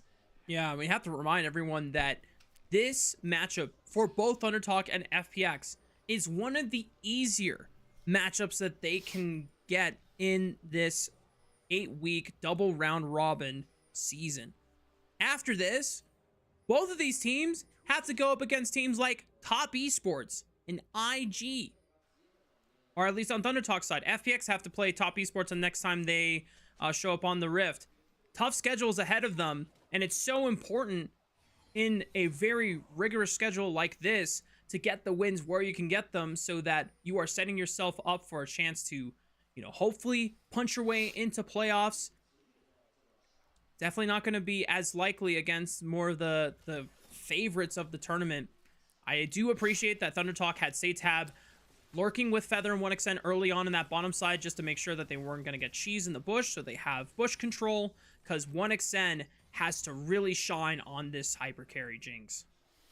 Okay, so jungler's already starting off. Shadow took a little bit of a modified path. He's going for Raptor's start into immediately moving over to the bottom side. I love what FPX are doing. Trade HP early and set up for Shadow to come here in a few minutes' time. Yeah. Already the heal forced out of Feather, but they're still putting the pain and the damage down. 1XN getting flashed on by both Dre and Awesome, and it's just that simple. 1XN, you can see in the pro player cam, getting a little frustrated just by the awesome raw power of FPX's bot lane duo. I just don't understand why we're trying to trade level 1. Yes, Lulu, in terms of her damage, is great, especially early on, but you're playing against Ashe. Ashe level 1 is so dangerous. She basically gets like 1.5 abilities thanks to having that slow. So now you have a situation where the wave's going to crash. FPX can take an early back, and they can still look. You already see, I love what Shadow did, being very creative, being flexible in his pathing, now going back up towards the top side. I can't believe we're doing this as 1XN and Feather. They have been laning as a duo very well, but this feels like a very big mistake coming in for what has been otherwise an incredibly impressive duo. And for Awesome and Dway to step up now is so huge against a lot of the expectations we gave props over to 1XN and Feather before this series, based off the strength of what we saw from their first split results. And even in the placement standings where seemingly everything else on Thunder Talk was kind of falling apart, 1XN and Feather remaining reliable and consistent. This is the first time where we've seen 1XN and Feather really buckle under the pressure first before any of the rest of their teammates. Now Hoya might get jumped on by Shadow. Oh, the root connected. Hoya's just going to have to flash over the wall, but I feel like Shadow will do the same. And FPX not wasting a single moment to already get things done early on in the game. Oh my god, Beishwan is bot lane. These two don't have flash. It's a cleanse available for Awesome. Oh my god, he gets under the turret. Under the turret, now 1XN is just too far away from Beachwan. The bot lane collapses while the jungler for Thunder Talk was trying to set up for that dive. It's just going bad to worse, and now Beachwan will try to salvage it, but he's turning on to the support. Awesome is totally fine in this lane setup. We talked about how hard of an execution FPX had to really raise to for this composition against Thunder Talk. But if FPX are just blitzing TT like this early on, the wall of diff is going to be too big to overcome. TT, you know we said that you had to play time. They don't instead. They tried to play through the lane. Bechuan was trying to bail out his bottom lane, and while all this is happening on the top side of the map, Shadow gets a kill. This was the win condition that we wanted to see for FPX.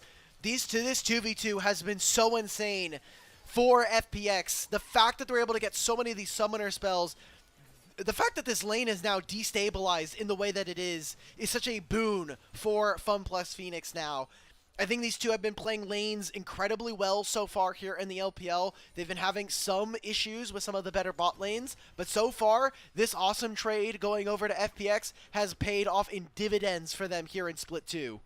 Now, for the credit of TT, seems like on this last wave push, 1XN was able to pick up a decent amount of the CS, and in terms of level experience, he's not that far behind, but it has been very bizarre just to see TT's bot lane duo kind of misplay a lot of the early interactions with FPX's duo. Shadow now going to benefit off of the raw strength that FPX have amassed for themselves, getting the first dragon. Still 20 seconds before the first rotation of grubs. Maybe FPX will have a chance to at least contest and not allow Thunder Talk to get all three for free. I mean, level 6 now here is available for Care. I think any part where you're going to play away from this bottom lane is very difficult. Care, however, is only kind of shadowing towards the top side. Viego is leaving this area. I think if Shadow is going to pretend like he wants to try to win this one, I think you really need to make sure that your bottom lane is safe here. The wave is going to crash. You don't know where Bechuan is, and you know he was already bottom lane once. Oh, wait a minute. The mid laners, they're starting to shadow. Yep, Mark, yep. I think, oh man, they're teasing it, man. You can tell how tense it is here for TT. I mean, but this is great for FPX. Shadow took the gamble that Bechuan was not going to dive without at least Satab being able to assist there, but the fact that Care is able to at least respond and match Satab's own posturing, it gives Awesome and Dway enough safety while Shadow gets to reap the rewards. Now that the grubs are being taken, Satab and Bechuan know they have to force something so that they do not let it go for free. Weaver's Wall going to come in. Care immediately setting the hero's entrance. Just not enough burst damage coming down on the Dway and Awesome, and the dive has been dissuaded. And now we get to see Shadow take topside camps as well. He'll grab a blue buff. It will be a trade here for him and Bechuan, but Damn, man. FPX have come to play here in this third game. It seems like they get better with time in these series. They came out swinging versus IG, weren't able to clutch it out in the very end in game 3, but here against TT, against opponents that are a little bit more close in skill level to them, FPX have looked really strong here. And now, coming into this third game, there is so much on the line for them. I mean, got to take a little bit of time here. It is the early set of objectives now going over to the side of FPX. And you're thinking, Herald in 3 minutes, Dragon in 3 as well. They'll have access to things like the Enchanted Crystal Arrow from Ashe. I'm really liking FPX odds in this game right now. Yeah. It's a solid 1,000 gold advantage. Now mostly concentrated into the pockets of Sheer and Shadow, since Sheer has been having a pretty nice laning phase for himself. Shadow taking advantage of the fact that Beichuan was spending a lot of time trying to give 1xN and Feather a little bit of that advantage back after Awesome and Jue being able to really overpower them 2v2 by themselves. And I love how even when Shadow is playing a little bit more for himself and getting resources, Care is able to step up and be the protector on this Galio, posturing whenever that Satab was looking for it originally, and then when he committed with the Weaver's Wall, Care not wasting a second, immediately casting R, ensuring that the dive does not happen. I was a little concerned that FPX were not going to be able to swap roles so easily, since Shadow was usually the protector and Care trying to be more of a carry role, but they have been able to swap the responsibilities pretty effectively so far in this third game. That was Care's identity last year when we were talking about an FPX roster with Milky Way, and this roster was trying to play a little bit more around the jungle when Milky Way had that like breakout rookie split and became an international phenom for a lot of the community. So not surprising to see Care kind of revert to former forms, but I think the fact here is we still have FPX kind of wanting to play a very fast early game, destabilize the game. Again, we prefer TT's draft if this game goes late. So we're working within the win conditions that we set up for FPX. We need to see them continue to apply this pressure. And now, second set of grubs now spawning in a minute. Same thing here with the drag.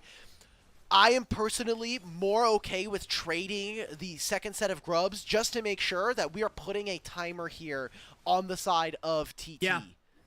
You already got the first rotation of grubs pretty much for free, since Care ensured that there is nothing threatened by TT in that 4-man play towards Awesome and Jue. So now, if you guarantee yourself the second dragon, like you said, you have a pretty fast Dragon Soul win condition in the next 10 to 12 minutes. And they're swapping. TT are going to try to avoid the bottom lane now. Sion should be able to live. It's going to be a single plate. This dragon spawning in 20 seconds. I want to see how much work TT can get done, because I think FPX has spent a little too much time trying to preemptively be here. I think they were a bit early to the fight. Are they going to even fight for this? Their bottom lane's recalling here. I really feel strongly they should be trying to contest this dragon. Maybe they're going to let Shadow solo this, since they do know that Beichuan is somewhere in the topside jungle. Care is already cheating towards the top side just to protect Awesome and Jue on what could be another dive attempt from Beichuan and Satab. Hoya just taking a little bit of damage there. All right, they doesn't get have vision. TP available. And the grubs will go over to Thunder Talk as you called out, but as you said it, FPX letting Shadow solo the dragon on the bottom side of the map while Awesome and Jue answer 1xN and Feather on the top side. And I think it's going to show that FPX are trying, they're taking risks, but they're understanding that the payoff is by ensuring that Awesome and Jue are still matching 1xN and Feather, and they're not letting this Jinx freely scale into the game. They're trying to maintain a little bit of that pressure, and hopefully FPX are able to find a moment in this mid game where they can accelerate it, they can find that destabilization that you pointed out for, and that's where FPX can get the snowball really rolling. Care's just going to be able to walk out of this. He is just playing Galio. Too tanky. Yep. What I am looking at now is the fact that 1xN has finished an item. It is going to be the Yuntals, so these wild arrows are going to eventually scale up to be able to grab a little bit more crit chance, and he is continuing. He's only down 500 gold, so realistically, this is not actually that big of a difference. Outside of the early laning phase, it has been pretty quiet, all things considered here, for the side of Thunder Talk. And I am looking at these dragons now. I think the fact that it is a Cloud Drake and not one that provides a bit more combat efficacy is something that TT are probably not too sad about, but the amount of movement speed after casting something like Shadow's ultimate on this Viego, when you have the Ashe ultimate as well, opens up a lot of plays if FPX are able to grab that for this team. So want to continue to see how they play around this bottom lane, and more specifically for me, how Shadow is now going to operate on this Viego, because you now have the Heartbreaker, you now can eventually be able to have a pretty big team fight, but you look at what TT have, this is a very difficult game to play Viego still. Yep. There's a reason why I outlined my concerns. There is a lot of front line on the side of TT, and even jumping into things like a Lulu. I can't tell you how many times I've been frustrated trying to play a Viego carry game and then getting polymorphed, and then you are cut short in the reset train that you are looking to carry out through. There's just a lot of things that Shadow has to be really conscious of, and because he's really the only person that's diving head first, oh my goodness, that was a Captain Jack cleanse right there from 1xN, just being able to ensure that the arrow did not stun him for too long, but that is a cleanse gone from 1xN. Exactly, it's going to be a summoner spell that they can very easily replicate a find if they need to with the Ashe ultimate. Now, so this is an interesting piece of tech and something that you need to be thinking about when you're looking at pro play and you're thinking about even your individual play is item economy. Like, how many items do you really need to be getting online, not only in terms of power spikes, but like how many items are super crucial. And here for Feather, I think 2 items for his support is going to be so key, but which ones does he prioritize? Does he try to get the Locket of the Iron Solari to provide more shields, more protection? Does he get a Moonstone? Are you able to afford a Mikhail's as a secondary cleanse here for 1xN? But you can't build all of these at the same time. And for support especially, gold economy is something that you only have so much access to because you're not a farming role. So it's going to be very interesting to me to see what Feather prioritizes and how he's able to use that as we get further in this game. Taking a look forward, Alk. Minute 20 from the 3rd dragon of the game. Minute on the Rift Herald, 5 on Otacon. H1 already trying to clear out the bottom side jungle so that he can be in position to essentially contest for this 3rd dragon. I'm not sure if Thunder Talk have to play for this 3rd dragon, because if you give it away, then FPX are on sole point. But maybe that extra 5 minutes is much more beneficial to the scaling factor that Thunder Talk have in a lot of these carries here. Yeah, I think you have to ask yourself, and I'm sure Thunder Talk are thinking about it now. Like, are we strong enough in about 5 to 10 minutes from now? There we go again. Repeat arrow on a 1xN, but the wild growth gives him a great health base, and a flash away keeps the bad guys of FPX away. Care. Just making sure that he can maintain prio on the Satab, but has to deal with the pushing power of Talia. But the rest of FPX trying to loom and cheat to see if they could collapse onto the Talia before she got a chance to roam on over. But now 1xN, no summoner spells available, and that arrow might just come out sooner. Think about, look, how much they invested for that play, though. That was flash from Shadow as well as Jue. As soon as the heal came out as well, you have to have thought, is this going to be worth it? They traded 3 summoner spells just to grab the one of 1xN. Is it going to be worth? We'll see if FPX can punish. We were talking about the cleanse being down. It will be up before that next Enchanted Crystal Arrow. Trying to desync these timers now. A lot of focus here from FPX onto this Herald. I think recognizing that, yes, they do have the Dragon stacking that they can go for, but if they can open up this mid-tier one, it takes away a lot of the safety that 1xN would have, and the ability for TT to kind of keep this map close-guarded and trying to protect themselves. Satab is coming on over. Sheer does have teleport. Oh, Keeper's Verdict punts Awesome away. Awesome's That's a lot out. of the damage gone. Shadow not going to get a chance to be able to compete for this Rift Herald. Might be forced to use the Heartbreaker just to get out over the wall. Good play by Satab on the Talia with the Weaver's Wall. It really ruins FPX's chances for that contest. Okay, and Sheer decided not to TP for this play.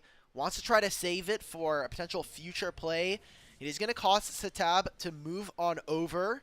And this is going to be the third dragon going over to the side of FPX. So TT not only need to get a lot of work done with this Rift Herald. I think Sheer's fine. He does have flash. Oh, wait a minute. Okay, it's getting blocked. It's getting blocked. Okay. All right. Good body block around the dragon. Unbeknownst to TT, there is a dragon being secured by FPX. And, yeah, thankful for Sheer that his teammates were able to intercept the big rocket. Okay, but guess what, Mark? We now have 4.5 minutes, a Cloud Soul in the works for Fun Plus Phoenix. Getting that movement speed would be a huge boon. Missing out on some of those combat stats, but you look at how close this game is right now. 1,500 gold in favor of FPX, but we talk about how tense this game has been. We talk about some of the individual leads right now. I will say, as much work as they have tried to put into 1xN, he has done a remarkable job of recovering this game, and now we're at a 2-item Jinx. He's got the Runons, he's got the Yuntals. He gets an IE or an LDR third, and we're in business here for Thunder Talk. And he's not even going for the tier 2 boots kite yet. Hang on, Arrow looking downtown. Who's the target? Was looking for Satab, but he's able to surf on away from danger. The rest of FPX. I found who it hit. Mimi's been hit, unfortunately, with the Enchanted Crystal Arrow. Mimi. She is stuck on my chair. Handshake. Oh, okay. It's on into H1, not the ideal target. Trying to see if they can contest for this red buff here. But as I was saying, the fact that it's no tier 2 boots, 1xN is pretty much relying on the Whimsy, giving him enough movement speed to be able to navigate these fights. And I think it's a good call, because now you can accelerate your own item spikes and just being able to match the combat power that Awesome offers on the Ashe.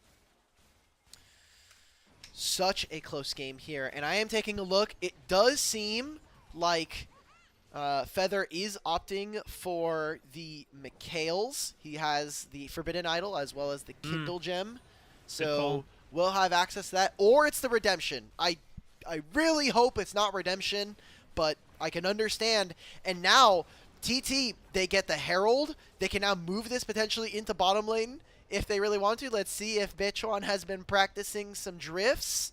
Okay, hugs the wall. Nice. So he'll have the angle. Oh, okay, not quite yet. Unfortunate, but I think really strong play here from Thunder Talk. They've now grabbed the mid-tier 1 that's gold into the back pocket of some of the important members for Thunder Talk. And this game is evening up, Mark. We're getting closer and closer. FPX, they started off so well, but it has come to a complete halt here in this game. Yeah, Thunder Talk have done a really great job of being able to slow down the game and just still continue on scaling into their strong spikes that we were pretty much highlighting at the beginning of the game once we saw these compositions drafted. And low-key, even though Satab hasn't really gotten a chance to participate in some of these big fights here, I'm already just getting a sense of him right now. The way he's navigating on the Talia, the way he's been able to trade, and he's finding really good Weaver's Walls to create optimal situations for Thunder Talk in some of these objective fights.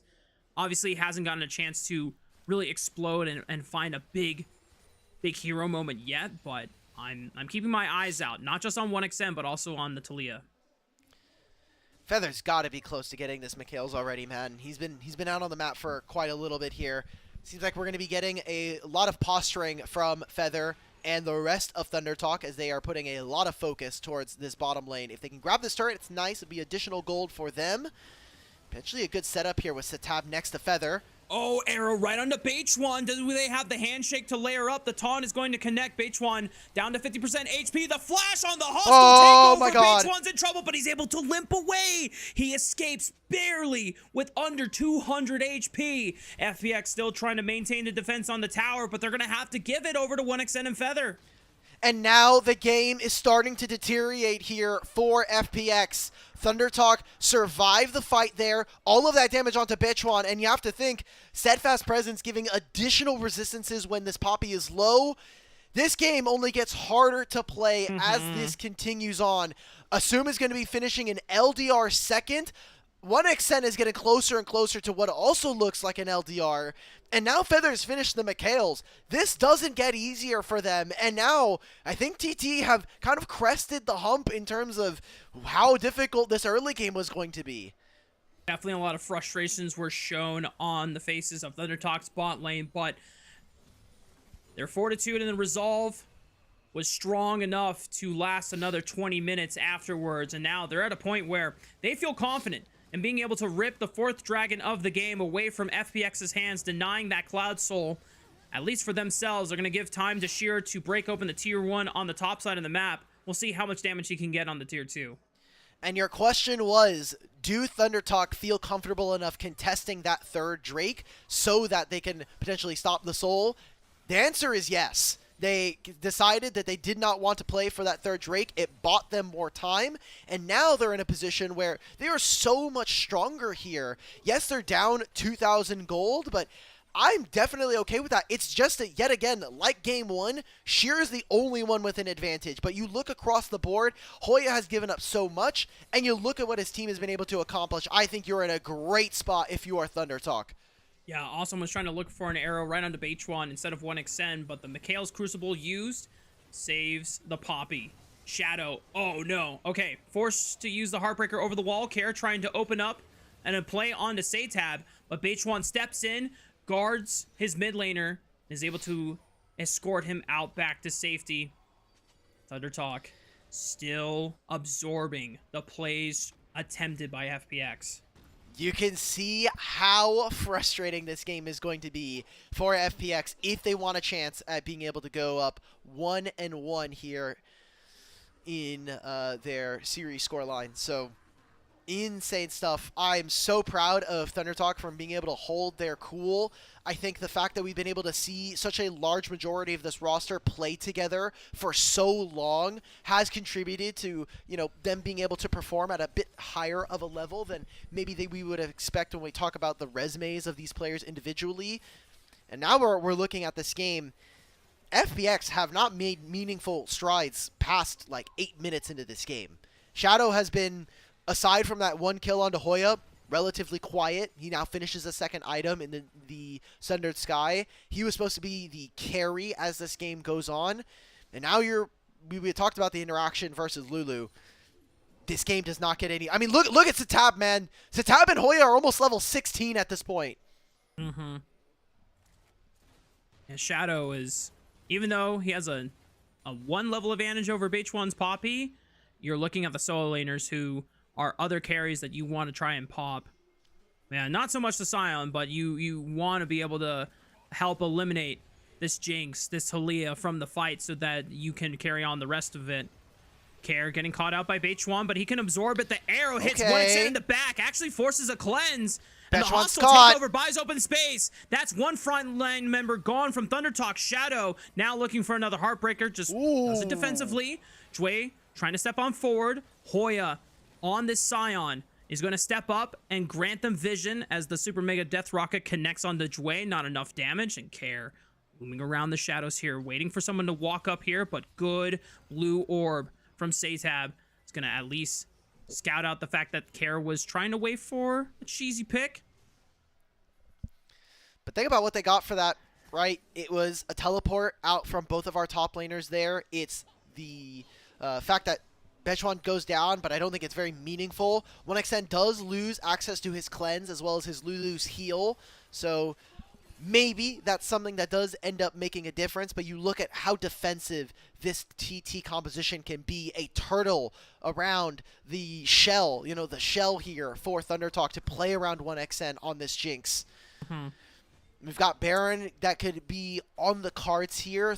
FPX are a bit of a slower team to be able to take this objective, so we still have the Otacon. We have Dragon spawning yet again in a minute. Do FPX feel comfortable to be able to flip the game around this objective? Oh, Shadow, gotta be careful. Oh, look at Shadow! the Hoya with the unstoppable onslaught. Shadow has got to be the big carry in the vehicle, He's but caught! he's not gonna get a chance to do anything. He gets punked by ThunderTalk, and look at 1xN on the resets with the Jinx. He's going to lay waste to the entire Fun Plus Phoenix gonna go. Sheer might just have to give his life so that Care can escape, but ThunderTalk have come back with a vengeance. Ever since the early game, Fun plus Phoenix struck against 1XN and Feather, and vengeance tastes so sweet. That pick onto Shadow might be what officially breaks this game. ThunderTalk got through a tough early game and now find themselves a dragon that they can start up on spawn if they really want to, and now Otacon GAs. So if you thought it was difficult enough, well, now the next 2 minutes, it's going to be near impossible to kill ThunderTalk and their bottom lane. I love what we got from Hoya. A lot of criticism from him. There is no bailout here because it was used on Shadow. There's no flash now available from Jue. And TT make magic happen in game 3. The gold lead completely gone from FPX. Just a matter of hundreds. It doesn't even matter to ThunderTalk. They pick up the Otacon. They have GAs on their side. Another dragon has spawned, but you have to imagine that Fun plus Phoenix are just not in a position anymore to be trying to fighting ThunderTalk at this state in the game. 3.5 items completed for 1XN, the Infinity Edge, being able to get picked up here. And with a Lord, or not quite the Lord Doms, but a Last Whisperer component, this Jinx is at an all-time high. Flash and Cleanse at the ready. Weaver's Wall from Satab will cut off Shadow. The Heartbreaker able to buffer through the wall slam by Beichuan, but it's another tower gone and another step closer to a victory for ThunderTalk. And it is so dangerous now for FPX. They need to make plays probably onto Satab at this point and make them quick, because even if you find it onto this Talia, well, there's still the Mikhails that they have to be able to deal with. You still have the Lulu. She can apply so many shields. FPX, one of the things that we kind of criticized them before was their lack of decision making, the fact that they weren't willing to move forward and find a win when we were talking about them in game 1. Game 2, it was Care and Shadow, but Shadow has been caught out a few too many times now, slowing down the game for his team. He has an individual lead, but Mark, I'm sure you've had this situation happen to you in solo queue. You have a lead over the enemy jungler, but it just does not matter. They have we talked so about much it more during the utility draft in this phase. game. We looked at the draft, it is just so difficult to play as Viego in this setup. Where's your burst damage? Who is going to reliably get you the picks to set up for this composition? I mean, you have the Ash Arrow, but Beichuan can absorb it. Hoya can absorb it. And these guys are way too tanky to burst down reliably as a Viego. You are pretty much always on a solo mission. It's so conditional trying to play around Anar, even though that we know that Sheer has been able to perform super well on this champion in the past. It's just been completely diffused by ThunderTalk. Oh, they're going to try to jump onto Hoya, but this is a very tanky Scion. He buys some time. Unstoppable Onslaught, pops the shield, has the flash, goes to the safety of his team, and with the wild growth, he's totally fine. They expended a lot there from the side of FPX, just at the cost of one summoner spell from Hoya. I think that's fine, though. You stop ThunderTalk from being able to grab the Baron. Hoya's going to look for a recall and try to teleport back into this play. Same thing potentially here with Satab. We talked about it before. The Baron here for FPX is incredibly slow. They were able to stop them from grabbing this objective. 2.5 minutes time before the next dragon. Every single dragon has to be ThunderTalk's if they don't want to give over Soul. And honestly, I think the fact that FPX are like, we want Soul, not because of, obviously the combat power of having the Soul is nice. I think they really want the Elder Dragon, if anything, because that is going to be a huge equalizer. I'm definitely in the same boat with you, because I don't think you're killing ThunderTalk without something as game-breaking as an Elder Dragon burn and an execute. It will be kind of the last finishing power you need to break big frontline tanks like Scion and Poppy in these engages, to be able to overcome a lot of the nuisances that is getting through Talia Unraveled Earth and Lulu Polymorph and Wild Growth. There's just been such a solid fortress composition that ThunderTalk have built up for themselves. Yes, early game was rough, especially for 1XN and Feather, but man, they were able to ride out the rough wave, and FPX didn't do enough to really capitalize on that snowball. And now here we are, 32 minutes in. ThunderTalk reaping the rewards of their patience and their fortitude. And FPX starting to struggle with their inability to make that snowball happen. Such a big game. I love that Hoya recognizes what role he has to play in the team. A lot of the time doesn't have to be the carry. Almost won that game for them in game 2 on the Mbessa. They try to make the play on the Satab. The aim is off. ThunderTalk now positioning over onto this Baron. It's being started here. Sheer, you're running out of Mega. He does not have it. We have not seen him participate in a team fight. Mega Gnar completely gone. And all of that combat power from FPX. Even though ThunderTalk are forced off the Baron, they can just buy time and wait for this next dragon to spawn, where they'll feel a little bit better about trying to contest for the objective now that Sheer is not in Mega form. Okay. How much damage is going to be real? Sheer will have access to Mega Gnar in a few. Metron's trying to move forward. I think this is 2-4. Right backline. Hoya follows up with the unstoppable onslaught. Shadows the target once again. The bailout. It doesn't save him. Hoya goes down, but there is no Viego Reset City. There is no Gnar to save FPX. The Super Mega Death Rocket puts a big damage marker. That's it. That's it. ThunderTalk have completely taken headshots at Fun Plus Phoenix in the sky and take them out of their momentum. ThunderTalk won't even care about the dragon. They're gonna push it in for the win. And the split one darlings find their rhythm here in game number 3. Your all-pro from Spring, 1xN and Feather, make it happen in the last game of the series. ThunderTalk able to rise against what FPX had to offer. Fortitude strong, resolve undeterred, and that is what I'm Thunder talking about, baby! Shadow's gonna revive at the very end, but it's not going to be enough against the strength of the comp. GG, well played. ThunderTalk take the series. They go to 2-1. They'll find their first series victory in Split 2 proper. And I mean, what a front-to-back fight we got from the beginning of the series, with TT opening with a banger.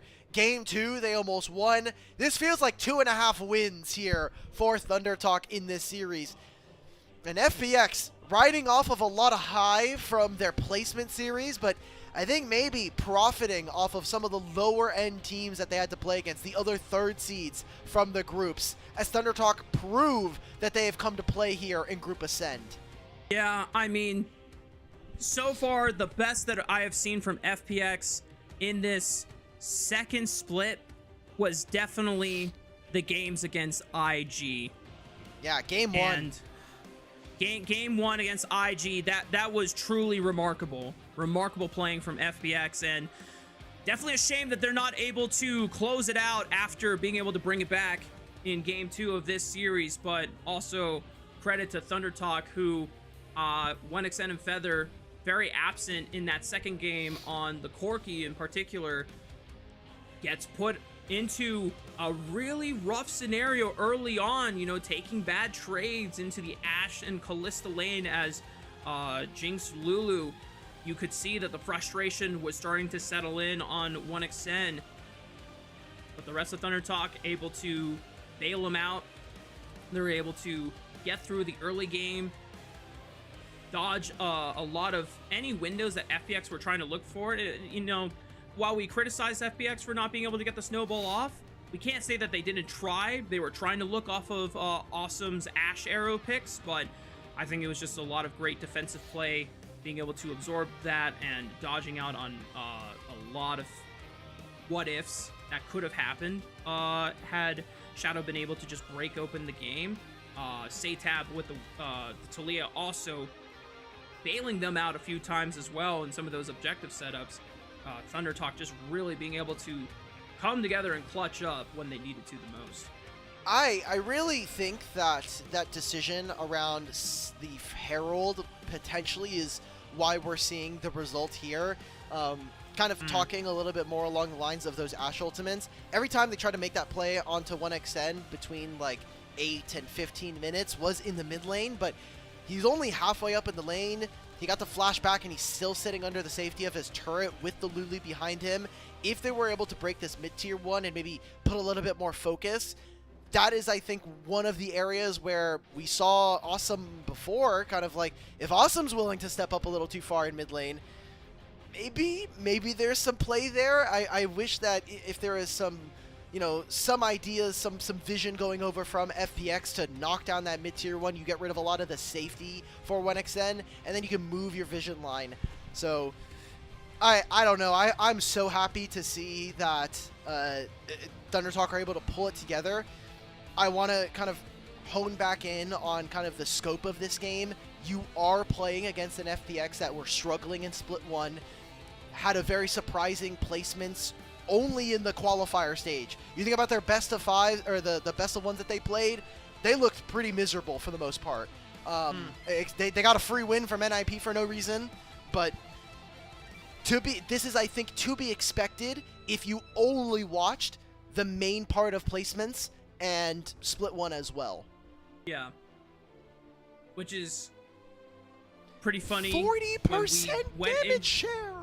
Holy moly. I mean, well, we said that they were putting all their eggs in the 1xN hyper carry basket, and like we talked about, I mean, the early game was really rough, and a lot of things were going wrong in that early 2v2, but as soon as they were able to bail them out and just kind of ride through the mid game, not many, I don't want to say not many, but not enough successful attempts were made on continuing to push 1xN down the hole. And once we got to this fight, I think it just really goes to show that FPX, man, I'm trying to find a polite way to say this, but like we said, it is just a difficult way to play Viego with the setup that you have into the setup that ThunderTalk have drafted for themselves. And if you are going to be playing Viego like this, I feel like you can't be this far forward. You have to wait for other people to open up the fight for you. You have to be incredibly selfish so that you can pick up resets. But still, I just don't know how you reliably get them started off in the first place. Because I mean, Poppy was permabanned all series long, and I think we get to see why that was the case. The fact that it is a flex between Beitron and Hoya is such a potent duo. The fact that Hoya immediately plays and recognizes like what his role this game is I'm going to frontline, I'm going to play Sion, and there is nothing that Sheer is going to do in this series. I'll be honest, we had so much hype around Sheer coming in, and while he's had individual games that have looked really good, I think this entire series, Hoya gapped him pretty hard. Even if you think, like, yes, laning phase, we saw Sheer with 30 CS, 50 CS on his lane opponent. That means nothing when I have Hoya walk into a team fight and be a frontline. When I have him playing Ambessa and he's finding engages onto your AD carry and wiping a team and even keeping them in that game too for as long as they did. Game 1, I mean, he kind of smacked him despite having the CS deficit going into that game. So I think Hoya recognizing that lane isn't everything, he played the weak side so well, and that is, I think, the style that we have seen historically work for Hoya for so long. Yeah, and the fact that Sheer was kind of given a couple of free laning phases is disappointing in the FPX camp because, as you said, we had hyped up this guy as one of the few bright and consistent stars of this FPX roster. This is one of the rare instances where he didn't really look present. It didn't look like he was really there. I mean, even on the Kennen game, yeah, he's at least able to contribute slicing maelstroms in those fights, but half the time he was getting popped, and most of the time it was the rest of the squad really picking up the slack. The Kers, Yone, Shadow on the Sejuani. Awesome was a massive factor on the Jhin. Once again, when we look at like SVP ratings, you know, like who was the least deserving player or the least deserving of a loss on the side of FPX, I almost feel like it's got to be between Awesome and Jway, because they dominated their laning phase. They did everything they could. Shadow plays for his own resources, which I think is totally fine given the context that he's playing Viego. Give it to Beitron. Protects it. Yes! He played so well this game, man. He actually kind of put up a pretty big win on the board on this Poppy. So you know, Beishuan has been hit or miss. There's been a lot of games where I think he kind of pulls the trigger a little too early, but this Poppy provided exactly what he needed for the team, and his picks on the Shadow are why they were even in positions to be so dominant here in the third game of the series. Yeah, I mean, you're just identifying that the biggest make or break factor for FPX's comp is the Viego, right? Like, if he gets resets, it changes the entire scope of the game and some of these fights, but he goes down and then no one can stand up against a Jinx who is just ramping up in attack speed and movement speed. Yep.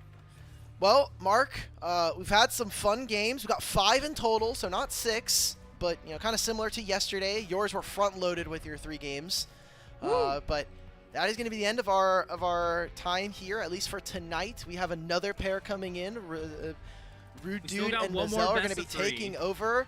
This is the super banger. If you thought Thunder Talk versus Fun Plus Phoenix was going to be good, we got BLG versus Invictus Gaming right after this. Goodness. And you know what? What a time for BLG to be playing against IG now that IG seemingly have come together and really, you know, showing their best form they have all season long. I mean, hell, I hope for Mazel and Rude's sake they get to see another Shy Nidalee game. I'll be jealous a little bit, but I would love for them to see a little bit of the sauce that he brought out. But anyway, thank you again to everyone tuning in for the LPL English unofficial broadcast.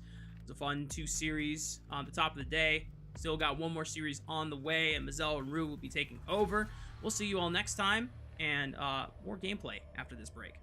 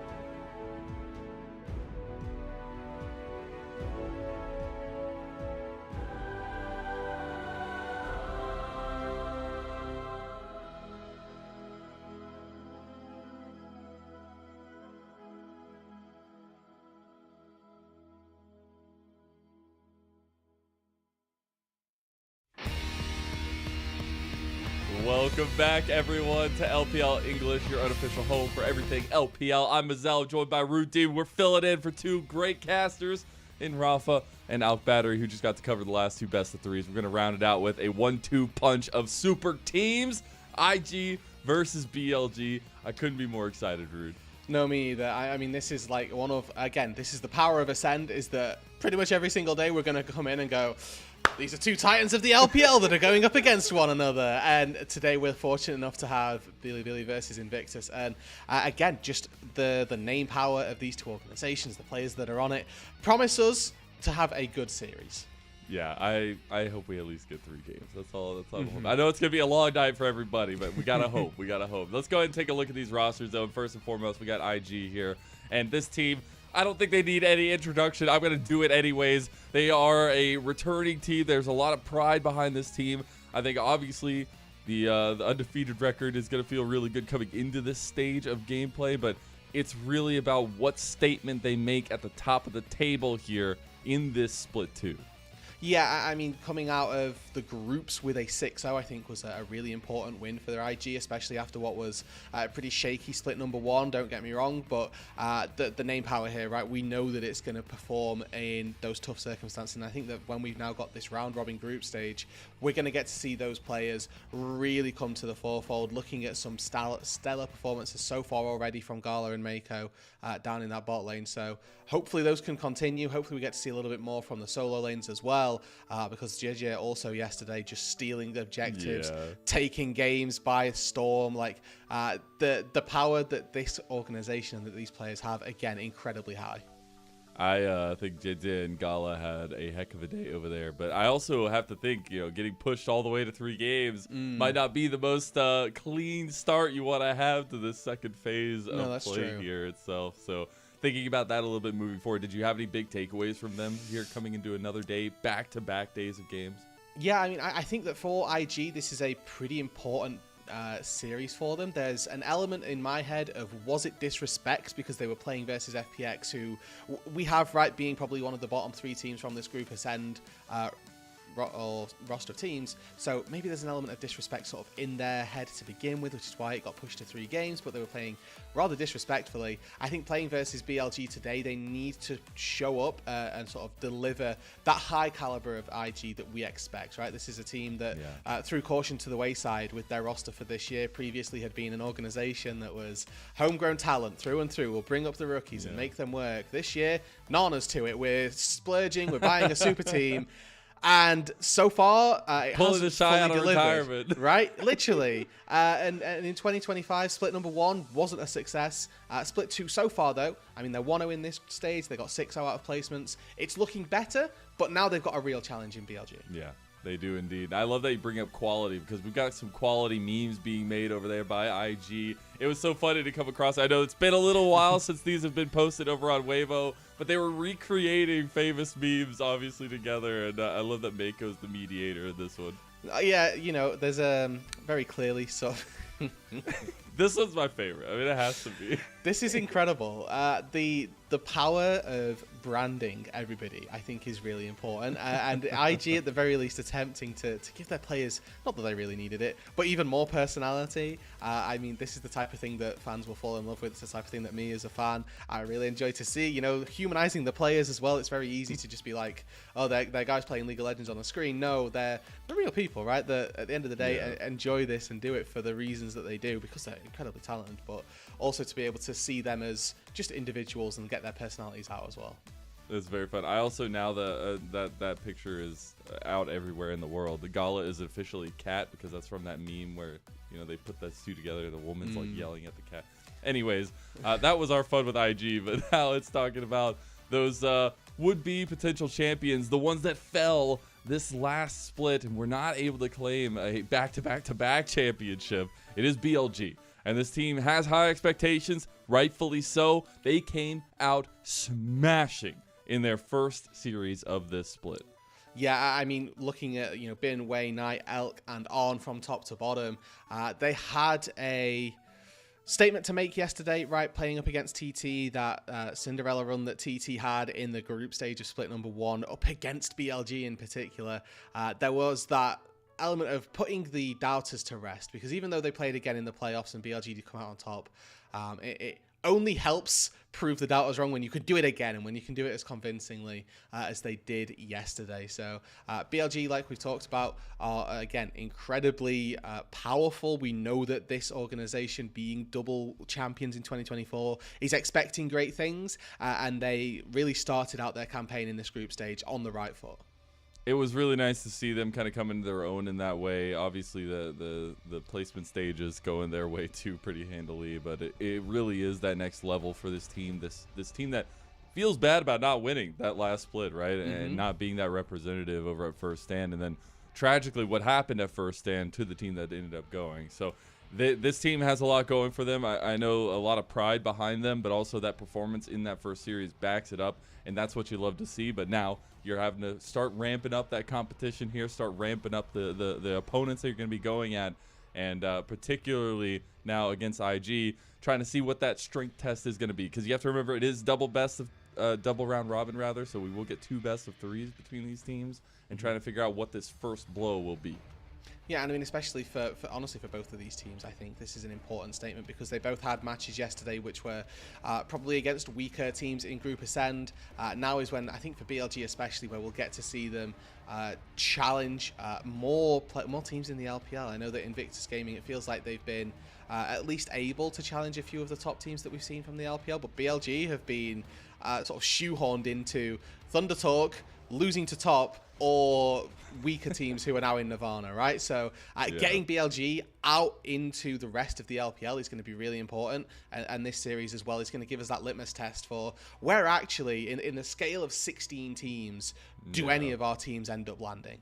That's a big scale, I gotta say that. I have to put a little bit of heartfelt harp on this top lane matchup, though. I think there's a very interesting dynamic between Bin and the Shy and what they represent as top laners in the LPL, not only in Legacy, but now in current form as well.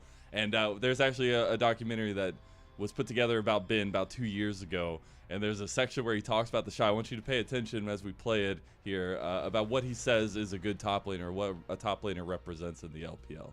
刚打街的时候，就一直想排位去打到那些 LCK 的选手啊，或者 LPL 的选手啊。 还有像 Faker 啊这种紫菜啊这种知名选手吧，我当时就很想去赢他们，然后去证明我很强嘛。很多上单的玩家偶像都是紫菜吧，因为他在 S8的表现就是太亮眼了，就也让我们这些上单玩家都觉得想变得和他一样，打得那么强势，然后打得很有进攻的表现。当时我也知道紫菜这个人他在韩服打得很好，我就挺看好他这个选手的。然后 S8最后他也是夺得了冠军嘛。 就让我更想去表现自己了，让我更想去登上 LPL 打比赛了。刚打街的时候 The duality of these two guys writes itself, but it's so funny to me when you look back at these memories, you look back at this motivation from Bin, and now you see Bin standing in the place of the Shy, and the Shy trying to earn his way back into the league. It literally gives me goosebumps. This guy is the face of the LPL, it feels like now, and what a face to have.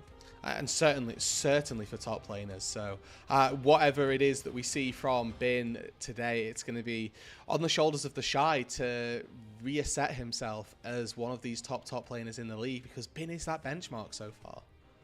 It's been really fun to watch. But honestly, the benchmark of crazy still goes the way of the Shy. It's so funny. All these years later, the Shy is also still playing like the Shy.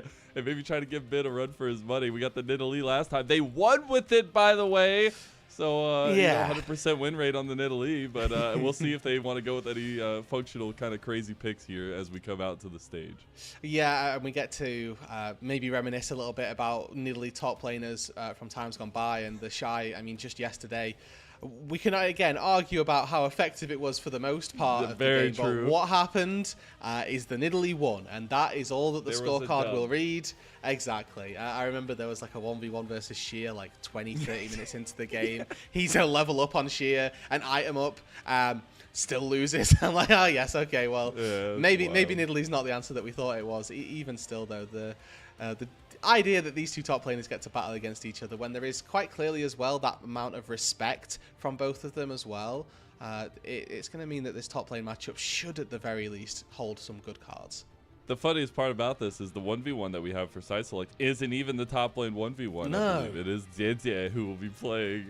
See if the Shy is going to give him any pointers here as well. But it's so funny as well. The 1v1 that we've really come accustomed to here this year so far in the LPL is definitely that new setup for us. But it's been really cool to see how much it matters sometimes and how much fun some of the players can have with it. Although maybe recent memories of 1v1s, not going to be great.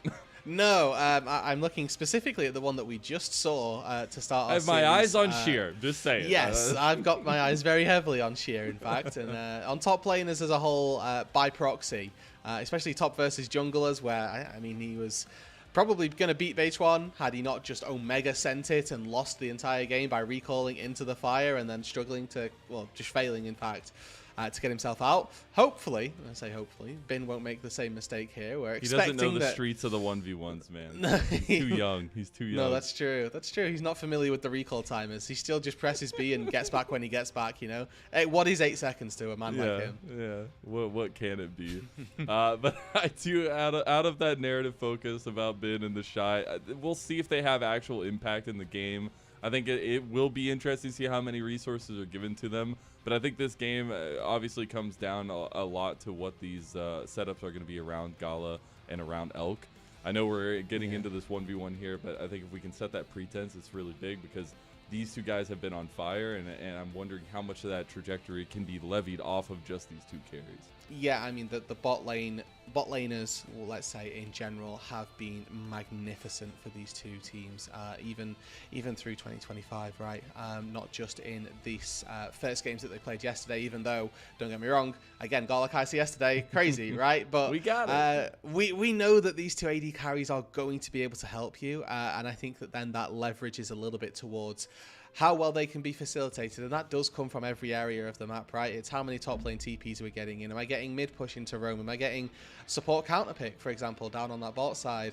And all of those add-ons, you know, is my jungler ganking me? You know, some things as simple as that can make the difference in these games, right? So obviously there's pressure on Elk to keep BLG, or get BLG, I suppose, back to tournament winning ways, and you know, a win up against IG is the good place to start. I think this is going to be their first real challenge for split number 2, so we need to see how they get on.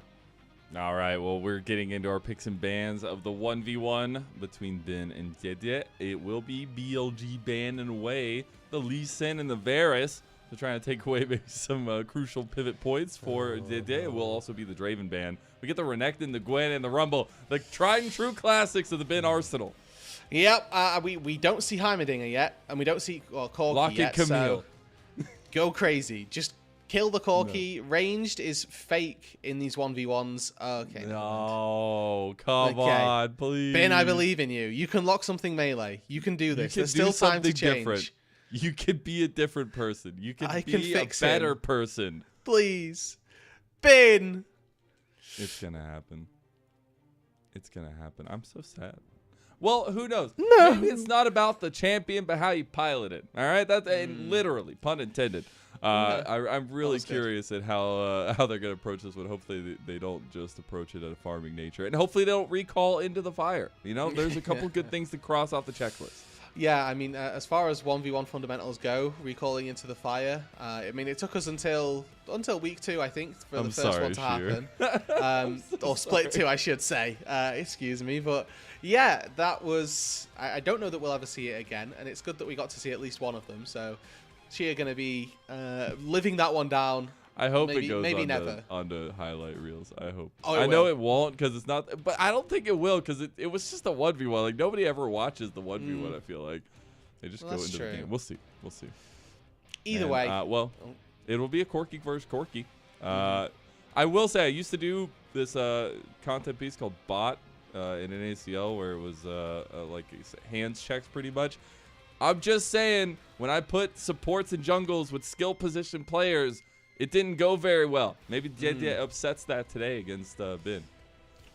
We may only hope, as you know, supporters of the LPL's content. It would be great to be able to see a jungler besting a top laner, but like you say, trends tend not to go that way. And when you've got individual Corki versus Corki, right? Like sometimes you can maybe make an argument for, well, actually I've got more proficiency on this champion, so I can get away with it. But I probably dare say that Bin has a couple more Corki games than JJ. But I am speculating. I must say I do not know.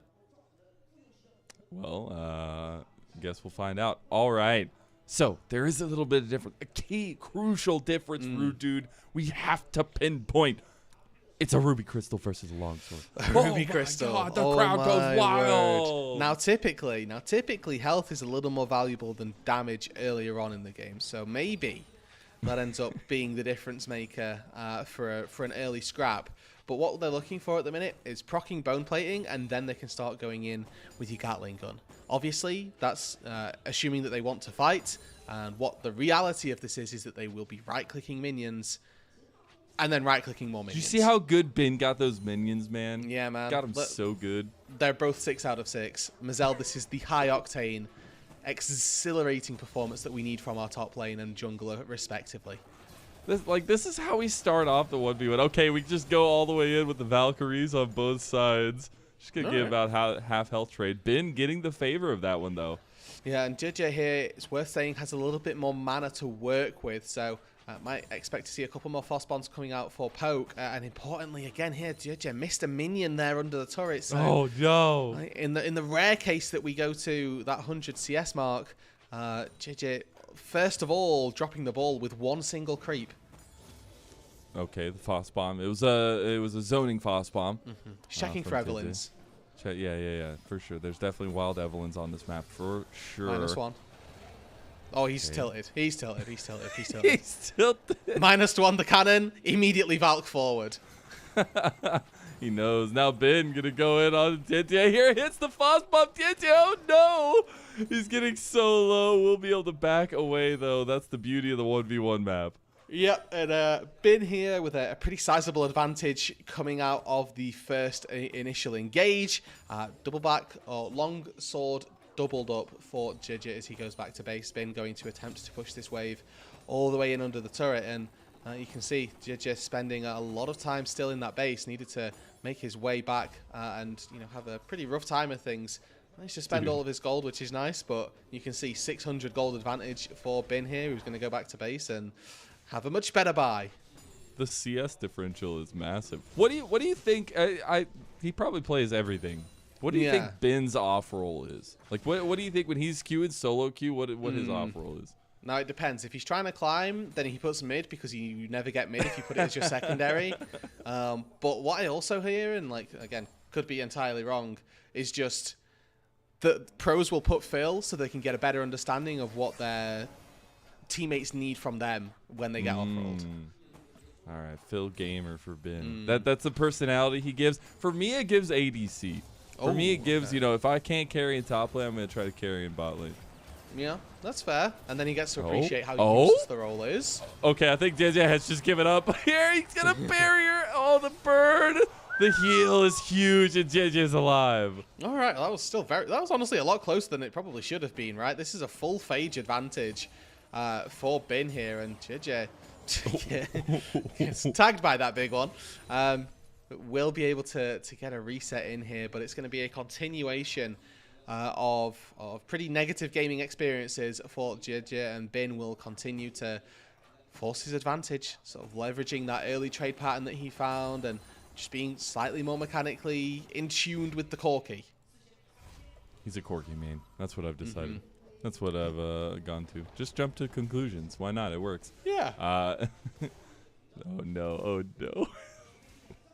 Surely I'm gonna guess this means that he doesn't get the cannon. No, he did get it. No. Oh, okay. All right. He Fair had enough. 290 right there, right? Like he had that gotten it. Surely. I think cannons are like 150-ish in this game mode anyway, so probably got it. Even still, I don't think it's changing the course of this game. Maybe the observers are having fun too. The observers are also saying that this is boring. Thank you. Yeah. The observers are. It's that, or they're a little down bad, which is also equally valid when the Corki spins out. That's true. So we may never know as another Foss Bomb goes wide. So JJ really not having the best of time trying to land these. Bin at the very least, maybe just has that fancy feet as well. And we're having a little bit of fun with it, but actually side select is pretty important right now in the day and age that we are in, right? That unlocks like the first pick Nefiris, that unlocks a lot of big choices in your draft. So while the meme is definitely in this one because they're both being very boring, it is still important to get the blue side select. Yeah, I mean, like, immediate bulk forward. Like last series, for example, when you are two teams that are closely matched, it was another 100% blue side win rate for both of our sides in the last series. So, you know, you can extrapolate whatever data you want from that, but whether there's a draft advantage to these teams, maybe. And with BLG, we're expecting that they are going to have, at the very least, a pretty good idea of what they want from blue side drafts. So giving it over to them is not the best situation to find yourself in.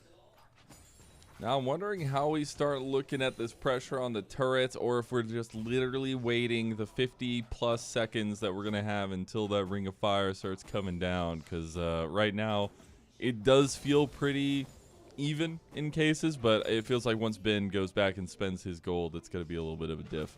I mean, Bin's 3 waves off of 100 CS as well, so I don't think it ever works out that you can get 100 CS. Like, I'm pretty sure Bin's like chovied this game, and he's still not going to get the 100 farm. He gets 7 here, takes him to 93, right, or 96, 92. So you're not going to be able to get the farm that doesn't matter anymore, CS. Is it 100 CS not a win con? Then my bad. No, it's just that they changed it to just the turret and either the 2 kills before the ring of fire or the 1 kill during the ring of fire. Well, that's good. I think honestly it's fine because then it takes out that win condition point for a lot of players, but it still means that we get these kind of offs where it's just until the ring of fire spawns that we wait until all the action happens. Yeah. It's like we're farming for 100 CS, but we're not farming for CS. Now let's look at the items in the inventories, though. We got this plate of steel caps, both sides with the Potion of Wrath there, but Trinity Force completed as well for JDG. Yeah, it's the tier 2 boots advantage for Bin that's probably going to net him the win overall. Unless, of course, JJ puts on some mighty fancy feet. I think the good thing about Corki 1v1s is that you get to see a lot of side steps and dodges as well. Rocket management as well. Okay, here we go. Stand still. They're just going all in. I think the stand still is going to go the way of Bin. Unfortunately, the Corgi is just a good boy, and he gets the win there as well. So now BLG will no doubt select blue side. Yeah, it was actually really solid by Bin there. Procced the bone plating prior to the all-in trade that was going to come through, just with one of the rockets. And then obviously, right, just has plated steel caps advantage, so he's going to come away largely ahead in those trades, consistently trading better auto attacks off against one another, and you know, maybe there's better Sheen proc usage in there as well for Bin, but I don't think that was going to be the be all and end all that matters. And Nadoi, surprise blue side locked in for BLG. Wow, shocker. That's crazy. Well, we're starting off with the script going right for BLG. Now refocusing on that setup for both these two teams. I mean, obviously we've seen them before. We talked about IG having a little bit more of a rockier start than BLG did, but the biggest factor is now a big test for both teams moving towards those upper echelon teams in this group ascent. Yeah, and I think in particular as well for IG, I'm personally okay with attributing some of their woes yesterday to disrespect, but if they start faltering here, right, if BLG do just come out and easily sweep IG to the side, then it starts to get a little bit worrying, because IG, as we'd already highlighted, came out of their group stage 6-0, were one of the 2 teams to be able to do it. And you know, I was riding high on the IG train, thinking, okay, this is kind of what we're after here. And if they can't then begin to make that delivery happen, that's when it starts to get a little bit scary as an IG fan as well. And taking a look at that bot lane matchup we wanted to focus on here, Elk and Gala. Not only you mentioned the Gala Kaisa yesterday, but we also see a little bit of a differentiation in what they've gone for so far in the Group Ascend matches. See a little bit more range, a little bit more setup through Elk with the Misfortune, with the Ezreal picks. A lot more fight capability from Gala with the Kaisa, the Varus, a little bit of utility with the Jhin, but it still is a situation where both these guys are now looking to win a 2v2 in bot. And it's entirely possible as well for them, as it does look like we're now dialing in, ready for at least the draft of game number 1. And BLG versus IG kicks off. Neferi taking place on the blue side ban table, which is a little interesting. And the Varus as well, probably one of those 2 AD carries that we see get banned very frequently. Kalista expected to make its appearance on the ban table, or at the very least picked up nice and early.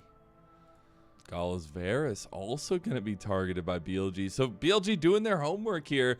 Obviously, Wei not willing to go with that Neferi, or maybe saving it for further games here. It is a best of 3 fearless, so maybe opening the door for games 2, maybe games 3. The Kalista is the final ban, so we do get some focus there towards the bot lane. The Jace as well joined that ban table by BLG, and this is a tried and true classic from Wei. It'll be the Vi. Yeah, okay, so again, doesn't really reveal all that much. Sets up for a good dive composition, so if we want to see that Kai'Sa prio, it can definitely be picked up by BLG. I think taking it early for IG is a little risky when you haven't set yourself up for it necessarily. And then the Ambessa as well, the priority on that pick is going to go up quite highly for Bin also. So there's a lot of dive style that BLG could opt into. Whether or not they continue to keep going with this dive trend, we will end up waiting and finding out. And IG already matching with that Xin Zhao, so a little bit of early game pressure to try and go toe-to-toe with Wei. JJ here fancying himself a bit of a skirmish in the early game.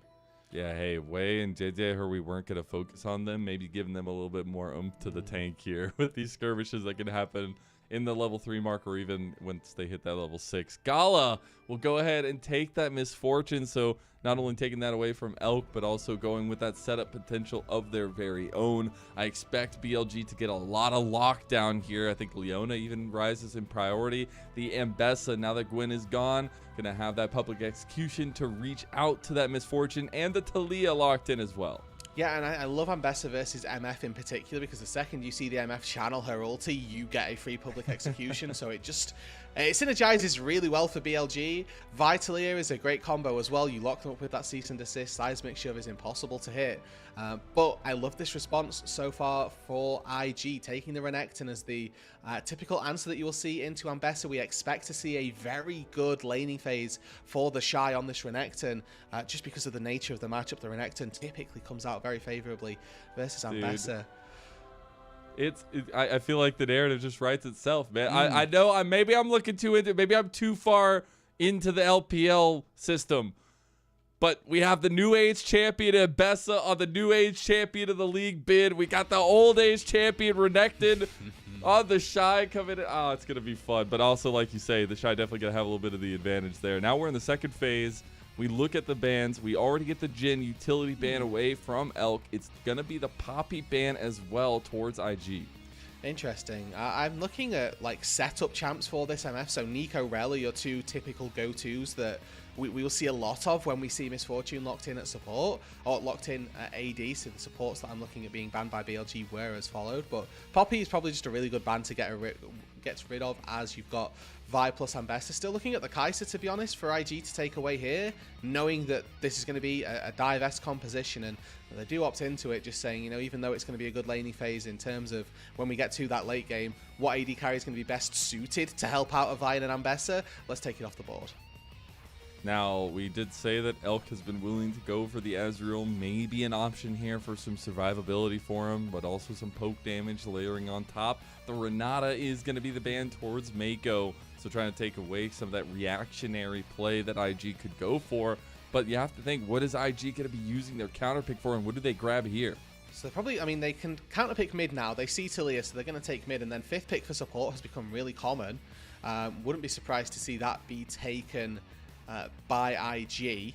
Just a couple of hovers being tossed around.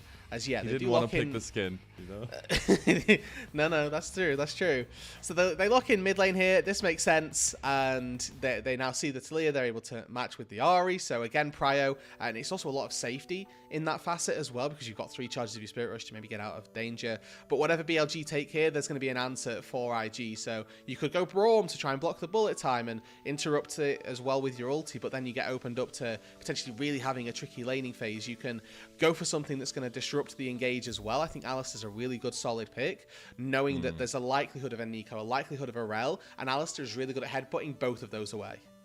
Yeah, and you can get that engage onto the MF as well. Ezreal, the hover here at least would be nice to be able to pepper in some damage on that the back of the engage. that BLG are rocking here, but I still wonder now what that counter pick is going to be in terms of that answer into it. If it is just going to be that tried and true rel, the Ezreal does finally come through. Okay, and I mean, in terms of getting damage over the top, this makes a little bit of sense, right? You see somebody out of position, True Shot Barrage goes over on top of Vi plus Ambessa.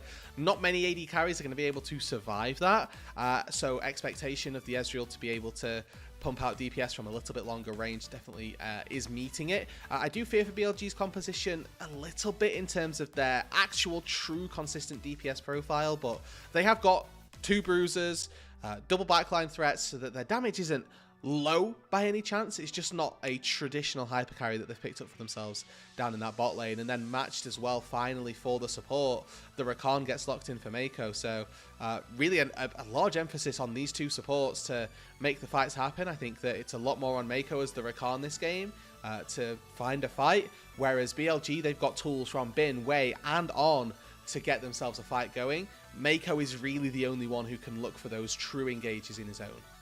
Yeah, and that's going to be difficult to do. I feel like you're going to have to really watch out for the spacing of BLG in a lot of these situations, and that's going to be very difficult.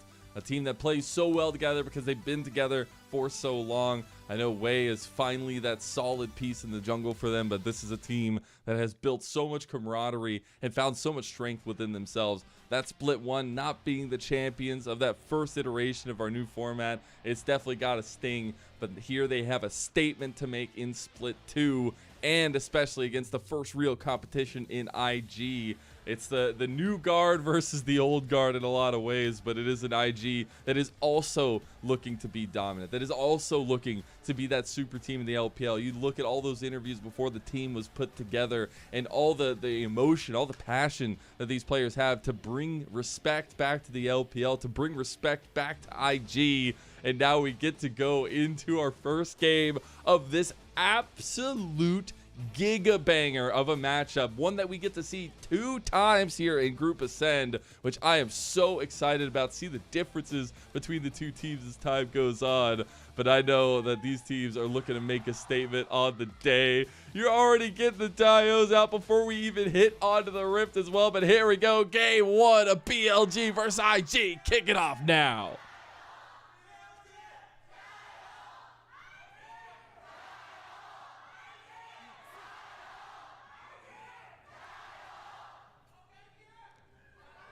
Never gets old. It never gets old. It never gets old. Literally never gets old. When I intro people to the LPL, like when you get to cast the LPL and you get to hear those gyos, yes, we're not in studio, but all these years, like that is what fuels me to be a part of the LPL. That passion, that fandom, and I gotta say, Rude, in person, it's 1,000 times crazier. The rooms literally shake, and you get to hear the fandom of BLG and IG as we start this one off.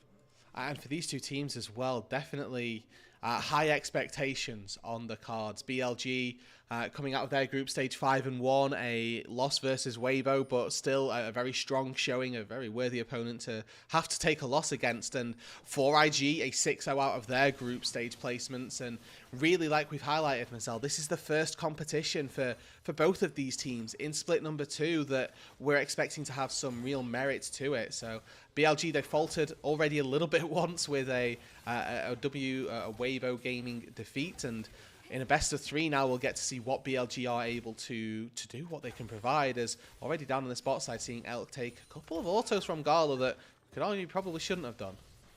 A little bit of a better health lead there as the headbutt comes through, trying to get some of this wave clear, get that level 2, that safety for both sides.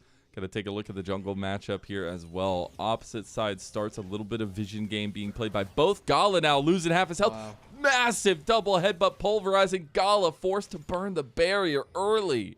Yeah, and I mean, Elk clearly playing for the level 2. Gala spending a little bit of time poking out onto the Ezreal. Really never a position where I imagine an Alistair gets level 2 push versus Rakan, but clearly the world that we find ourselves in, and for On and Elk, that's a really big advantage just early enough, taking out that barrier from Gala, meaning that he's going to be a little bit more susceptible now. The MF, very reliant on her flash and movement speed that's built into her kit, so that initial popping of one of those summoner spells is going to go very well as we see BLG hopefully look to extend that lead. Now we see if BLG can kind of keep this push and this priority. No, Gala. He steps up, does end up getting the buffer out from Elk with that arcane shift. Gonna be dicey stuff on the bot lane for IG. Maybe hoping for some hopes and prayers from JDG, but he's going all the way to the top side. We'll see if Wei wants to make his presence felt on bot lane. But as we come to the culmination of both junglers, we are not going to get that early interaction between the two that we were maybe looking for. But on that second path, I can see it happening. Ooh.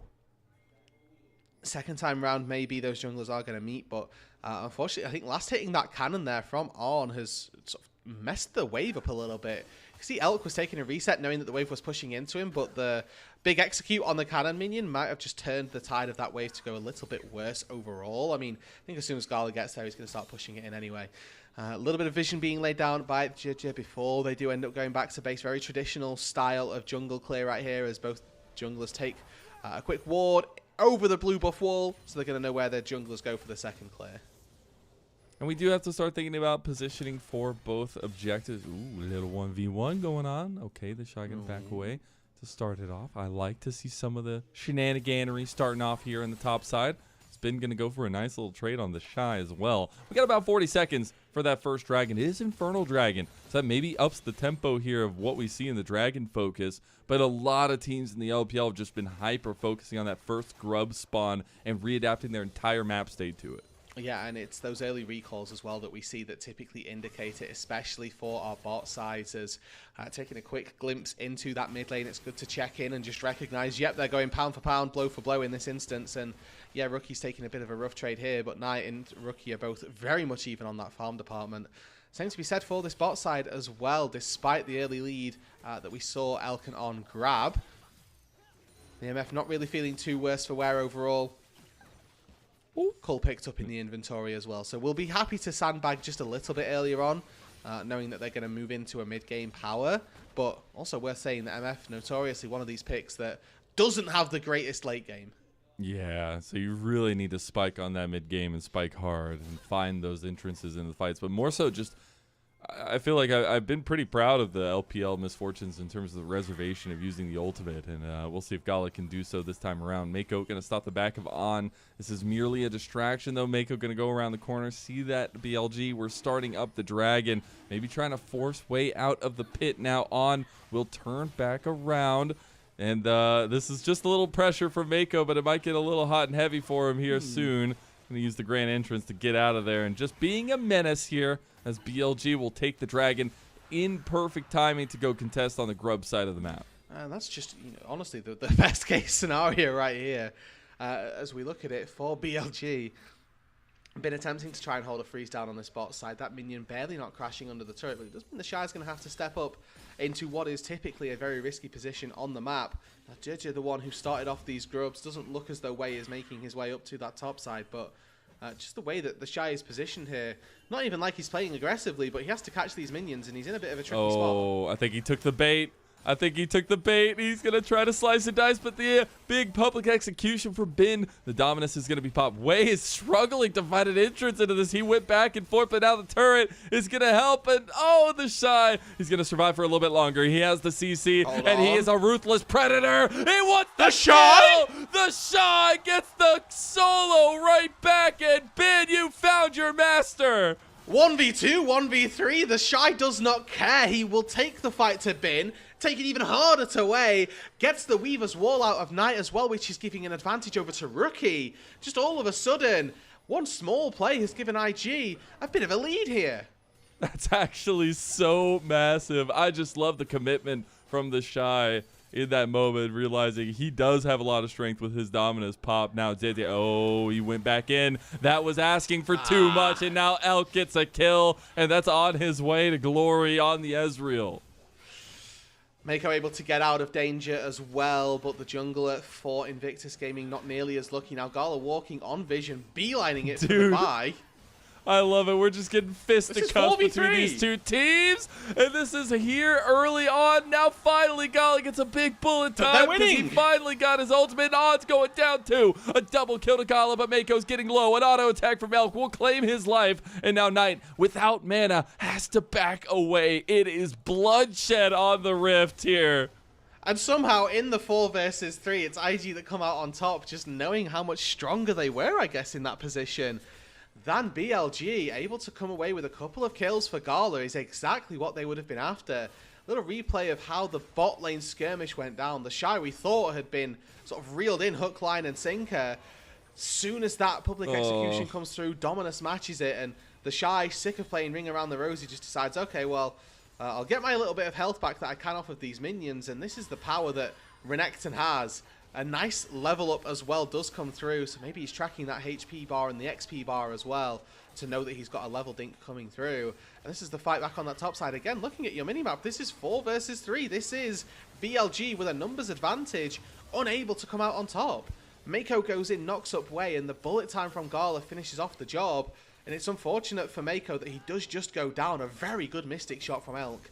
Snipes him, weaving in a final auto attack. But overall, IG bouncing back there where they really shouldn't have had much of an opportunity to.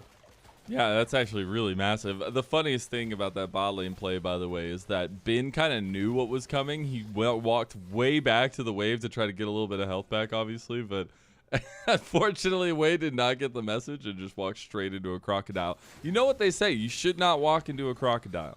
I don't know who says it, but somebody says it. That's true. I mean, that's just general common knowledge. I would argue, Mazel, is that most people should know not to walk into crocodiles. And I may be wrong for that, and, you know, people may persecute me for it, but that's just my opinion. Shout out to Steve Irwin, my goat. He always walked into crocodiles, and he always came out the better. But now we get a refocus on the map here, and a lot of resources have been deployed by IG on the top side, especially vision-wise. JDG is also trying to potentially look for a dive onto Knight, just going to get the reset here for himself. All quiet on the Rift now, though, as he thought about maybe sticking around. We are going to be getting those first item completions for majority members here very soon, though. Eclipse both completed for the top laners as well. Excuse me, sorry. Yeah, I mean, with the way that these first items get built out and into the top laner specifically, they're champions that typically thrive on one item anyway. AD carry is much more hyper-scaling focused, usually, as the Shy again hops forward. Now 3 people. Okay, maybe this is enough. They're going to be double TPs coming in. The Shy is going to heal up, but it's not nearly enough. Now this TP is doomed from Rookie. He's going to flash out immediately. Now down that flash. Rookie has to be very careful. Still has the Spirit Rush available. Mako decides he wants to go in. The double CC onto the bullet time, but it's not enough. Flash from Elk, and nice win becomes lightning. JJ is a master of magic as a double kill comes through, and IG, they're damn doing it. A kill goes right back, and Wei gets a double of his own. Now TP right back. We are not stopping. Bin wants to shut down this party. There's going to be the response TP from the Shy. His goat has showed up, and he has to immediately run away. And again, it's IG who lose out in the initial play, but then with a numbers disadvantage, turn the fight back around. It's Mako this time, who has a stellar engage on the Rakan. We highlighted in the draft that he's going to need to play out of his mind to come out on top in this game. And for IG to be able to do it, well, that's exactly what happens. Taking another look at how all of this breaks down to begin with. The Shy focused, unfortunately, on a ward here, so cease and desist comes out. Those initial early TPs we think are going to be really good, but watch this flash from Rookie as well. Gets away from Wei and the Vault Break, which means the Vi is effectively useless. And I want to keep your eyes on Mako here. Channels the quickness as he gets off of the Unraveled Earth, knowing that he can't then get stunned up. Double flash comes through, and it's a W flash from JJ. The headbutt from On ultimately sacrifices himself and his AD carry as it punts them back into the team. And after all of this, a couple of turret shots too many, the TPs come through. But IG open a 1k gold lead. It's not a lot, but it's enough so far to give them a small foot up in this match. It's something, and we said they spike in the mid game, especially with Gala. They're looking at the first turret here as well. All 5 plates going their way. That's massive gold. A little bit of separation is going to be those plates going the way of BLG on top side. See if they can actually finish off this last one. But they're onto a tier 2 tower in bot lane. They're not stopping him, Azel. They've got a couple of those grubs. They've got 4 people down here, and they know they're going to lose the tier 1 top lane, so why not make it worth their while? Plating still up, so Knight takes his time to get through these, but We'll manage to find a little bit of gold. 425 for the Talia is not insignificant, and Wei is taking the top side camps as well. So it's not like they get nothing for this BLG, but definitely more favorable for IG. The split of the 3 grubs definitely helping out both sides right there. I feel like we get a lot of representation from the grub department. We did finally get those first items. Rookie going with that new age build of this Ahri. Going to be a little bit more tanky as well. Yeah, and getting a little bit of extra HP right on the Ahri is always going to be valuable. When you now have the chances of diving in, keeping yourself just that little bit safer is exactly the thing that we're looking at. I am also a fan of Ahri builds that incentivize landing your skill shots. I remember Malignant's Lichbane, and I was fuming at that because it meant you could miss everything and still kill people, but that's just a personal gripe. BLG, though, they're caught on a ward.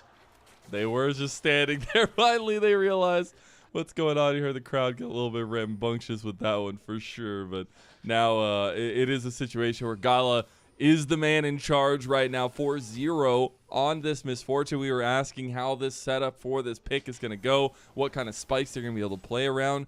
So far, the positioning has been pretty good on the bullet time, and the layering with him and Mako has been super succinct. And I want to dive back to what we were talking about a little bit earlier here, Mazel, in the fact that these 2 AD carries are the point of focus for these rosters. And so far in this game, 3-1 and 2 for Elk has the lion's share of all of the kills. Same to be said for Gala, 4-0 and 1 having a stellar performance. Both of these AD carries have been crucial for their teams. And in this game, it's exactly the same. It's no different whatsoever. Eyes need to be on Gala, need to be on Elk to see which of them can find the best purchase, who can get that clutch bullet time, that best positioning to better carry for their team. Yeah, and I was a little worried once Gala kind of left his home at RNG, went over to LNG. We saw the combination with him and Scout work to some extent. I mean, he earned it all pro there as well, and probably was the best Ziggs in 2024 in the entire league. But here on IG, it's really a star among stars, and to still be able to stand out in a lot of games. You look to that series yesterday, it feels good to get the Gala of old now in this new age, and it's been really nice to see his kind of resurgence. But now, speaking of resurgence, we're back on the map. A lot of pressure in the mid lane. Rift Herald is coming up in about 40 seconds. Yeah, and looking at the minimap here, Rookie actually spending a lot of time down on this bot side, trying to make a play onto Bin. Remember, there's no tier 2 turret down on that bot side, and nobody's catching that top wave currently. Somebody might look to TP up there and catch the wave, but I think Rookie's got just enough time to make his way up there and make sure that those minions aren't being missed. Looking for those objectives, though. The Rift Herald spawning in 20 seconds, Drake up in a minute 20 as well. So we are going to see those neutral objectives begin to spawn again, and our teams again looking towards these potential 5 versus 5s. With 20 seconds, pretty much having elapsed, you're looking at those items. Who is the big ticket winners for both of our sides? Well, right now it's Wei on the Vi, who's probably the strongest member of BLG. Almost finished off that Black Cleaver. If you can get to that before any objective fights happen, Gala needs to be careful for the Vi more than anything. Yeah, absolutely. And that's why you grab some of these choices by BLG, not only the follow through from that B1 vibe, but you can lock things down if needed. So a lot of tools that Gala has to watch out for in these next fights. There is a dragon coming up in about 35 seconds. We'll see what kind of pressure they want to put on that. Both teams tied up 1-1 in dragons, 3-3 in Rift Heralds, and 6-6 in kills. A little bit of difference in the tower. We'll get there soon. But this is the kind of contested matchup I expect between 2 top-of-the-table teams in Group Ascent. Yeah, a reminder, this is probably both of these 2 teams' best chance, okay? Oh, the Shy? He's getting all in right now. Wei coming in as well with the cease and desist. You shall sit. And the Shy gonna flash out. Oh Dodge. no, Wei misses the Vault Breaker. Do they have it? The Shy outplays them again.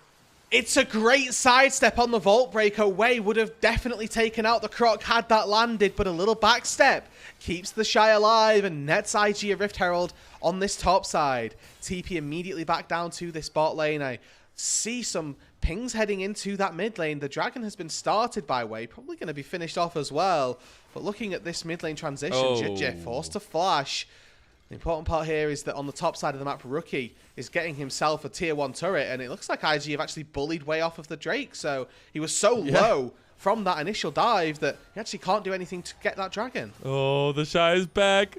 You don't kill the monster, it'll come back and haunt you in your dreams. That will be another dragon secured by IG. Second there for them. starting to stack that one up. And dude, the Shy, man, he's showing some serious moves into this matchup we call pivotal. Yeah, and this is one of those rare instances for me almost. So frequently am I thinking I'm not too sure how important top lane matchups are going to be, but whilst it looks like it's just the Shy getting out of dangerous situations, it's about the cross map. He's going to have to do it once more. Dominus is up in 3 seconds here. They hate him. They literally 4v1. hate him. They are sending everybody. They even get the true shot in the picture in the family photo. This time, Wei will flash it, or at least try to get that extra angle there, not flash, and get this kill into the Shy. He finally takes him down. It was like 4 ganks that went awry before they finally got it, but this entire time, IG has been taking this mid lane, and now maybe even looking to charge back into this top lane too. He's not going to be able to turn that corner. He might not be able to turn it, but he might be able to do some good damage to that turret. Maybe if the rest of the squad had fould up, he gets owned by a wall there, unfortunately. Would have been able to do something. Neither have I. That was crazy. We'll glance over it though, because it didn't do anything for either side. As now Gala looking onto on. Wei just sort of getting T-posed on. Gala just stepped up to on. Might even take down Wei. Oh, Mako went a little too ham there. Wei will go down immediately as you do get that Spirit Rush out of Rookie. It is going to be that big trade, but Wei being off the map, I feel like is more important than Mako being off the map. Absolutely, and Mako took 1 turret shot too many there. Wasn't really supposed to die in that situation. And looking at the player cams, somebody's having a good time. Yeah, somebody's enjoying the fact that Mako went down there. And you know, keeping our eyes on quite how this has all happened. He gets up CC'd under the turret, so maybe Wade just plays that well and ends up paying the sins for it as well. On forced to use the Unbreakable Will also during that exchange, so a little bit of time now where the Alistair is quite vulnerable. But IG, I mean, coming into this, I wasn't too certain of their performance, especially after yesterday going 2-1 and almost losing 2-0 to FPX. I was skeptical for their performance, but this is the 6-0 IG. This is the Takes No Prisoners IG that have done an incredible job at leveraging the Shy's counter pick. And they're keeping pace with BLG. They're even ahead of pace of BLG. Was 2.5k in the lead here. BLG will scoop back up some of that gold with these side lane turrets going down. We are on second items. We're in that mid game here. We're waiting on kind of third item spikes, especially for Elk on the side of BLG. But Gala is starting to come into his own, come into the prime time of the misfortune. IG need to utilize it. Exactly. And I mean, the scorecard will read 1 and 3 for the Shy. I really want to hammer this home, because even though it reads 1-3, it looks like he's having a bit of a torrid time of things. He's done so much for this Invictus Gaming squad in game number 1 that I would attribute the majority of their successes to him currently, making the best of those bad situations and being able to draw so much pressure, not just by getting members across, but finding kills in those situations as well. The reason that 2 of the turrets have already fallen in this game are because the Shy was being focused on that side lane, and somehow he's 800 gold up to the good, having died 3 times versus Bin. That's just what's absolutely insane. We did just get the 10 proc for Rookie. The flash out right onto him, though. The cease and desist, everything used, seismic shove. The public execution is going to come in for Bin at the turn. They end up exercising Mako. Rookie does end up surviving, but BLG know exactly how to execute their fights. Yeah, that's the power of the Rod of Ages right there. The Ahri is able to just sustain and get herself out from any danger. Now the Shy looking to take this turret on this top side. Uses W to reset the auto, but now having used his slice and dice with 2 people up here, let's see, can he pull some more magic? Back. Wei might have a postcard here of the Shy. He's going to slice and dice his way away. The flash out, maybe a little bit of distance gained here is enough. He's going to look to fight back as well. True Shot Bra is going to come across, and Wei gets another kill onto the Shy. And this time again, what is happening on the cross map? Well, IG, they're taking the Atacon. They lost Mako, have lost the Shy, and somehow are the ones dictating which objective is being taken. But it's BLG booking it down to this bot side. Atacon, with a misfortune of all champs, is probably the worst AD carry for trying to take these types of neutral objectives, and it does mean that IG aren't able to get it. It means that they're biting off just a little more they can chew, and for BLG, it's a great little pick on that top side. And we have to think about what comes next is the fight for BLG. They just pounce on a JDG. Now the rest of the team is here. Rookie trying to get resets. The bullet time going to go completely wide there from Gala, and that's where you put yourself in a tough position because now Ben has TP to the back line, and Rookie just gets taken down by Elk. This will be a denial of the Soul Point Dragon, and BLG will tie up 2-2 in the Dragon score. Yeah, and importantly, they close up that gold lead as well. So far, this game had been pretty heavily favored for IG, but BLG with just a couple of good moves around the map that IG aren't quite able to respond to appropriately. Now they're the ones securing the Dragon, securing the Atacon as well off the back of this. And it's all just off of JJ being a little bit too far forward. Weaver's Wall plus Vi is a lethal combo. You know, they can engage on you from so far away. Bullet time from Gala really doesn't hit like it needs to. And Rookie, despite these 3 Spirit Rushes, gets corralled by an angle of Ben TPing in from the Alistair coming on one side, the Knight angle also, proving to be just that bit too much. Numbers advantage for BLG has been the name of their game so far, and finally they're starting to leverage it appropriately. And it looks like we're getting that mid-game transition to where BLG still have strength in their team, but we're starting to see a little bit of the in-betweens that IG falling apart in these fights. Now we're back onto the Rift, though. There is still a lot of pressure to be gained on this top side as the Shy will be pushed out of BLG's jungle there. But that lead, that like 2.5k lead that IG had, it's gone. And for the most part here, IG's, like you say, the lead is now gone. Need to look at how does their composition function. I think that the Misfortune needs to have a really good bullet time, and then you look at the setup for that. How does Gala get enabled in this game? Yes, we know he's going to have great positioning and can auto-attack freely in if they're positioned appropriately, but trying to channel bullet time versus Vi and Besser versus Alistair is darn near impossible. So, but that was their choice. Exactly. We're returning our eyes onto Mako. How many people can you find with the charm? How good is your engage? Because it lies with this Rakan.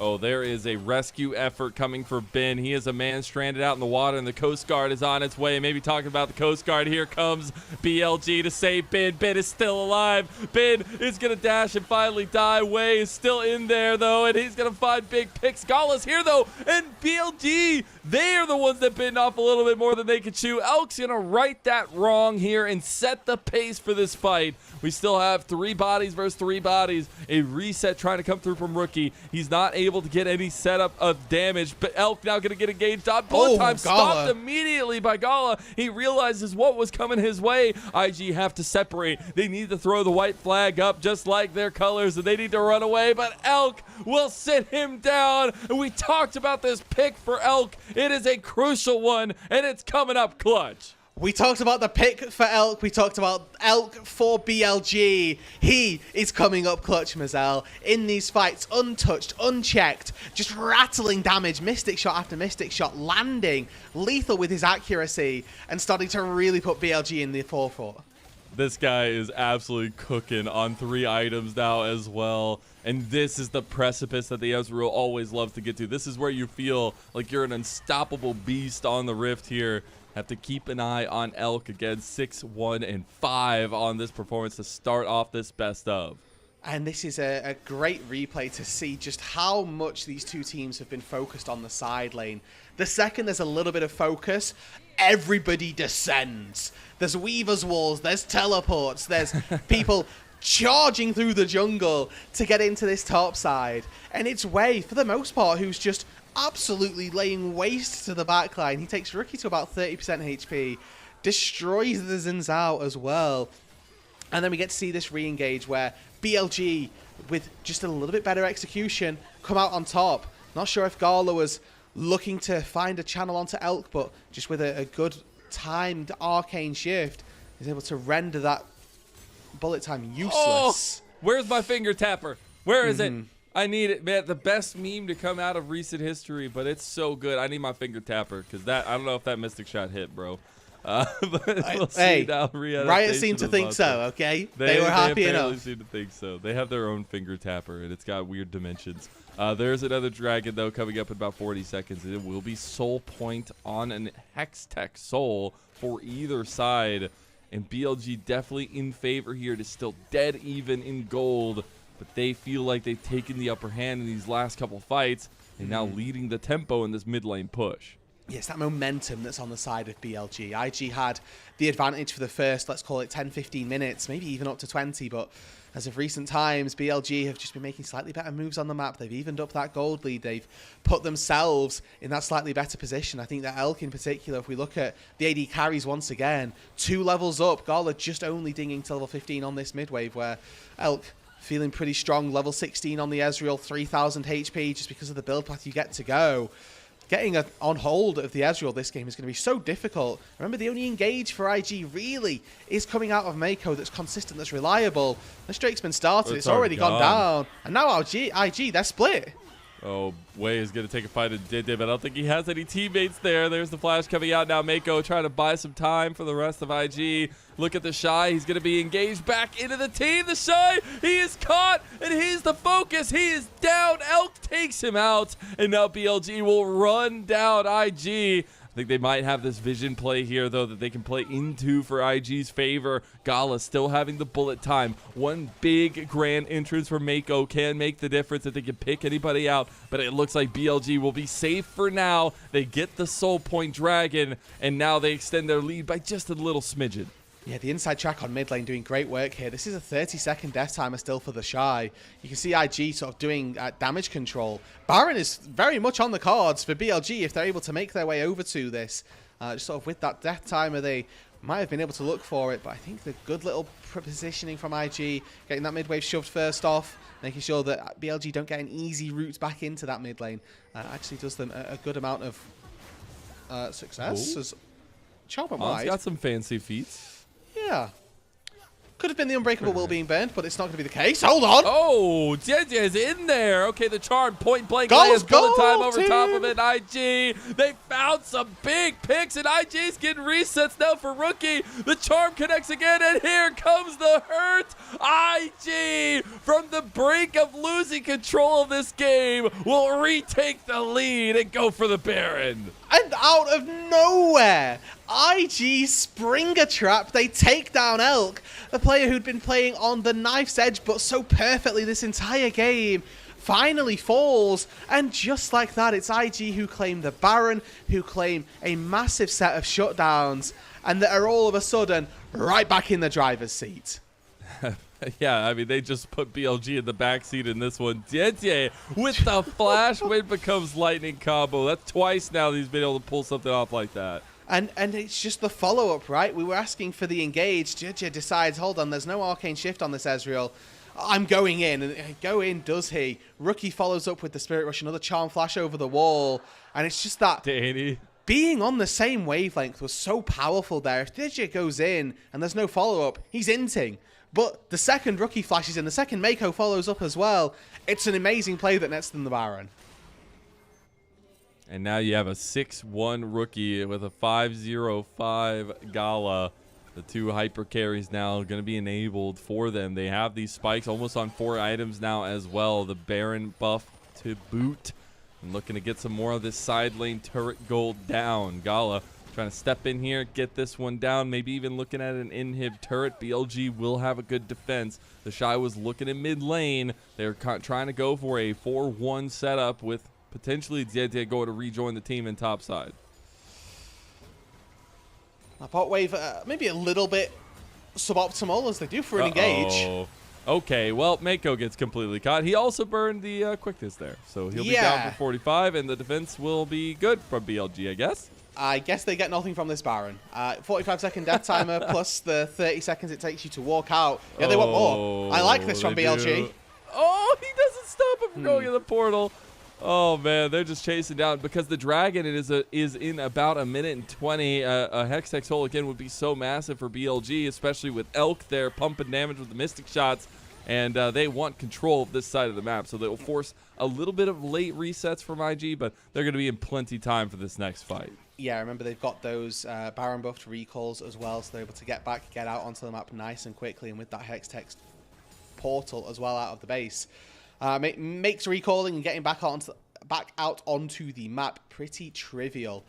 So for the time being, IG righted that ship, righted the wrong, but I think, Mazel, we're pretty much back at that neutral game state, to be honest. Yes, there's a bit of a gold lead for Invictus Gaming, and it really does once again come down to our AD carries. Gala has 1,800 gold on his counterpart, but until that Steel Shroud gets turned into the Guardian Angel, not really the massive advantage that Gala would be looking for. I think once that GA gets picked up, it's, you know, definitely a distinct advantage for them, but Elk is 4 items as well. It's not like he doesn't do damage. Yeah, that's the big thing, is that a 4-item spike just hit by Elk. He will be pumping damage, but he cannot get caught. He has flash, he has barrier, so does Gala on both regards. Here comes the dragon. Maybe this is a situation where BLG are willing to give this. They have no control over this side of the map, but knowing BLG, they want fisticuffs. JDG will be spotted out on the other side. Wei looking for an entrance with this vault breaker. The biggest thing is the dragon has already been started up, Rude. Just waiting, biding their time. The Shy spotted on a flank. He's going to see Wei go in. Oh, he's going to go for the steal. He charges it up. Only 4,000 health, though. They get the cease and desist down. The Shy going to collapse on the way. Gala out with the flash, but gets flashed on by the rest of BLG. They take down him, and now they get the separation. It will be IG getting the dragon, going to soul point themselves, and that was a heck of a split fight for BLG that IG will take all day. They take the dragon. They deny the soul. It costs them 1,000 gold. It costs them their linchpin AD carry, and means that they're not going to be able to do anything with this time. A 3 versus 4 on the map. You'd like to think IG could be a little bit more overzealous, a bit more aggressive with what they want to accomplish, but no. Without Gala at their side, they don't feel confident enough to do anything with it. And with that, Mazel, we once again reset. 5 more minutes until we get a soul for one of these teams. It's a 7 Drake game. But it's Gala who has to flash away from the Ambessa. But Vi flashes immediately on top. Elk flashes straight back on top as well. But it leaves Bin surrendered in the pit, and they don't have what it takes to get through IG. That's the problem with these tricksy compositions where you can hop over, you can stay back. The second that you get that little bit disjointed, it becomes so confusing as to who's going where. Yeah, because once you commit to that initial play, trying to get the steal. Oh, speaking of an initial play, Wei is going down here. He's got the triple talent strike there, and he's going slowly but surely to the grave. In a big pick back to back. Now, IG have wrestled full control of this game. So now they can, I mean, they've already got full vision control in that topside jungle. It was like, blink and we miss it. Pink ward's down, the vision laid out as well, so there's no entrance to that jungle that isn't going to be spotted by Invictus Gaming. I think the silver lining here for BLG is that Wei will be back up in time to at least attempt to get to the Baron pit.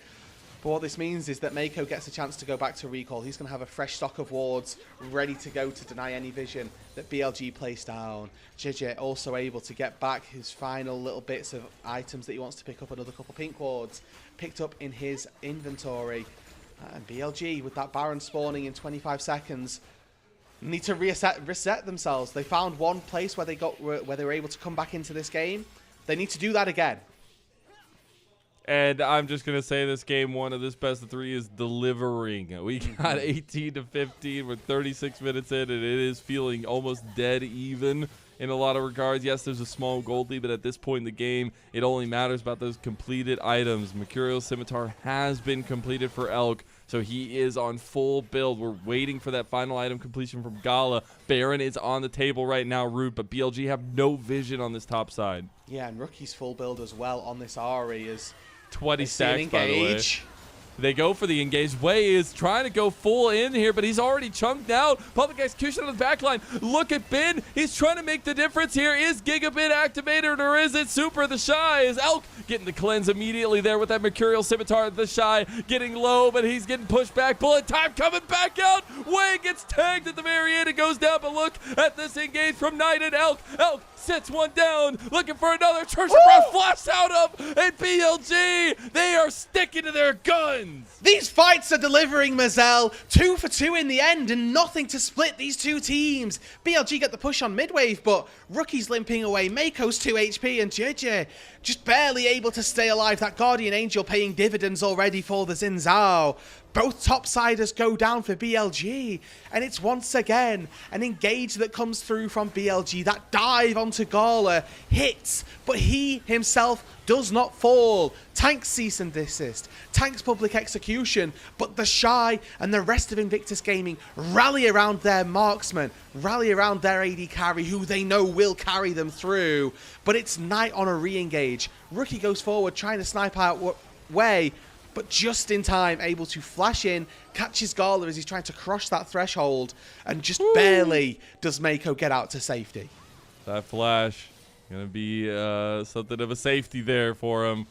He's going to be potentially returned to now, not having that flash for himself. Gala, and more importantly, Elk will have theirs here soon, at least for Elk, but Dragon is coming up on the table in 35, and Way want a preemptive pick with BLG, trying to steam forward onto them. Knight going a little bit too far. Knight, wrong no! side.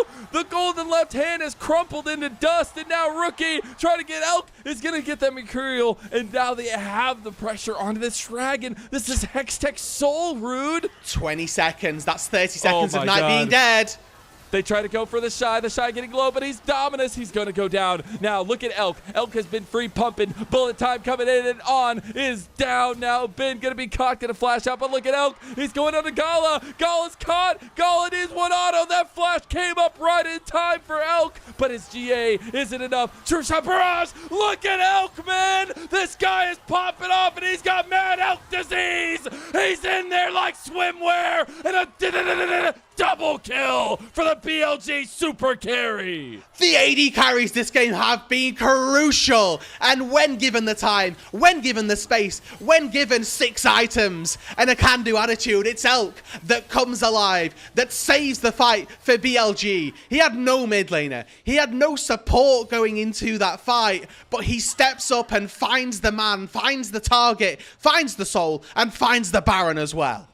10, 2, and 10 on the Ezreal. We said from draft, like, this is a comfort pick for him. This is something he relies on late game carry, that extra damage to follow through with the over-the-top nature of BLG's dives, and he is making it look masterful against Gala. Look at this fight. Look at Elk's positioning this entire time. He is a cold-blooded killer.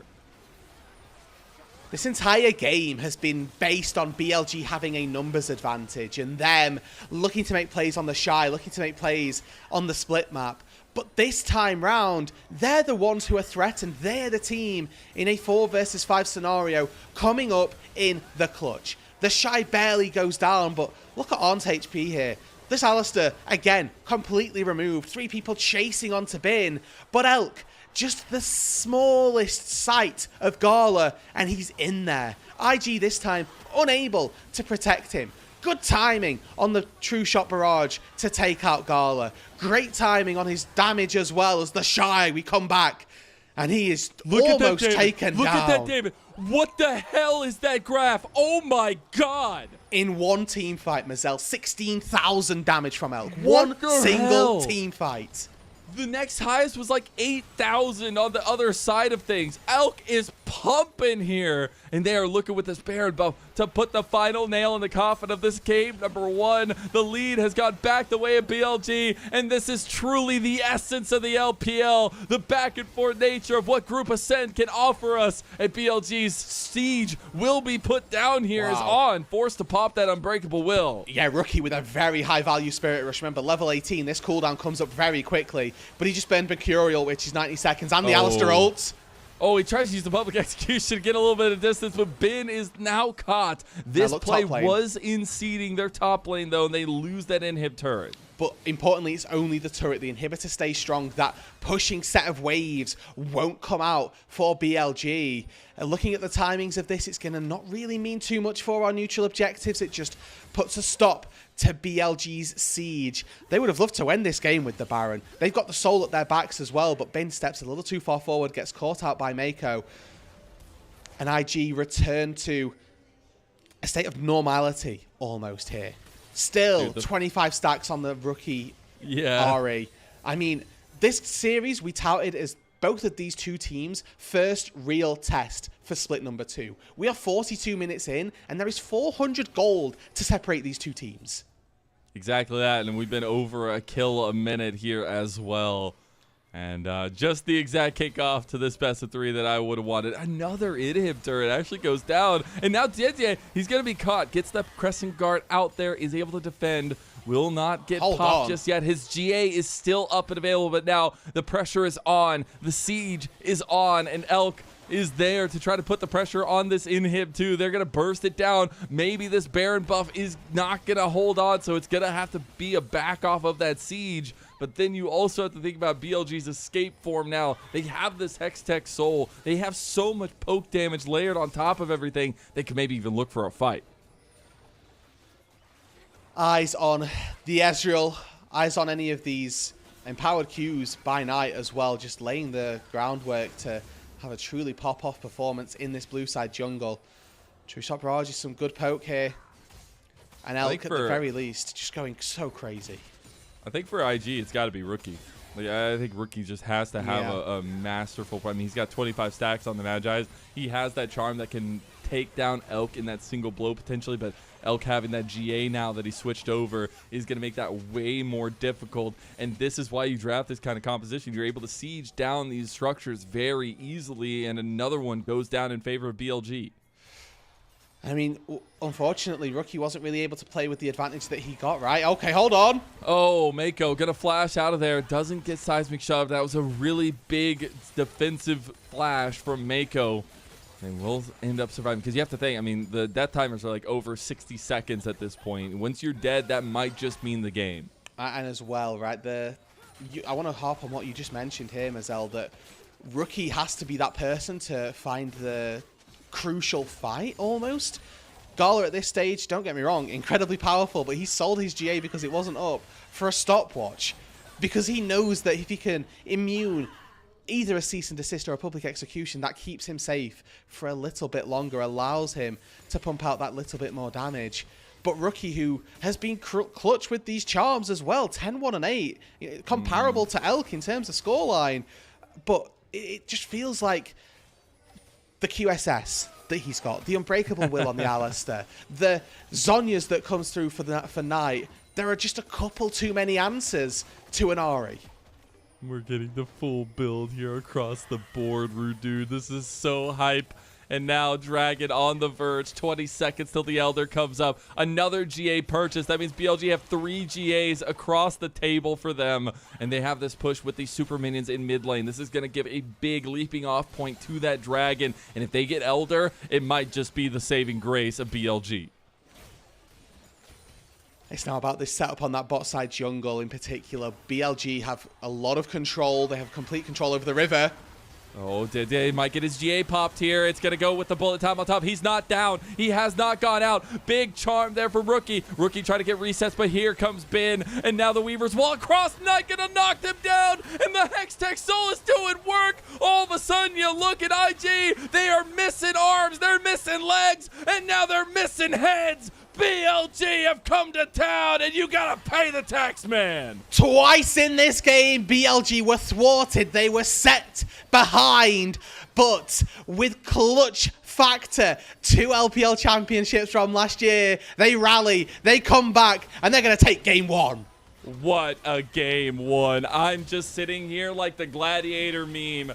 Are you not entertained? We're finally in Group Ascend. We're finally in the big promised land of the LPL, and BLG delivering massive blow to IG in this best of 3. 46 minutes, Mazel, it took BLG, and they were struggling for every single one of them, whether it was struggling from behind or struggling to find those crucial bits of information that would have led them to a game win.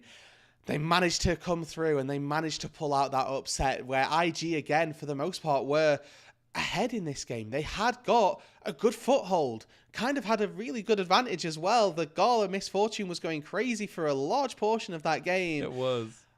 But unfortunately, it wasn't crazy enough. The dive was there. I think the synergy of this composition for BLG just was enough to carry them through. And if that wasn't enough, let's talk about the fact that Elk was a monster. Yeah, absolute legend on that Ezreal performance. I have to give a little shout out to Knight's final. Like, Knight had maybe one of the most quiet games he's had of recent memory, and then that final Weaver's Wall to just sandwich the rest of IG in that corner hold so that Elk and that Wei could make that engage. Really good stuff, but Elk deserves all the praise. We said it from the beginning. This is where a ton of resources typically do go for BLG, especially in 2024 when they found that back-to-back championship. It was always the Elk show in a lot of those carry moments. And to see him on the Ezreal, to see him on something so dominant, feels damn good. Yeah, I mean, that is the payoff, and that is why you focus bot lane, right? When you've got somebody who's just this darn good that you can put your resources in, and you're going to get the payoff like that. There are so many times when you invest resources into a role or into a carry or into a player, and then they fall flat and they don't deliver. But when you see, you know, a 10-0, a 10-2 and 10 Ezreal, who's styling, literally jumping onto the enemy AD carry to take them down, pop their Guardian Angel, and find the kill afterwards. The incredible power that this guy has. I mean, it's just unreasonable to expect anything else from BLG than that they put resources down there.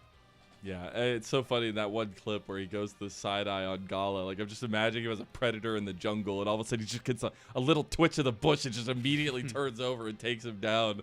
Because that's just the predator that Elk was. I didn't know Elks were carnivores, but apparently he is able to take them down a peg or two. And for me, also, another big highlight point has to be the jungles. They put their bodies on the line in this one, Rude. Both of them were just extending engages to try to force plays in the in-between moments. Yeah, I mean, I think both of the junglers this game were the secondary or the first engage that they weren't expected to be, I would argue. I mean, for Wei, you know, we can make that argument, yeah. Vi's probably supposed to be that engaged, but for me, I think that JJ was actually incredibly impactful for IG in terms of starting those fights. Multiple wind becomes lightning flashes that did end up taking down Elk, but I mean, we just saw a quick glimpse of the damage charts there, Mazel. That was 62,000 damage in a 46 minute game. Yeah, pretty good. By the way, gold graph of all time right there. Literally 4,000 gold differences on both sides. It means we had swings of over 8,000 gold on either side twice in that game. Actually wild to see. And as we take a look back at some of the highlights here, you get to see how crazy that game was. I mean, this is already pretty far in the thick of things here when we were getting these engages on top side. Yeah, this is, I mean, look at the levels, right? 15 for Elk. This is JJ finding the return kill onto Elk once again. And this was where IG retook control because they'd already had the lead at this point. They then sort of found themselves in a little bit of trouble, but this was where they flipped the game back in their favor, find a Baron. And, you know, there were a lot of just individual little picks that came through that maybe BLG will be a little bit thankful for in the end because IG had a Baron. They had, this is again a fight that IG end up winning, but they were never able to really hammer home an advantage from it. Be it just a really good side lane control from BLG, or be it that IG weren't quite sure what they needed to do. They found themselves a little bit worse for wear. They did indeed. But honestly, a game one that delivers on this one. It is still a best of three. Obviously, it is match point for BLG, but there's a lot to glean off of this first game. And especially now that IG will be going to the blue side, no doubt. Trying to figure out what exactly those picks mean because this is fearless, so all these picks that you see here are not going to be available. We did have some major meta bans in the last one where we had kind of the Nefiri as well as the Gwyn banned away. Maybe those start to come to the fold. But I think a lot of the matchups are kind of living up to the hype. I think the most quiet one was definitely mid lane. Even if Rookie had like 25 stacks of match eyes, it was finding a lot of promise. I think Knight had a bit of an undersung game here on the Talia, but still had a lot of impact. This is that moment I was talking about where Elk just kind of gets the mad look in his eyes, turns and just goes to pray. You just sniff a hair out of place. And he snaps onto Gala. It was incredible, and that's the power that a late game Ezreal can give you because he is arcane shifting every 3 seconds, and it's not like cooldown. It's just he's that lethal with his spells that he's constantly getting it cooldown refunded and picking up a great set of cooldowns. Now watch this Weaver's Wall from Knight here, just pinces them in, and the knock up cease and desist comes through, and Gala, you know, he's trying to bide time, but dies with his flash up there, and you can see BLG. They had enough flashes to follow. Don't get me wrong. But in the end, BLG coming out on top for game number 1 after a truly banger game. Yeah, little thing that the Hextech proc upon like all 3 members over and over again in that grouping definitely feels a little rough. But now we have to also think about who we feel like is gonna be that MVP. I think it has to be Elk. I think there's only one name on the list that has that one, and I think this Ezreal definitely earned it. Yeah, absolutely. Anybody else would be, unfortunately, criminal from BLG. Like, don't get me wrong. I want to credit Wei for their performance this game. Played very well. But is Wei the reason they won that game? No. Is Elk the reason they won that game? Hands down, yes. He was your most important player. And for me, just it goes without saying. If you're the reason that you win your team the game, you get the most valuable player. So Elk, night and day. And you got to remember, Elk coming from very humble places, right? They call him the husband of the league, but it is a guy that has worked his way up the ranks, right? Having that big push on Team WE, the going to Ultra Prime, and being the better part of that team. He earns the MVP here. It'll be the second one for him so far. But then this new age for him, this 2 years plus that he spent on this BLG team, building and working with On, have been really incredible to watch. Now that is it for our first game of this best of 3, but we are not even close to finished yet. I expect IG to have that big bounce back in game 2. We'll see you after a short little break.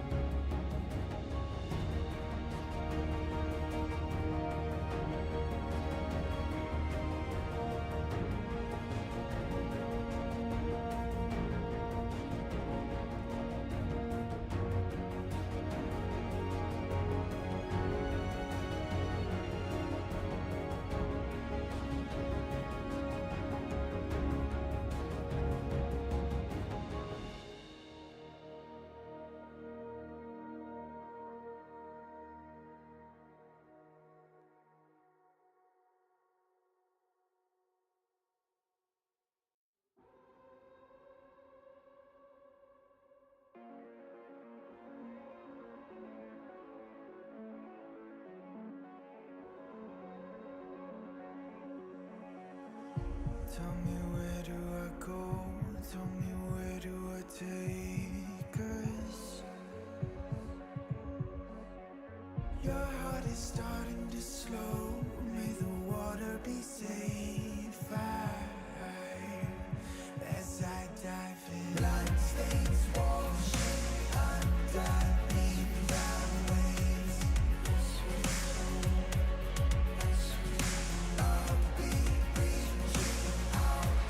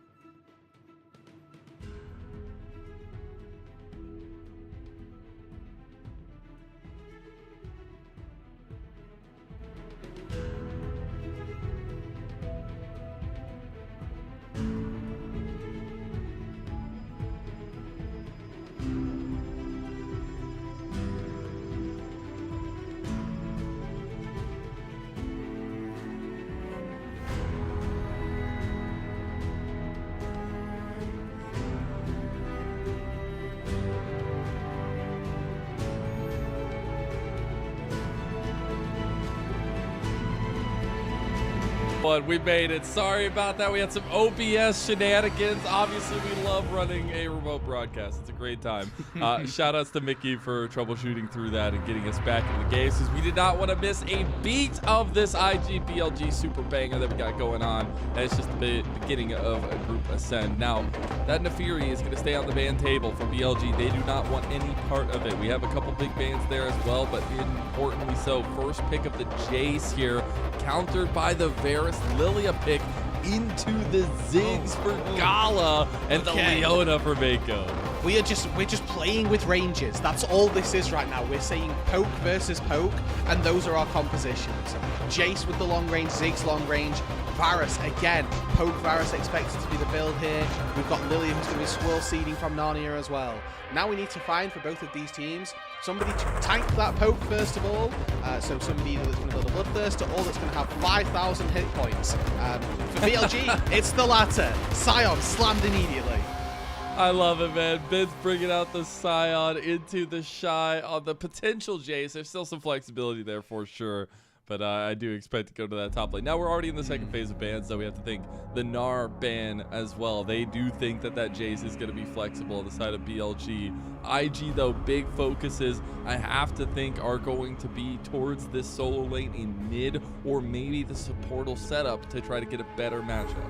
Yeah, absolutely, right? You want to make sure that you're getting rid of probably a Braum as well here, just because of your A, propensity for skill shots currently, and then being blocked by an Unbreakable, but also if you do dive in as Leona, you're then going to get stunned, tagged up by the Braum, and taken out pretty darn quickly. So might like to see that be taken off. Equally, I wouldn't be surprised to see IG leave the Braum open and kind of think, well, they need actual real engage to follow up on this Scion. They can't be relying on these swirl seeds, can't be relying on those unstoppable onslaughts as true primary sources of engage, and maybe that's where they're looking to on maybe something just like a Nautilus ban here, just gives them a little bit less danger as an IG roster. I think so, maybe. Just try to take away against some of those tools that we know on and so I do like that we have obviously his Rakan taken away already from him, but this is a ban of all time. The Tristana is going to be that final ban here towards Knight, potentially in that mid lane. So, I mean, a little bit of a switch up from what we were anticipating, but again, for BLG, what do they still need? Still looking for that mid laner. Again, they could probably go Yone or something of that nature if they wanted to try and find some dive or another AD mid laner to go for, but instead just recognizing that they are a full range composition. They are looking to play poke, play kite, and they keep it traditional. Corki gets locked into that mid lane matchup, and IG teasing us with a few picks here. I think when you've got Ziggs, you really just want to play solo AP though. Yeah. But I also love that they're playing with that flexibility of the Jace. They made BLG think one thing. BLG were so certain in that factor, and now if they maybe change things up here, maybe go with that Pantheon jungle to start off, but can also go to that mid lane as well. Yeah, can go mid, can go top. Like, there's so much flexibility in the Pantheon. The Jace can be put between two solo lanes, and I mean, this doesn't tell us anything either, right? The Aurora can go into both solo lanes. It pretty much locks the Pantheon softly into that jungle role if it gets cemented. And then it is just double flexibility, where for BLG, I mean, both of these solo laners, it's worth saying, are going to hate playing up against Aurora and Jace. Yeah. And then for IG as well, they've got the pick of the litter. Who wants to play Aurora versus Corki, or do you want to play the Aurora versus the Scion? Who's going to get the most benefit out of that? For BLG, I mean, we've mentioned it, that they could probably do with that next set of engage, and the Nautilus was something that we teased could probably have been put on that ban table by IG. They opted against it, and now it's obviously BLG locking it in. I could have seen the Nico, but I would have been a lot more hesitant on the composition for sure in that regard. But now the Nautilus, we'll see what they can do. But the Lilia has been rising in priority, and this time it's not into the Sejuani that we've seen so many times, and it is into the Pantheon. So how do you think this jungle matchup works out now? I mean, individually, I think that the Pantheon is probably going to be quite happy playing versus a Lilia to begin with. As the game gets later, Pantheon's damage drops off and you can't one-shot the Lilia, so she just dances around you, kills you anyway. But I mean, the way the Lilia slots into this composition was sort of picked largely to be that poke threat as well, to line up with, okay, well, I'm going to have a Varus. It looks like I'm going to have another AD mid laner. The Corki's the one that gets slotted in here. But it's the poke that they're after. They want those swirl seeds, those potential teasing engages that they can go for to whittle away at the HP bar of BLG and find themselves that foothold in mid-game team fights. Indeed, that is so. And now it is BLG who are still on match point in this best of 3. Again, this is a double round robin in Group Ascend. We will see this matchup again, but first footholds in the season are important, and one of these teams will rise to 2-0 to start off their split, at least in this major chunk of games. And it is BLG who looked a little topsy-turvy in that first game against IG. IG gave them a run for their money. It was such a tightly contested, kill a minute, over 40-minute game.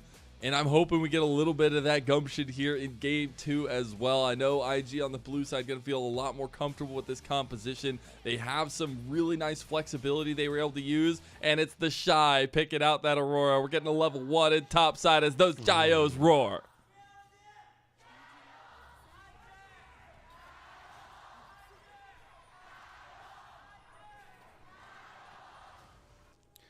Spider-Manning into this bot side as well, so BLG looking to trade their vision. Missing Ping goes into that top side bush as well. Presumably from some members of BLG just recognizing, okay, maybe there's somebody lurking on this top side, but it is, just to confirm here, going to be the Shy taking the Aurora into that top lane with the Grasp of the Undying. Rookie taking Grasp into that mid lane matchup as well. Definitely think he's going to have a slightly harder time trying to proc that Grasp versus the Corki, but for the Shy, it's a case of how much HP can you stack up and how quickly can you get it. Very true. Take advantage of that range mismatch there for sure.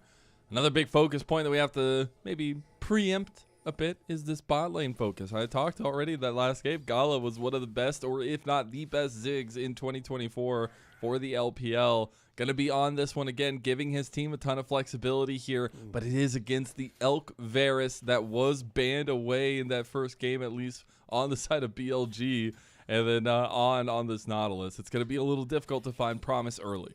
And what I like about this bot lane pairing, I suppose, of ADs, or bot laners, I should say, is it does just become a skill shot check, right? It's piercing arrows versus bouncing bombs, and in that aspect, Gala does get a slight advantage just because it costs a little less mana, and a little more frequently he's able to test Elk and test those fancy feet. So you will see Elk constantly position away from the minions so that he doesn't get hit by the explosive radius of a bouncing bomb. Ooh, I'm going to take a tower shot there. Gala going to get some decent damage in, but Mako in the worst hurt department here. Under 200 health, will heal back up as well.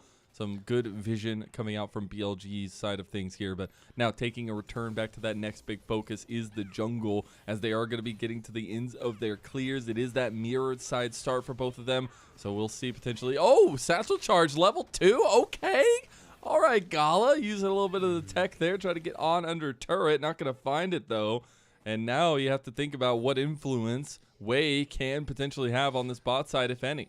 Yeah, like you say, right, he's moving his way down to that bot lane. Hook Oh hits. my god, the flash out too, and Mako out with a smidgen of health and is going to survive. Yeah, instantly popped those potions, knew that it was going to be a close run thing if he gets out, but On has flash, so if he spots, it's just out of vision. Had he spotted Mako, probably would have gone for it, but not quite able to see him coming on that reset. And Knight here with a very good trade in the mid lane also. Looking at our junglers, though, that's what we were trying to highlight. Does look as though there was a little bit of a pickup for Wei as he's able to get through his jungle that little bit faster onto that bot side crab. And also here, having a pretty decent time of things, looking at that bot side invade. I really love this flash from Elk. I know you're going to maybe be hurting for that flash later on, but the follow through with On here is awesome.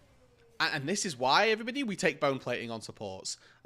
Because Mako dies there without the bone plating. And even at level 2, Leona can prove to be, it would appear, rather tanky. And Mako, again, just limping out to safety. Would have been first blood had that kill have come through. But the rest of the map, though, looking a lot better for IG than this bot side. 300 gold advantage for the Shy in that top lane already, working his way through grass procs, working his way through a turret plating as well. And BLG moved their bot lane up to this top side, presumably in lieu of spawning those grubs in the top lane. But it is them sacrificing this dragon, sacrificing control over it, and the Shy TPs down to that bot side. Bin does the same to attempt to give a little bit of a strong side for BLG in that top lane. Feels like a super early swap there, but just trying to preempt that swap to that grub spawn. Still about a minute and 15. We're not going to get that early dragon, it feels like, this time, that we did end up getting in that last game. Made things a little bit more scary as time went on with that Elder Dragon going down earlier. But this time around, maybe not going to be the full case here, unless BLG want to sack the early grubs. Look at the map as well, right? Is that BLG have just already swapped Sion back up to that top lane, already put Elkin on back down in that bot side. So a bit of a ping pong, I guess, of what's happening with our bot laners and where they look to collect their CS. We'll catch that full wave down on the bot side, and now Rookie once again getting Valked on, but not to too much avail. Both of the mid laners opting into this tier of the Goddess. You can already see a cloth armor picked up for Knight. That's going to do a lot for him in particular, given the mid jungle duo, double AD. Again, any armor that you can get is going to have a lot of value through the mid part of this game. It is indeed, and we can start talking a little bit more about that grub setup now, as it is going to be JDG potentially looking for a little bit of deep vision, as he might be looking at mid lane if they can get the engage here. Oh my god, the bump back, and now they get the CC as well, as Knight might just go down here after all that early damage, and the spear is not going to be enough, but Mako, he can get the shock blast combo with Rookie, and that's a 1-2 punch from heaven. And Wade just tries to not even body block, but to get something back in response. There's nothing there. Unstoppable onslaught. That's bold. I'm going to go a little bit wide on that one. Bin Oh just God, they're missing forcing everything. it on. They are literally everything. Oh my god, my eyes are burning. I think we just need to sit on that for a little bit. There's no comments that can be made that paint that better. You know, we That's can 3 say great flashes, footwork. by the way. We can say great footwork by Rookie. We can cope all we like. BLG whiffed hard. That's one way to put it. That's for sure. They go unpunished though. They get the grubs. Oh no. Oh no. Okay, we're not there yet, but we might get there. Night. Yeah, I mean, I'll if just there's one play on thing, mid. if there's one thing I've learned, it's that the LPL observers will punish them. They are lethal. So I'm expecting, actually, go back to live, so they may be saved. They might be saved now. Flash from Elk there. He's going to be happy he still had that one. With that Grand Starfall, finds himself in the predicament onto Wei. Wei's going to hit that lilting lullaby to try to get away himself. Gets 2 sleeps and that damage back. On gets the CC, and here comes Bin. There's that Fate Nova coming through. On is going down. The Shy is doing massive work on this Aurora right now and has been farming up a Storm. Is level 7, and that Mega Inferno Bomb is going to separate the rest of the team. Golly gets a pick, and BLG, they're falling apart here. IG coming away with the kills early. Oh, Snipe! Elk with the no-look snipe. Oh my god, this man is on fire today. He's going to get interrupted by the Shy. Level 5 Varus just strolling back to his tier 2 turret to try to get out to safety, but it's the Shy once again having a stellar early game performance.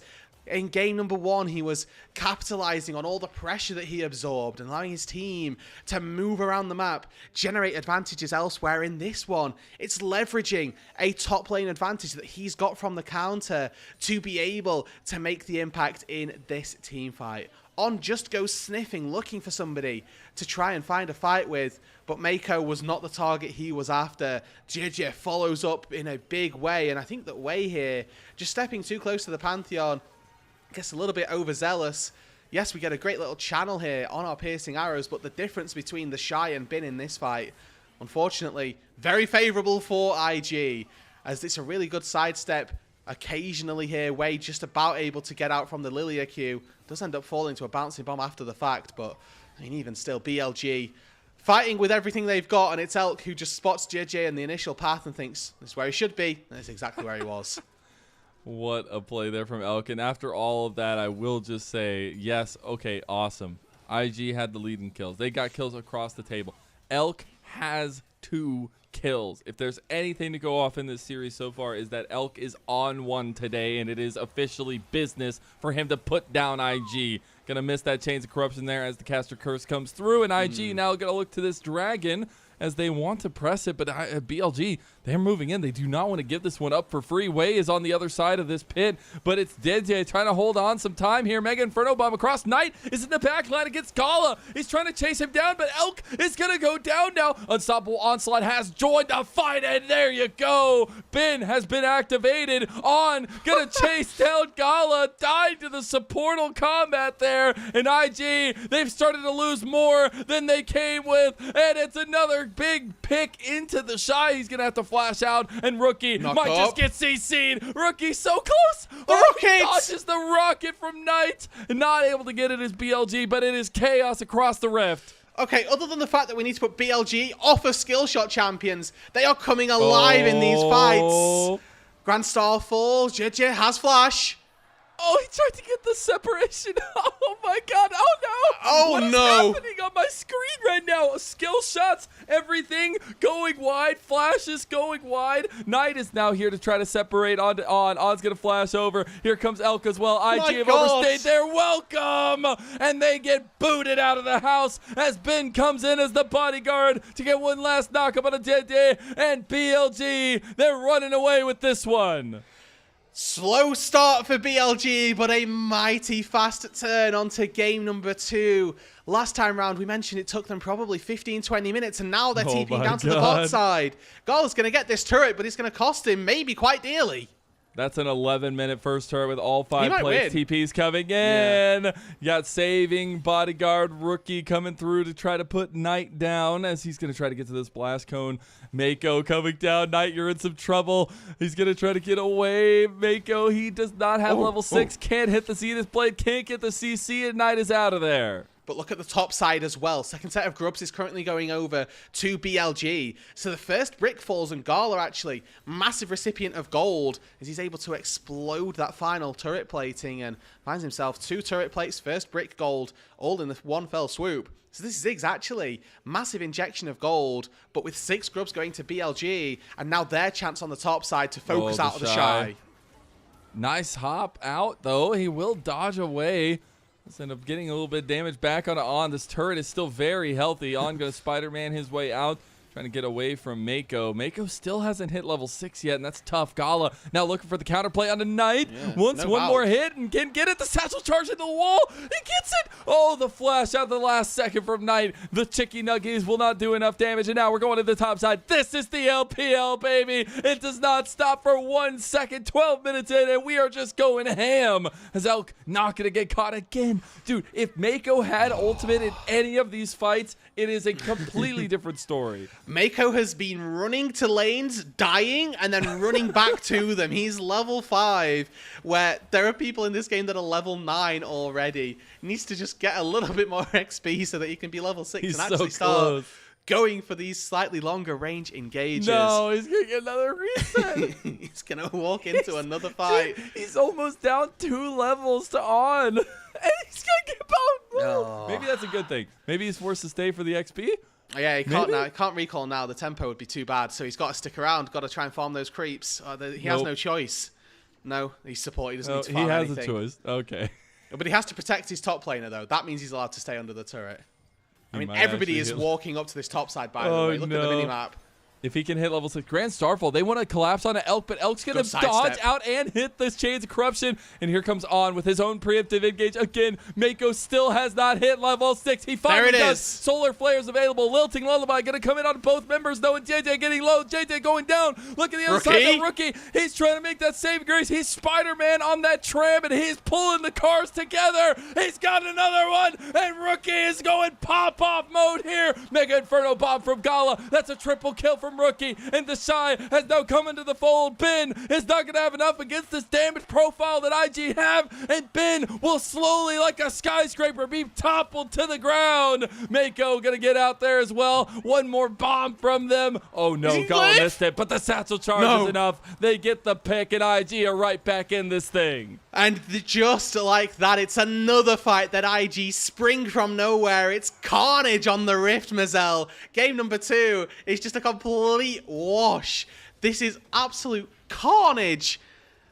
It's IG that have come away with a slight advantage. This replay is the Rookie show. This fight was Rookie being that all-time great mid laner that we've so frequently known him to be and that we need to see him return to for this series. JJ, the focus of the Lilting Lullaby. Mako gets locked up by it as well, but that's not the important factor. Rookie gets left unchecked on this backline for far too long. By the time he gets focused, he's already taken down 2 and flashes in for a 3rd. Gala, you mentioned it at the start of this game, Mazel, was probably the best LPL Ziggs that we had in 2024. And the small parts of that fight where he's just satcheling 2 people, causing a little bit of disruption, are why he got that title. A great team fight from Gala, a massive team fight from Rookie, and it's the hands checks that IG this time come out on top with. They do indeed. It's a back and forth topsy-turvy nature in this game, but what a fight from IG. Now, you have to retake stock of things on the map. Had a dragon taken by IG with that bot lane pressure. Rift Herald is coming up. A Rift Herald with 6 grubs. That is lasting damage that BLG can put down onto IG. So I'm looking for BLG to readapt focus and put some prio over this topside neutral objective. Importantly, those small gold leads in all the carry areas of the map for IG, right? Save for top lane where it's pretty much even. 200 gold in favor of JJ. Gala has that second item finished. Yeah. Gets flashed on. Oh, instant flash there from Gala, though. Really good hands check there as he is still pumping there. He is on 2 items now, and this next fight might be even more dicey for BLG as Elk has not hit that precipice on that second lethality item on this Arcane Comet Varus, but it's BLG moving in now with Wei at the front. Bin trying to keep Rookie down in the side lane. They do have both TPs, so they can join this fight on top side that we're getting set up for. Bin has built, already sat at 612 bonus HP in this game. He's got first item already completed, working his way nicely toward that second. But as soon as those second items start to come through, really like the power that this BLG composition has, as Shelly's having a bit of a struggle trying to get back into the pit. I don't understand what he's doing. Wei is just like breaking Shelly's brain. Yeah. The Leandry's bird is just not sitting right with her. No, and TP down to this bot side now. It's BLG with these 6 grubs that are looking to make a play. Wave's already gone, though. Oh, that's bold. They're just forcing this under turret. That's the unstoppable onslaught. Rookie just goes down. Bin not going to fall. That's that health pool you were talking about in the draft, utilized to perfection by BLG. Yeah, fair play. Like, what is Rookie to do there? He gets TP'd on. He's like, okay, well, I'll clear the wave. They can't dive me under the turret. There's no wave. Bin just says, yeah, you're wrong about that, buddy. Unfortunately, unstoppable onslaught straight underneath the turret slams Rookie into the sky and ends up TPing up to this top side as well in an attempt to deny the Shy from taking this turret, and one that is ultimately successful as well. Dude, Bin is picking up the slack right now. Mega Inferno Bomb will clear the wave, so Knight won't be able to get any more push on that tier 2. But BLG, they think so quickly about the game. That's what's made them champions there in that last year. Back to back, but it is that quick decision making that breaks open some of these advantages for them, and now they're looking at a tier 2 trade for that Rift Herald play. Yeah, this is really good stuff from BLG. In the long run, they may lose their tier 1 turret in the mid lane for this, but remember, right, what would BLG look to get from this Rift Herald? Probably 1 turret, maybe a second, but what have they got? What have they gained by not going for it? It's already 2 turrets, and they might even find a fight in the mid lane as well off of baiting IG in. They did bait him in. Now Gala and JJ forced to run away. Gets knocked up by Bin, who is Bin's waiting in here. the bush. Gala is gone. Secret Agent Bin. That might be the biggest body-built Secret Agent I've ever seen. And he finds the angle, takes down Gala. That one big member with Rookie there that IG have been relying on. And now they've got to go back and sort those waves out. They've neglected mid lane, neglected top lane to get all of this gold. So what they can get from those kills isn't as much as we might have anticipated. But Bin just stomping his way through, in position, nice and early. Gala gets knocked up, chain of corruption, and there's just no way out for the poor little Ziggs. The vision on the top side wasn't quite there, and the communication from the Shy to say, hold on, Sion's missing, he could be mid. not quite where it needed to be. The shutdown onto Gala is huge. He only gets to go back, pick up those tier 2 boots, and it feels like IG so far this series have been just that little bit better when it comes to these 5v5 team fights more so than anything, but setting up for them and finding the better map movements. BLG have been better at every turn. And when you look back to that beginning setup we had for this top lane matchup, the kind of, mentorship that it feels like the Shy offered to so many of the top laners, those goals, those ambitions, been taking that place of the Shy once he had taken that retirement. Now the Shy back into the fold, but Bin is doing it on the Sion. This guy just literally went from like top or bot to top, doing influence on every single fight all the way there, and he is having a heck of a performance to try to put a 2-0 sweep into the Shy and into IG. We have Dragon spawning now. It would be second Dragon for both teams. I would say it's not that important for either side, but we know what these teams are bringing. It is full packed action here in this best of 3. Game number 1 went to 7 Dragons, 2, 3 Barons went down as well. So these neutral objectives are pivotal in how these teams are liking to play, in their idea that they want to find these fights. For BLG as well, they've hit that 2-item apex where we have now Elk, Knight, and Bin, all with 2 fully completed items. But for IG, they're not being deterred. The power that they have in this Ziggs, in this Jace as well, is what's leading them to have control over the river. Mako forced to flash. A reminder, Mazel, these 2 compositions are both built around poke. This is the time, the jostling for position, where the hands checks come through.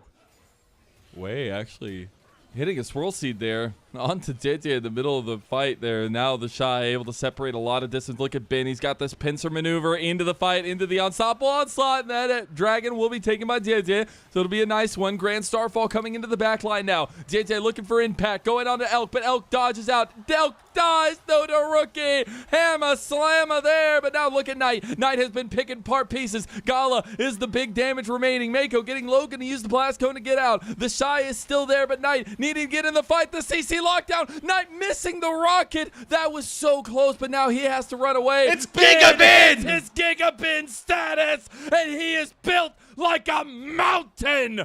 5,000 damage almost done, and he's gonna rack those points up now on the Shy. It might have been the Shy's game in the lane, but it's Bin's kingdom in the LPL. The Shy gets to limp away, but the Bin from the top side gets to strut his stuff in the team fight. A 4-kill Sion goes into the team fight, and then another couple kills get sprung out the back of it as well. Another fight where it's the solo laners running supreme. The Shy with this initial poke. Rookie with an incredible angle, but Bin gets left unchecked in this team fight. We can leave him for the time being as Rookie starts this fight really well. For IG, straight onto Elk, takes him down even through Flash and even through that chain of corruption that goes wide. A couple really crucial whiffs from BLG meant that this fight was really difficult to start off with. But the focus of IG was so infrequently on the Sion that he was able to just free hit. And we know tanks can do the damage, and we know that Bin can be a monster. But finally, we got to see it really exemplified. Gigabin officially activated this one against his legend in the Shy. I know we get to see this matchup again, but I'm just so happy we get to kick this one off here in the early parts of this split, because this has delivered in twofold. I mean, we've had 2 games in a row with a kill a minute, and this one is not slowing down anytime soon. Again, this guy has become the face of top lane in the LPL, and it's nice to see him put up this performance on the Sion of all things, by the way. And that gold graph is maybe not as swingy as that last one, but it sure is rocky.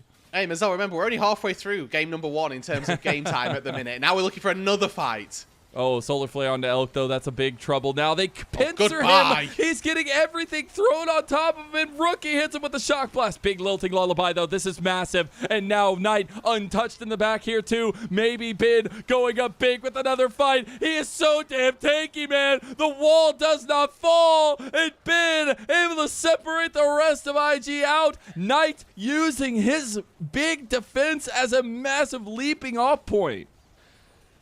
You kill 180 carry. BLG have got another one locked and loaded. Knight comes in, Bin ends up once again demolishing in the team fight. They're going to take this tier 1 turret, and then Rookie just extended a little far forward here. He's able to walk his way out to safety.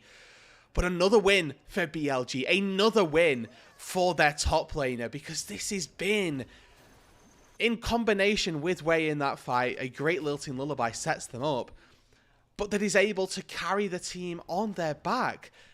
Elk, I mean, what do you do as a Varus in this game? You've already built Edge of Night second. You've got Flash and Cleanse as an attempt to keep yourself safe, but we know that these compositions are built around that poke, built around that range. And if, unfortunately, the Pantheon is Grand Sky falling onto you, you probably end up dying to the Zigzalt, to the J Shock Blast, to an Aurora from over the wall as well. And maybe this is just going to be BLG taking an advantage in the top side and through a top side victory, but it feels mighty awful for Elk this game. It does indeed, but honestly, if he can be the distractionary tool and Knight can pick up his game, that's going to be massive. Oh, Rookie. He realizes what's happening. He tries to separate himself, and now double TP. This is IG's commitment. They want to try to get Knight. Knight is going down. Knight is down. The golden left hand of BLG has been cut off, and now BLG try to recenter the fight on the other side of Atacon. Elk and On taking the preemptive stance on that wave, but Wei is coming down around the corner. JJ does have a flank if he wants to come around this way, and also has the Grand Starfall. Yeah, Wei and Elk need to either go huge or they need to back away here.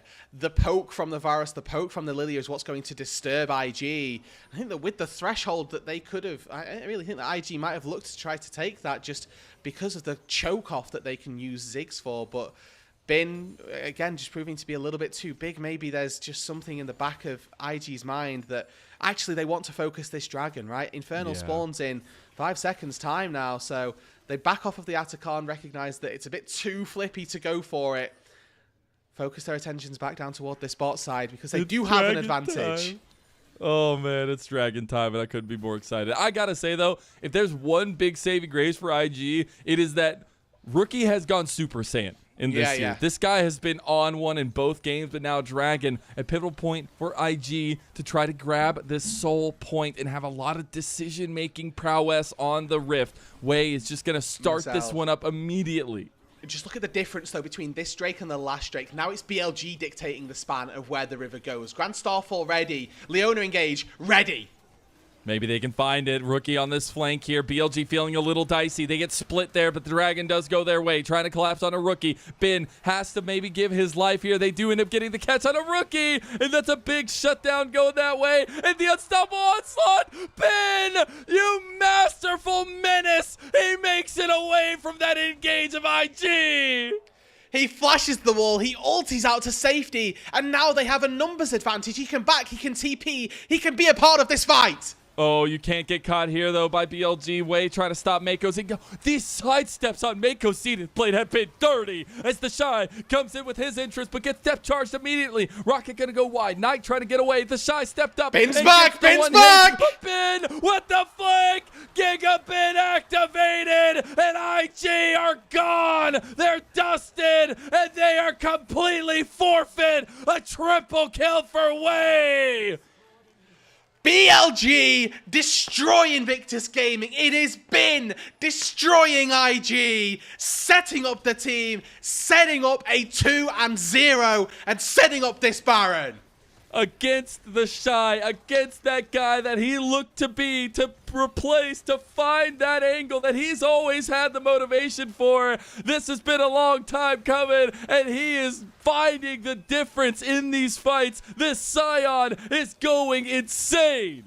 It's just a flash clip from Wei that starts off the lilting lullaby, and this Scion has so much HP that he can flash the wall, ulti out, but then we get the re-engage. He TPs into the river to walk, dodges a ward. They don't see him until the final second, and by the time that they realize there's a Scion in this brush, it is far too late. Far too late, just like any good horror movie, and Bin is the absolute king here.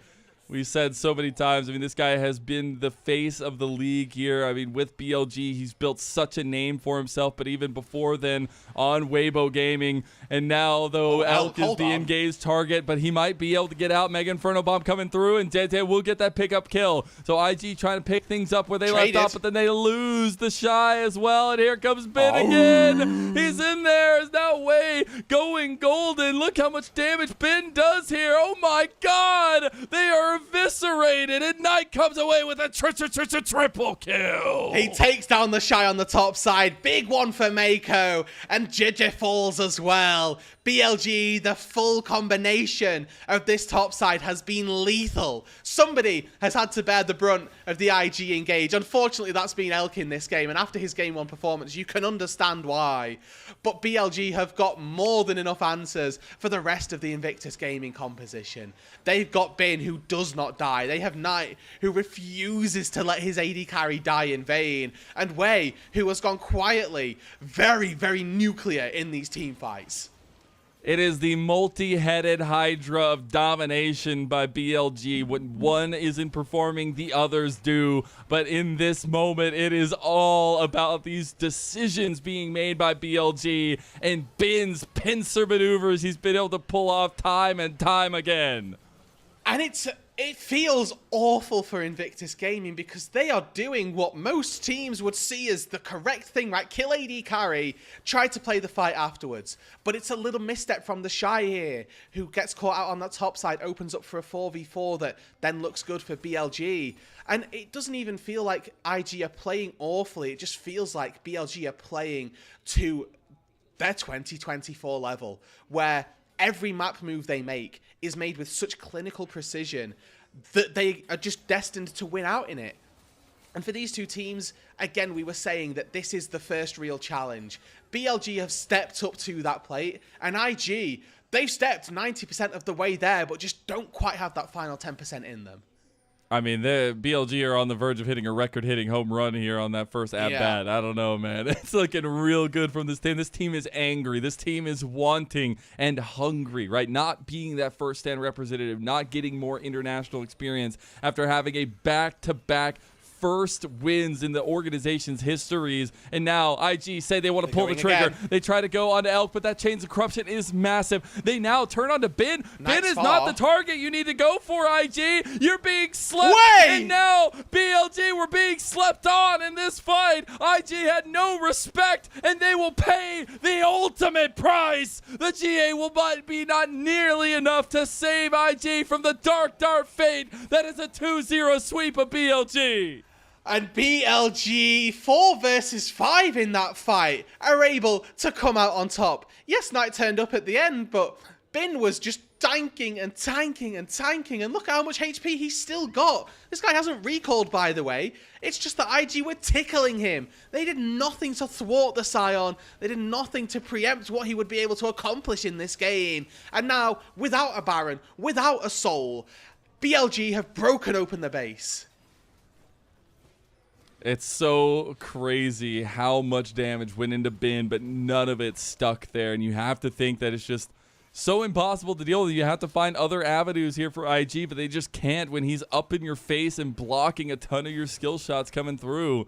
As that Dragon will end up going over the way of BLG. They'll be on that Soul Point now as well on the Infernal Soul. They have a magnificent gold lead, almost 10,000 gold for their outright, and it is a lot built off the back of Bin and Knight and Wei, this top side of the map. 3-level lead for Knight in the mid lane now, and after Rookie had such an explosive start to this game, to see him not quite be able to continue that feels quite rough, and it feels like Knight has just been able to quietly go under the radar for the most part. But 10, 3, and 11, you know, we're rivaling the performance of Elk in game number 1 here, and he has turned into that damage threat that he needs to for his team. The Black Cleaver picked up as well, just so that he can continue to apply that little bit of shred and the physical damage that's coming through. I mean, Bin probably has more damage than Elk this game, so I'm curious to see how that looks as we go into the later stages of the game and who's actually pumping out that DPS. It definitely feels like IG are circling the drain here, trying to find an in, trying to find an out, trying to find something in this game. But BLG, they have a tried and true strategy. Just meatball this top lane, take down this tier 2, get some extra standing gold, continue to propel this lead forward, and get ready for this Baron spawning to force the hand of IG onto the map. With the 2 inhibs down and with the Baron spawning, I mean, this game plays itself for BLG is the really sad news for Invictus Gaming. Early TP into the mid lane from Rookie. He's going 1,300 to get stacks, met. by the way. Yeah, that's a little bit of HP extra. We'll take it. I'd say so. Depth charge is down, though, if that's a saving grace. Although I will say Rookie not having flash or TP is going to be rough. But this at any moment could turn into the Baron take by BLG. You can see Wei already positioning around that side of things. Maybe they want to try to go for a pick as IG move in, but they have to get this mid lane push before they can even think about it. I mean, IG need to fight now. That bot wave is going to come in at some point. Oh, they actually got on here. Odd just gives his life up. That's a rough pick out. BLG forced to pull off the Baron, and now things have gone to hell in a handbasket here. L going to be the focus, but they get down. The Mega Inferno Bomb is there, but the Shy is darting everywhere. You got the Lilting Lullaby landing there onto Gala, but he's not the focus for now. Wei is just weaving, and look at Knight and Bin, that wombo combo. You look at a boxing match, you got Bin on the left and Knight on the right, and they're having Wei with IG. Look at him, man. You can't stand the haymaker of BLG. And that's lights out for IG.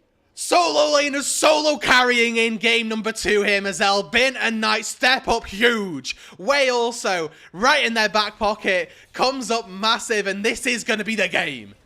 Bin looking to put his idol in the dirt. All those quotes, those 2 years ago, those memories. BLG and Bin, this has been the story. Bin coming into his own and becoming the top laner to fear in the LPL. He'll go zombie mode, but that's all he needs to help finish this one off for BLG. And the Nexus is down. A 2-0 sweep by BLG.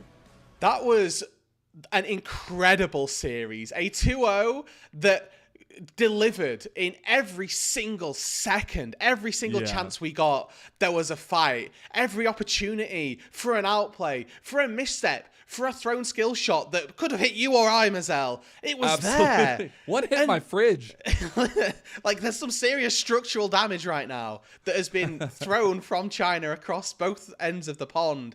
But for BLG, a 2-0 that they can be more than happy with. For IG as well, weirdly a loss that it is going to sting, don't get me wrong, but that I feel like they were helpless. Yeah, it feels really rough, especially there when Rookie was so set up for success, but it feels like there definitely was a little bit of structural weakness, at least on the side of IG. I don't want to be too introspective. I think Bin absolutely got the better of the Shy today. And I think there were some really good moments on that Renekton game for sure. But especially in this game, felt like the Shy was non-existent and Bin was kind of across the entire map. And when you go from a game like that game 1, where it's literally all about Elk and Wei, and then you come into this game and Wei still having a big helping hand, but it becomes all about Knight and Bin. You see how this team became multi-time champions and how lethal they can be. Yeah, I mean, you said it in the game, right? Like a multi-headed Hydra. It doesn't matter who's faltering. The rest of the team will pick up the slack. Wei may be the most consistent across the 2 games, but that's not to say that BLG weren't just like all firing on all cylinders. I mean, Elk in that final game was constantly the focus. And I mean, as a poke virus, you probably take that when you've got Corki rattling out damage by your side. Honestly, the most expendable member then is the Varus as soon as he's fired Chain of Corruption. Like, effective use definitely Hands subsides. Yeah, literally. Look, Bod, no hands. I don't know. Just trying to find any in, but what a game, what a series. The 2-0 does not speak to what this series had in store. Please, like, honestly, I want to say probably best series. I know we've only had 2 days. Like, this is the second day. Best series of this part of the bracket so far. And honestly, maybe of the year. I mean, that was very fun to watch from a BLG perspective for sure. From IG, maybe a little bit heartbreaking. But that first game, man, that is like peak League of Legends, peak LPL moments, big, stressful fights constantly across the table. And it feels like we are are really getting the best of the crop here when we're looking at this Group Ascend matchup series. Yeah, exactly right. I touched on it at the beginning. Every day of the LPL, you're going to get to go, we've got a big matchup today because of how because of how Group Ascend functions. And today's one delivered, right? Hands down, this BLG IG series was incredible. But literally, you look forward and forward and forward, and the LPL schedule, there's always something where you're like, oh, cool. I'm watching that series, obviously. Absolutely. And for BLG, they've sort of put forward, and I think it's now a good time to see how well they stood up to the challenge and what this means for them, right? They came into this Ascend stage 5-1 with a loss versus Weibo, but they come now into a very difficult series versus Invictus Gaming, as we can see the damage on screen. Yeah, called it. Elk was 8,000 damage behind Bin, right? Like, this guy was Chain of Corruption bot, and that was it. Man. Hey, but that's all they needed. That's all they needed Elk to fill a role, and Bin filled the rest. I mean, that guy just got a literal entire montage YouTube video from just this one game on the Scion.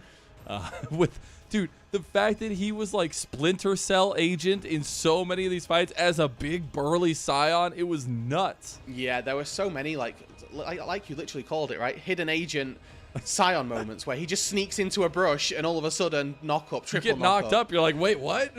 I don't see Riot what's hit bug? me. Yeah, literally, and almost, you know, with the damage that Bin was pumping out in this game, you forget that IG actually had the focus in this series for the first 10-15 minutes of both games. They were largely in control, and with Knight here, this may be thinking, oh, this is a little bit of a rough situation, but it's Bin, again, comes up clutch when he needs to for his team.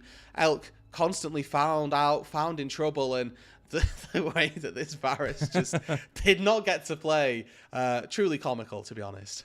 Absolutely. But hey, all you got to do is do your job, and he did do so indeed. I think the Lilia shows itself again. I wonder if this is going to continue being a primary pick in the meta. We've seen it for 2 days in a row now from BLG's side of things. Obviously, IG didn't get to play it today, but this one, man, this was the absolute backbreaker. The 3-man knockup and just the clean house by BLG. Yeah, and you know, once you've been knocked up at this point, flashing, it's already too late.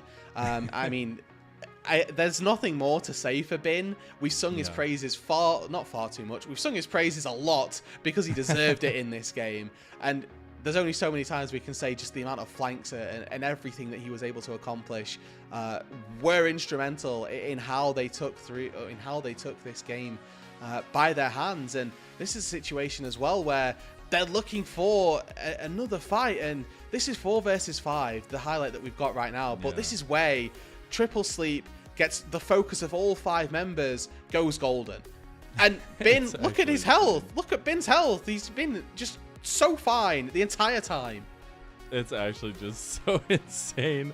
He's just untouched, and that was that kind of focus in the moment. You're like, oh man, that was maybe not the right call for the Shy and for IG to focus on that big front line. But then you had a moment like this, you're like, okay, what can happen? Oh wait, I forgot they have Bin and Knight. Yeah, and even like 3 versus 4, Rookie just knows he can't jump in here because he's immediately going to get popped by an auto attack from Knight. And you know, we'd sung a lot of the praises of Bin. Knight as well had a stellar performance on this Corki, managed to get into that late game and managed to be a massive nuisance in the damage department as well, right? The time that Knight the Shy caught out by the dredge line, and there's just a Corki sat there waiting. Like, he melted. I think at that point he had like 4,000 health, the Shy, between the items he built, the grass procs as well, but he just got absolutely destroyed. Now I wonder, you're making me question a little bit, is it really been just the auto EVPs here? Yeah, surely it is. I mean, there is an argument, don't get me wrong, that maybe Wei could get it for consistency across these team fights, that maybe Knight could get it, but it's an argument that you're not going to win. It was big. I think it has to be. Yeah. You heard him talk about his idol, and he absolutely put him in the bin in this one. A 6'2", 18 performance on the Scion of all things. And it feels like we're truly getting the best era of Bin here in the LPL.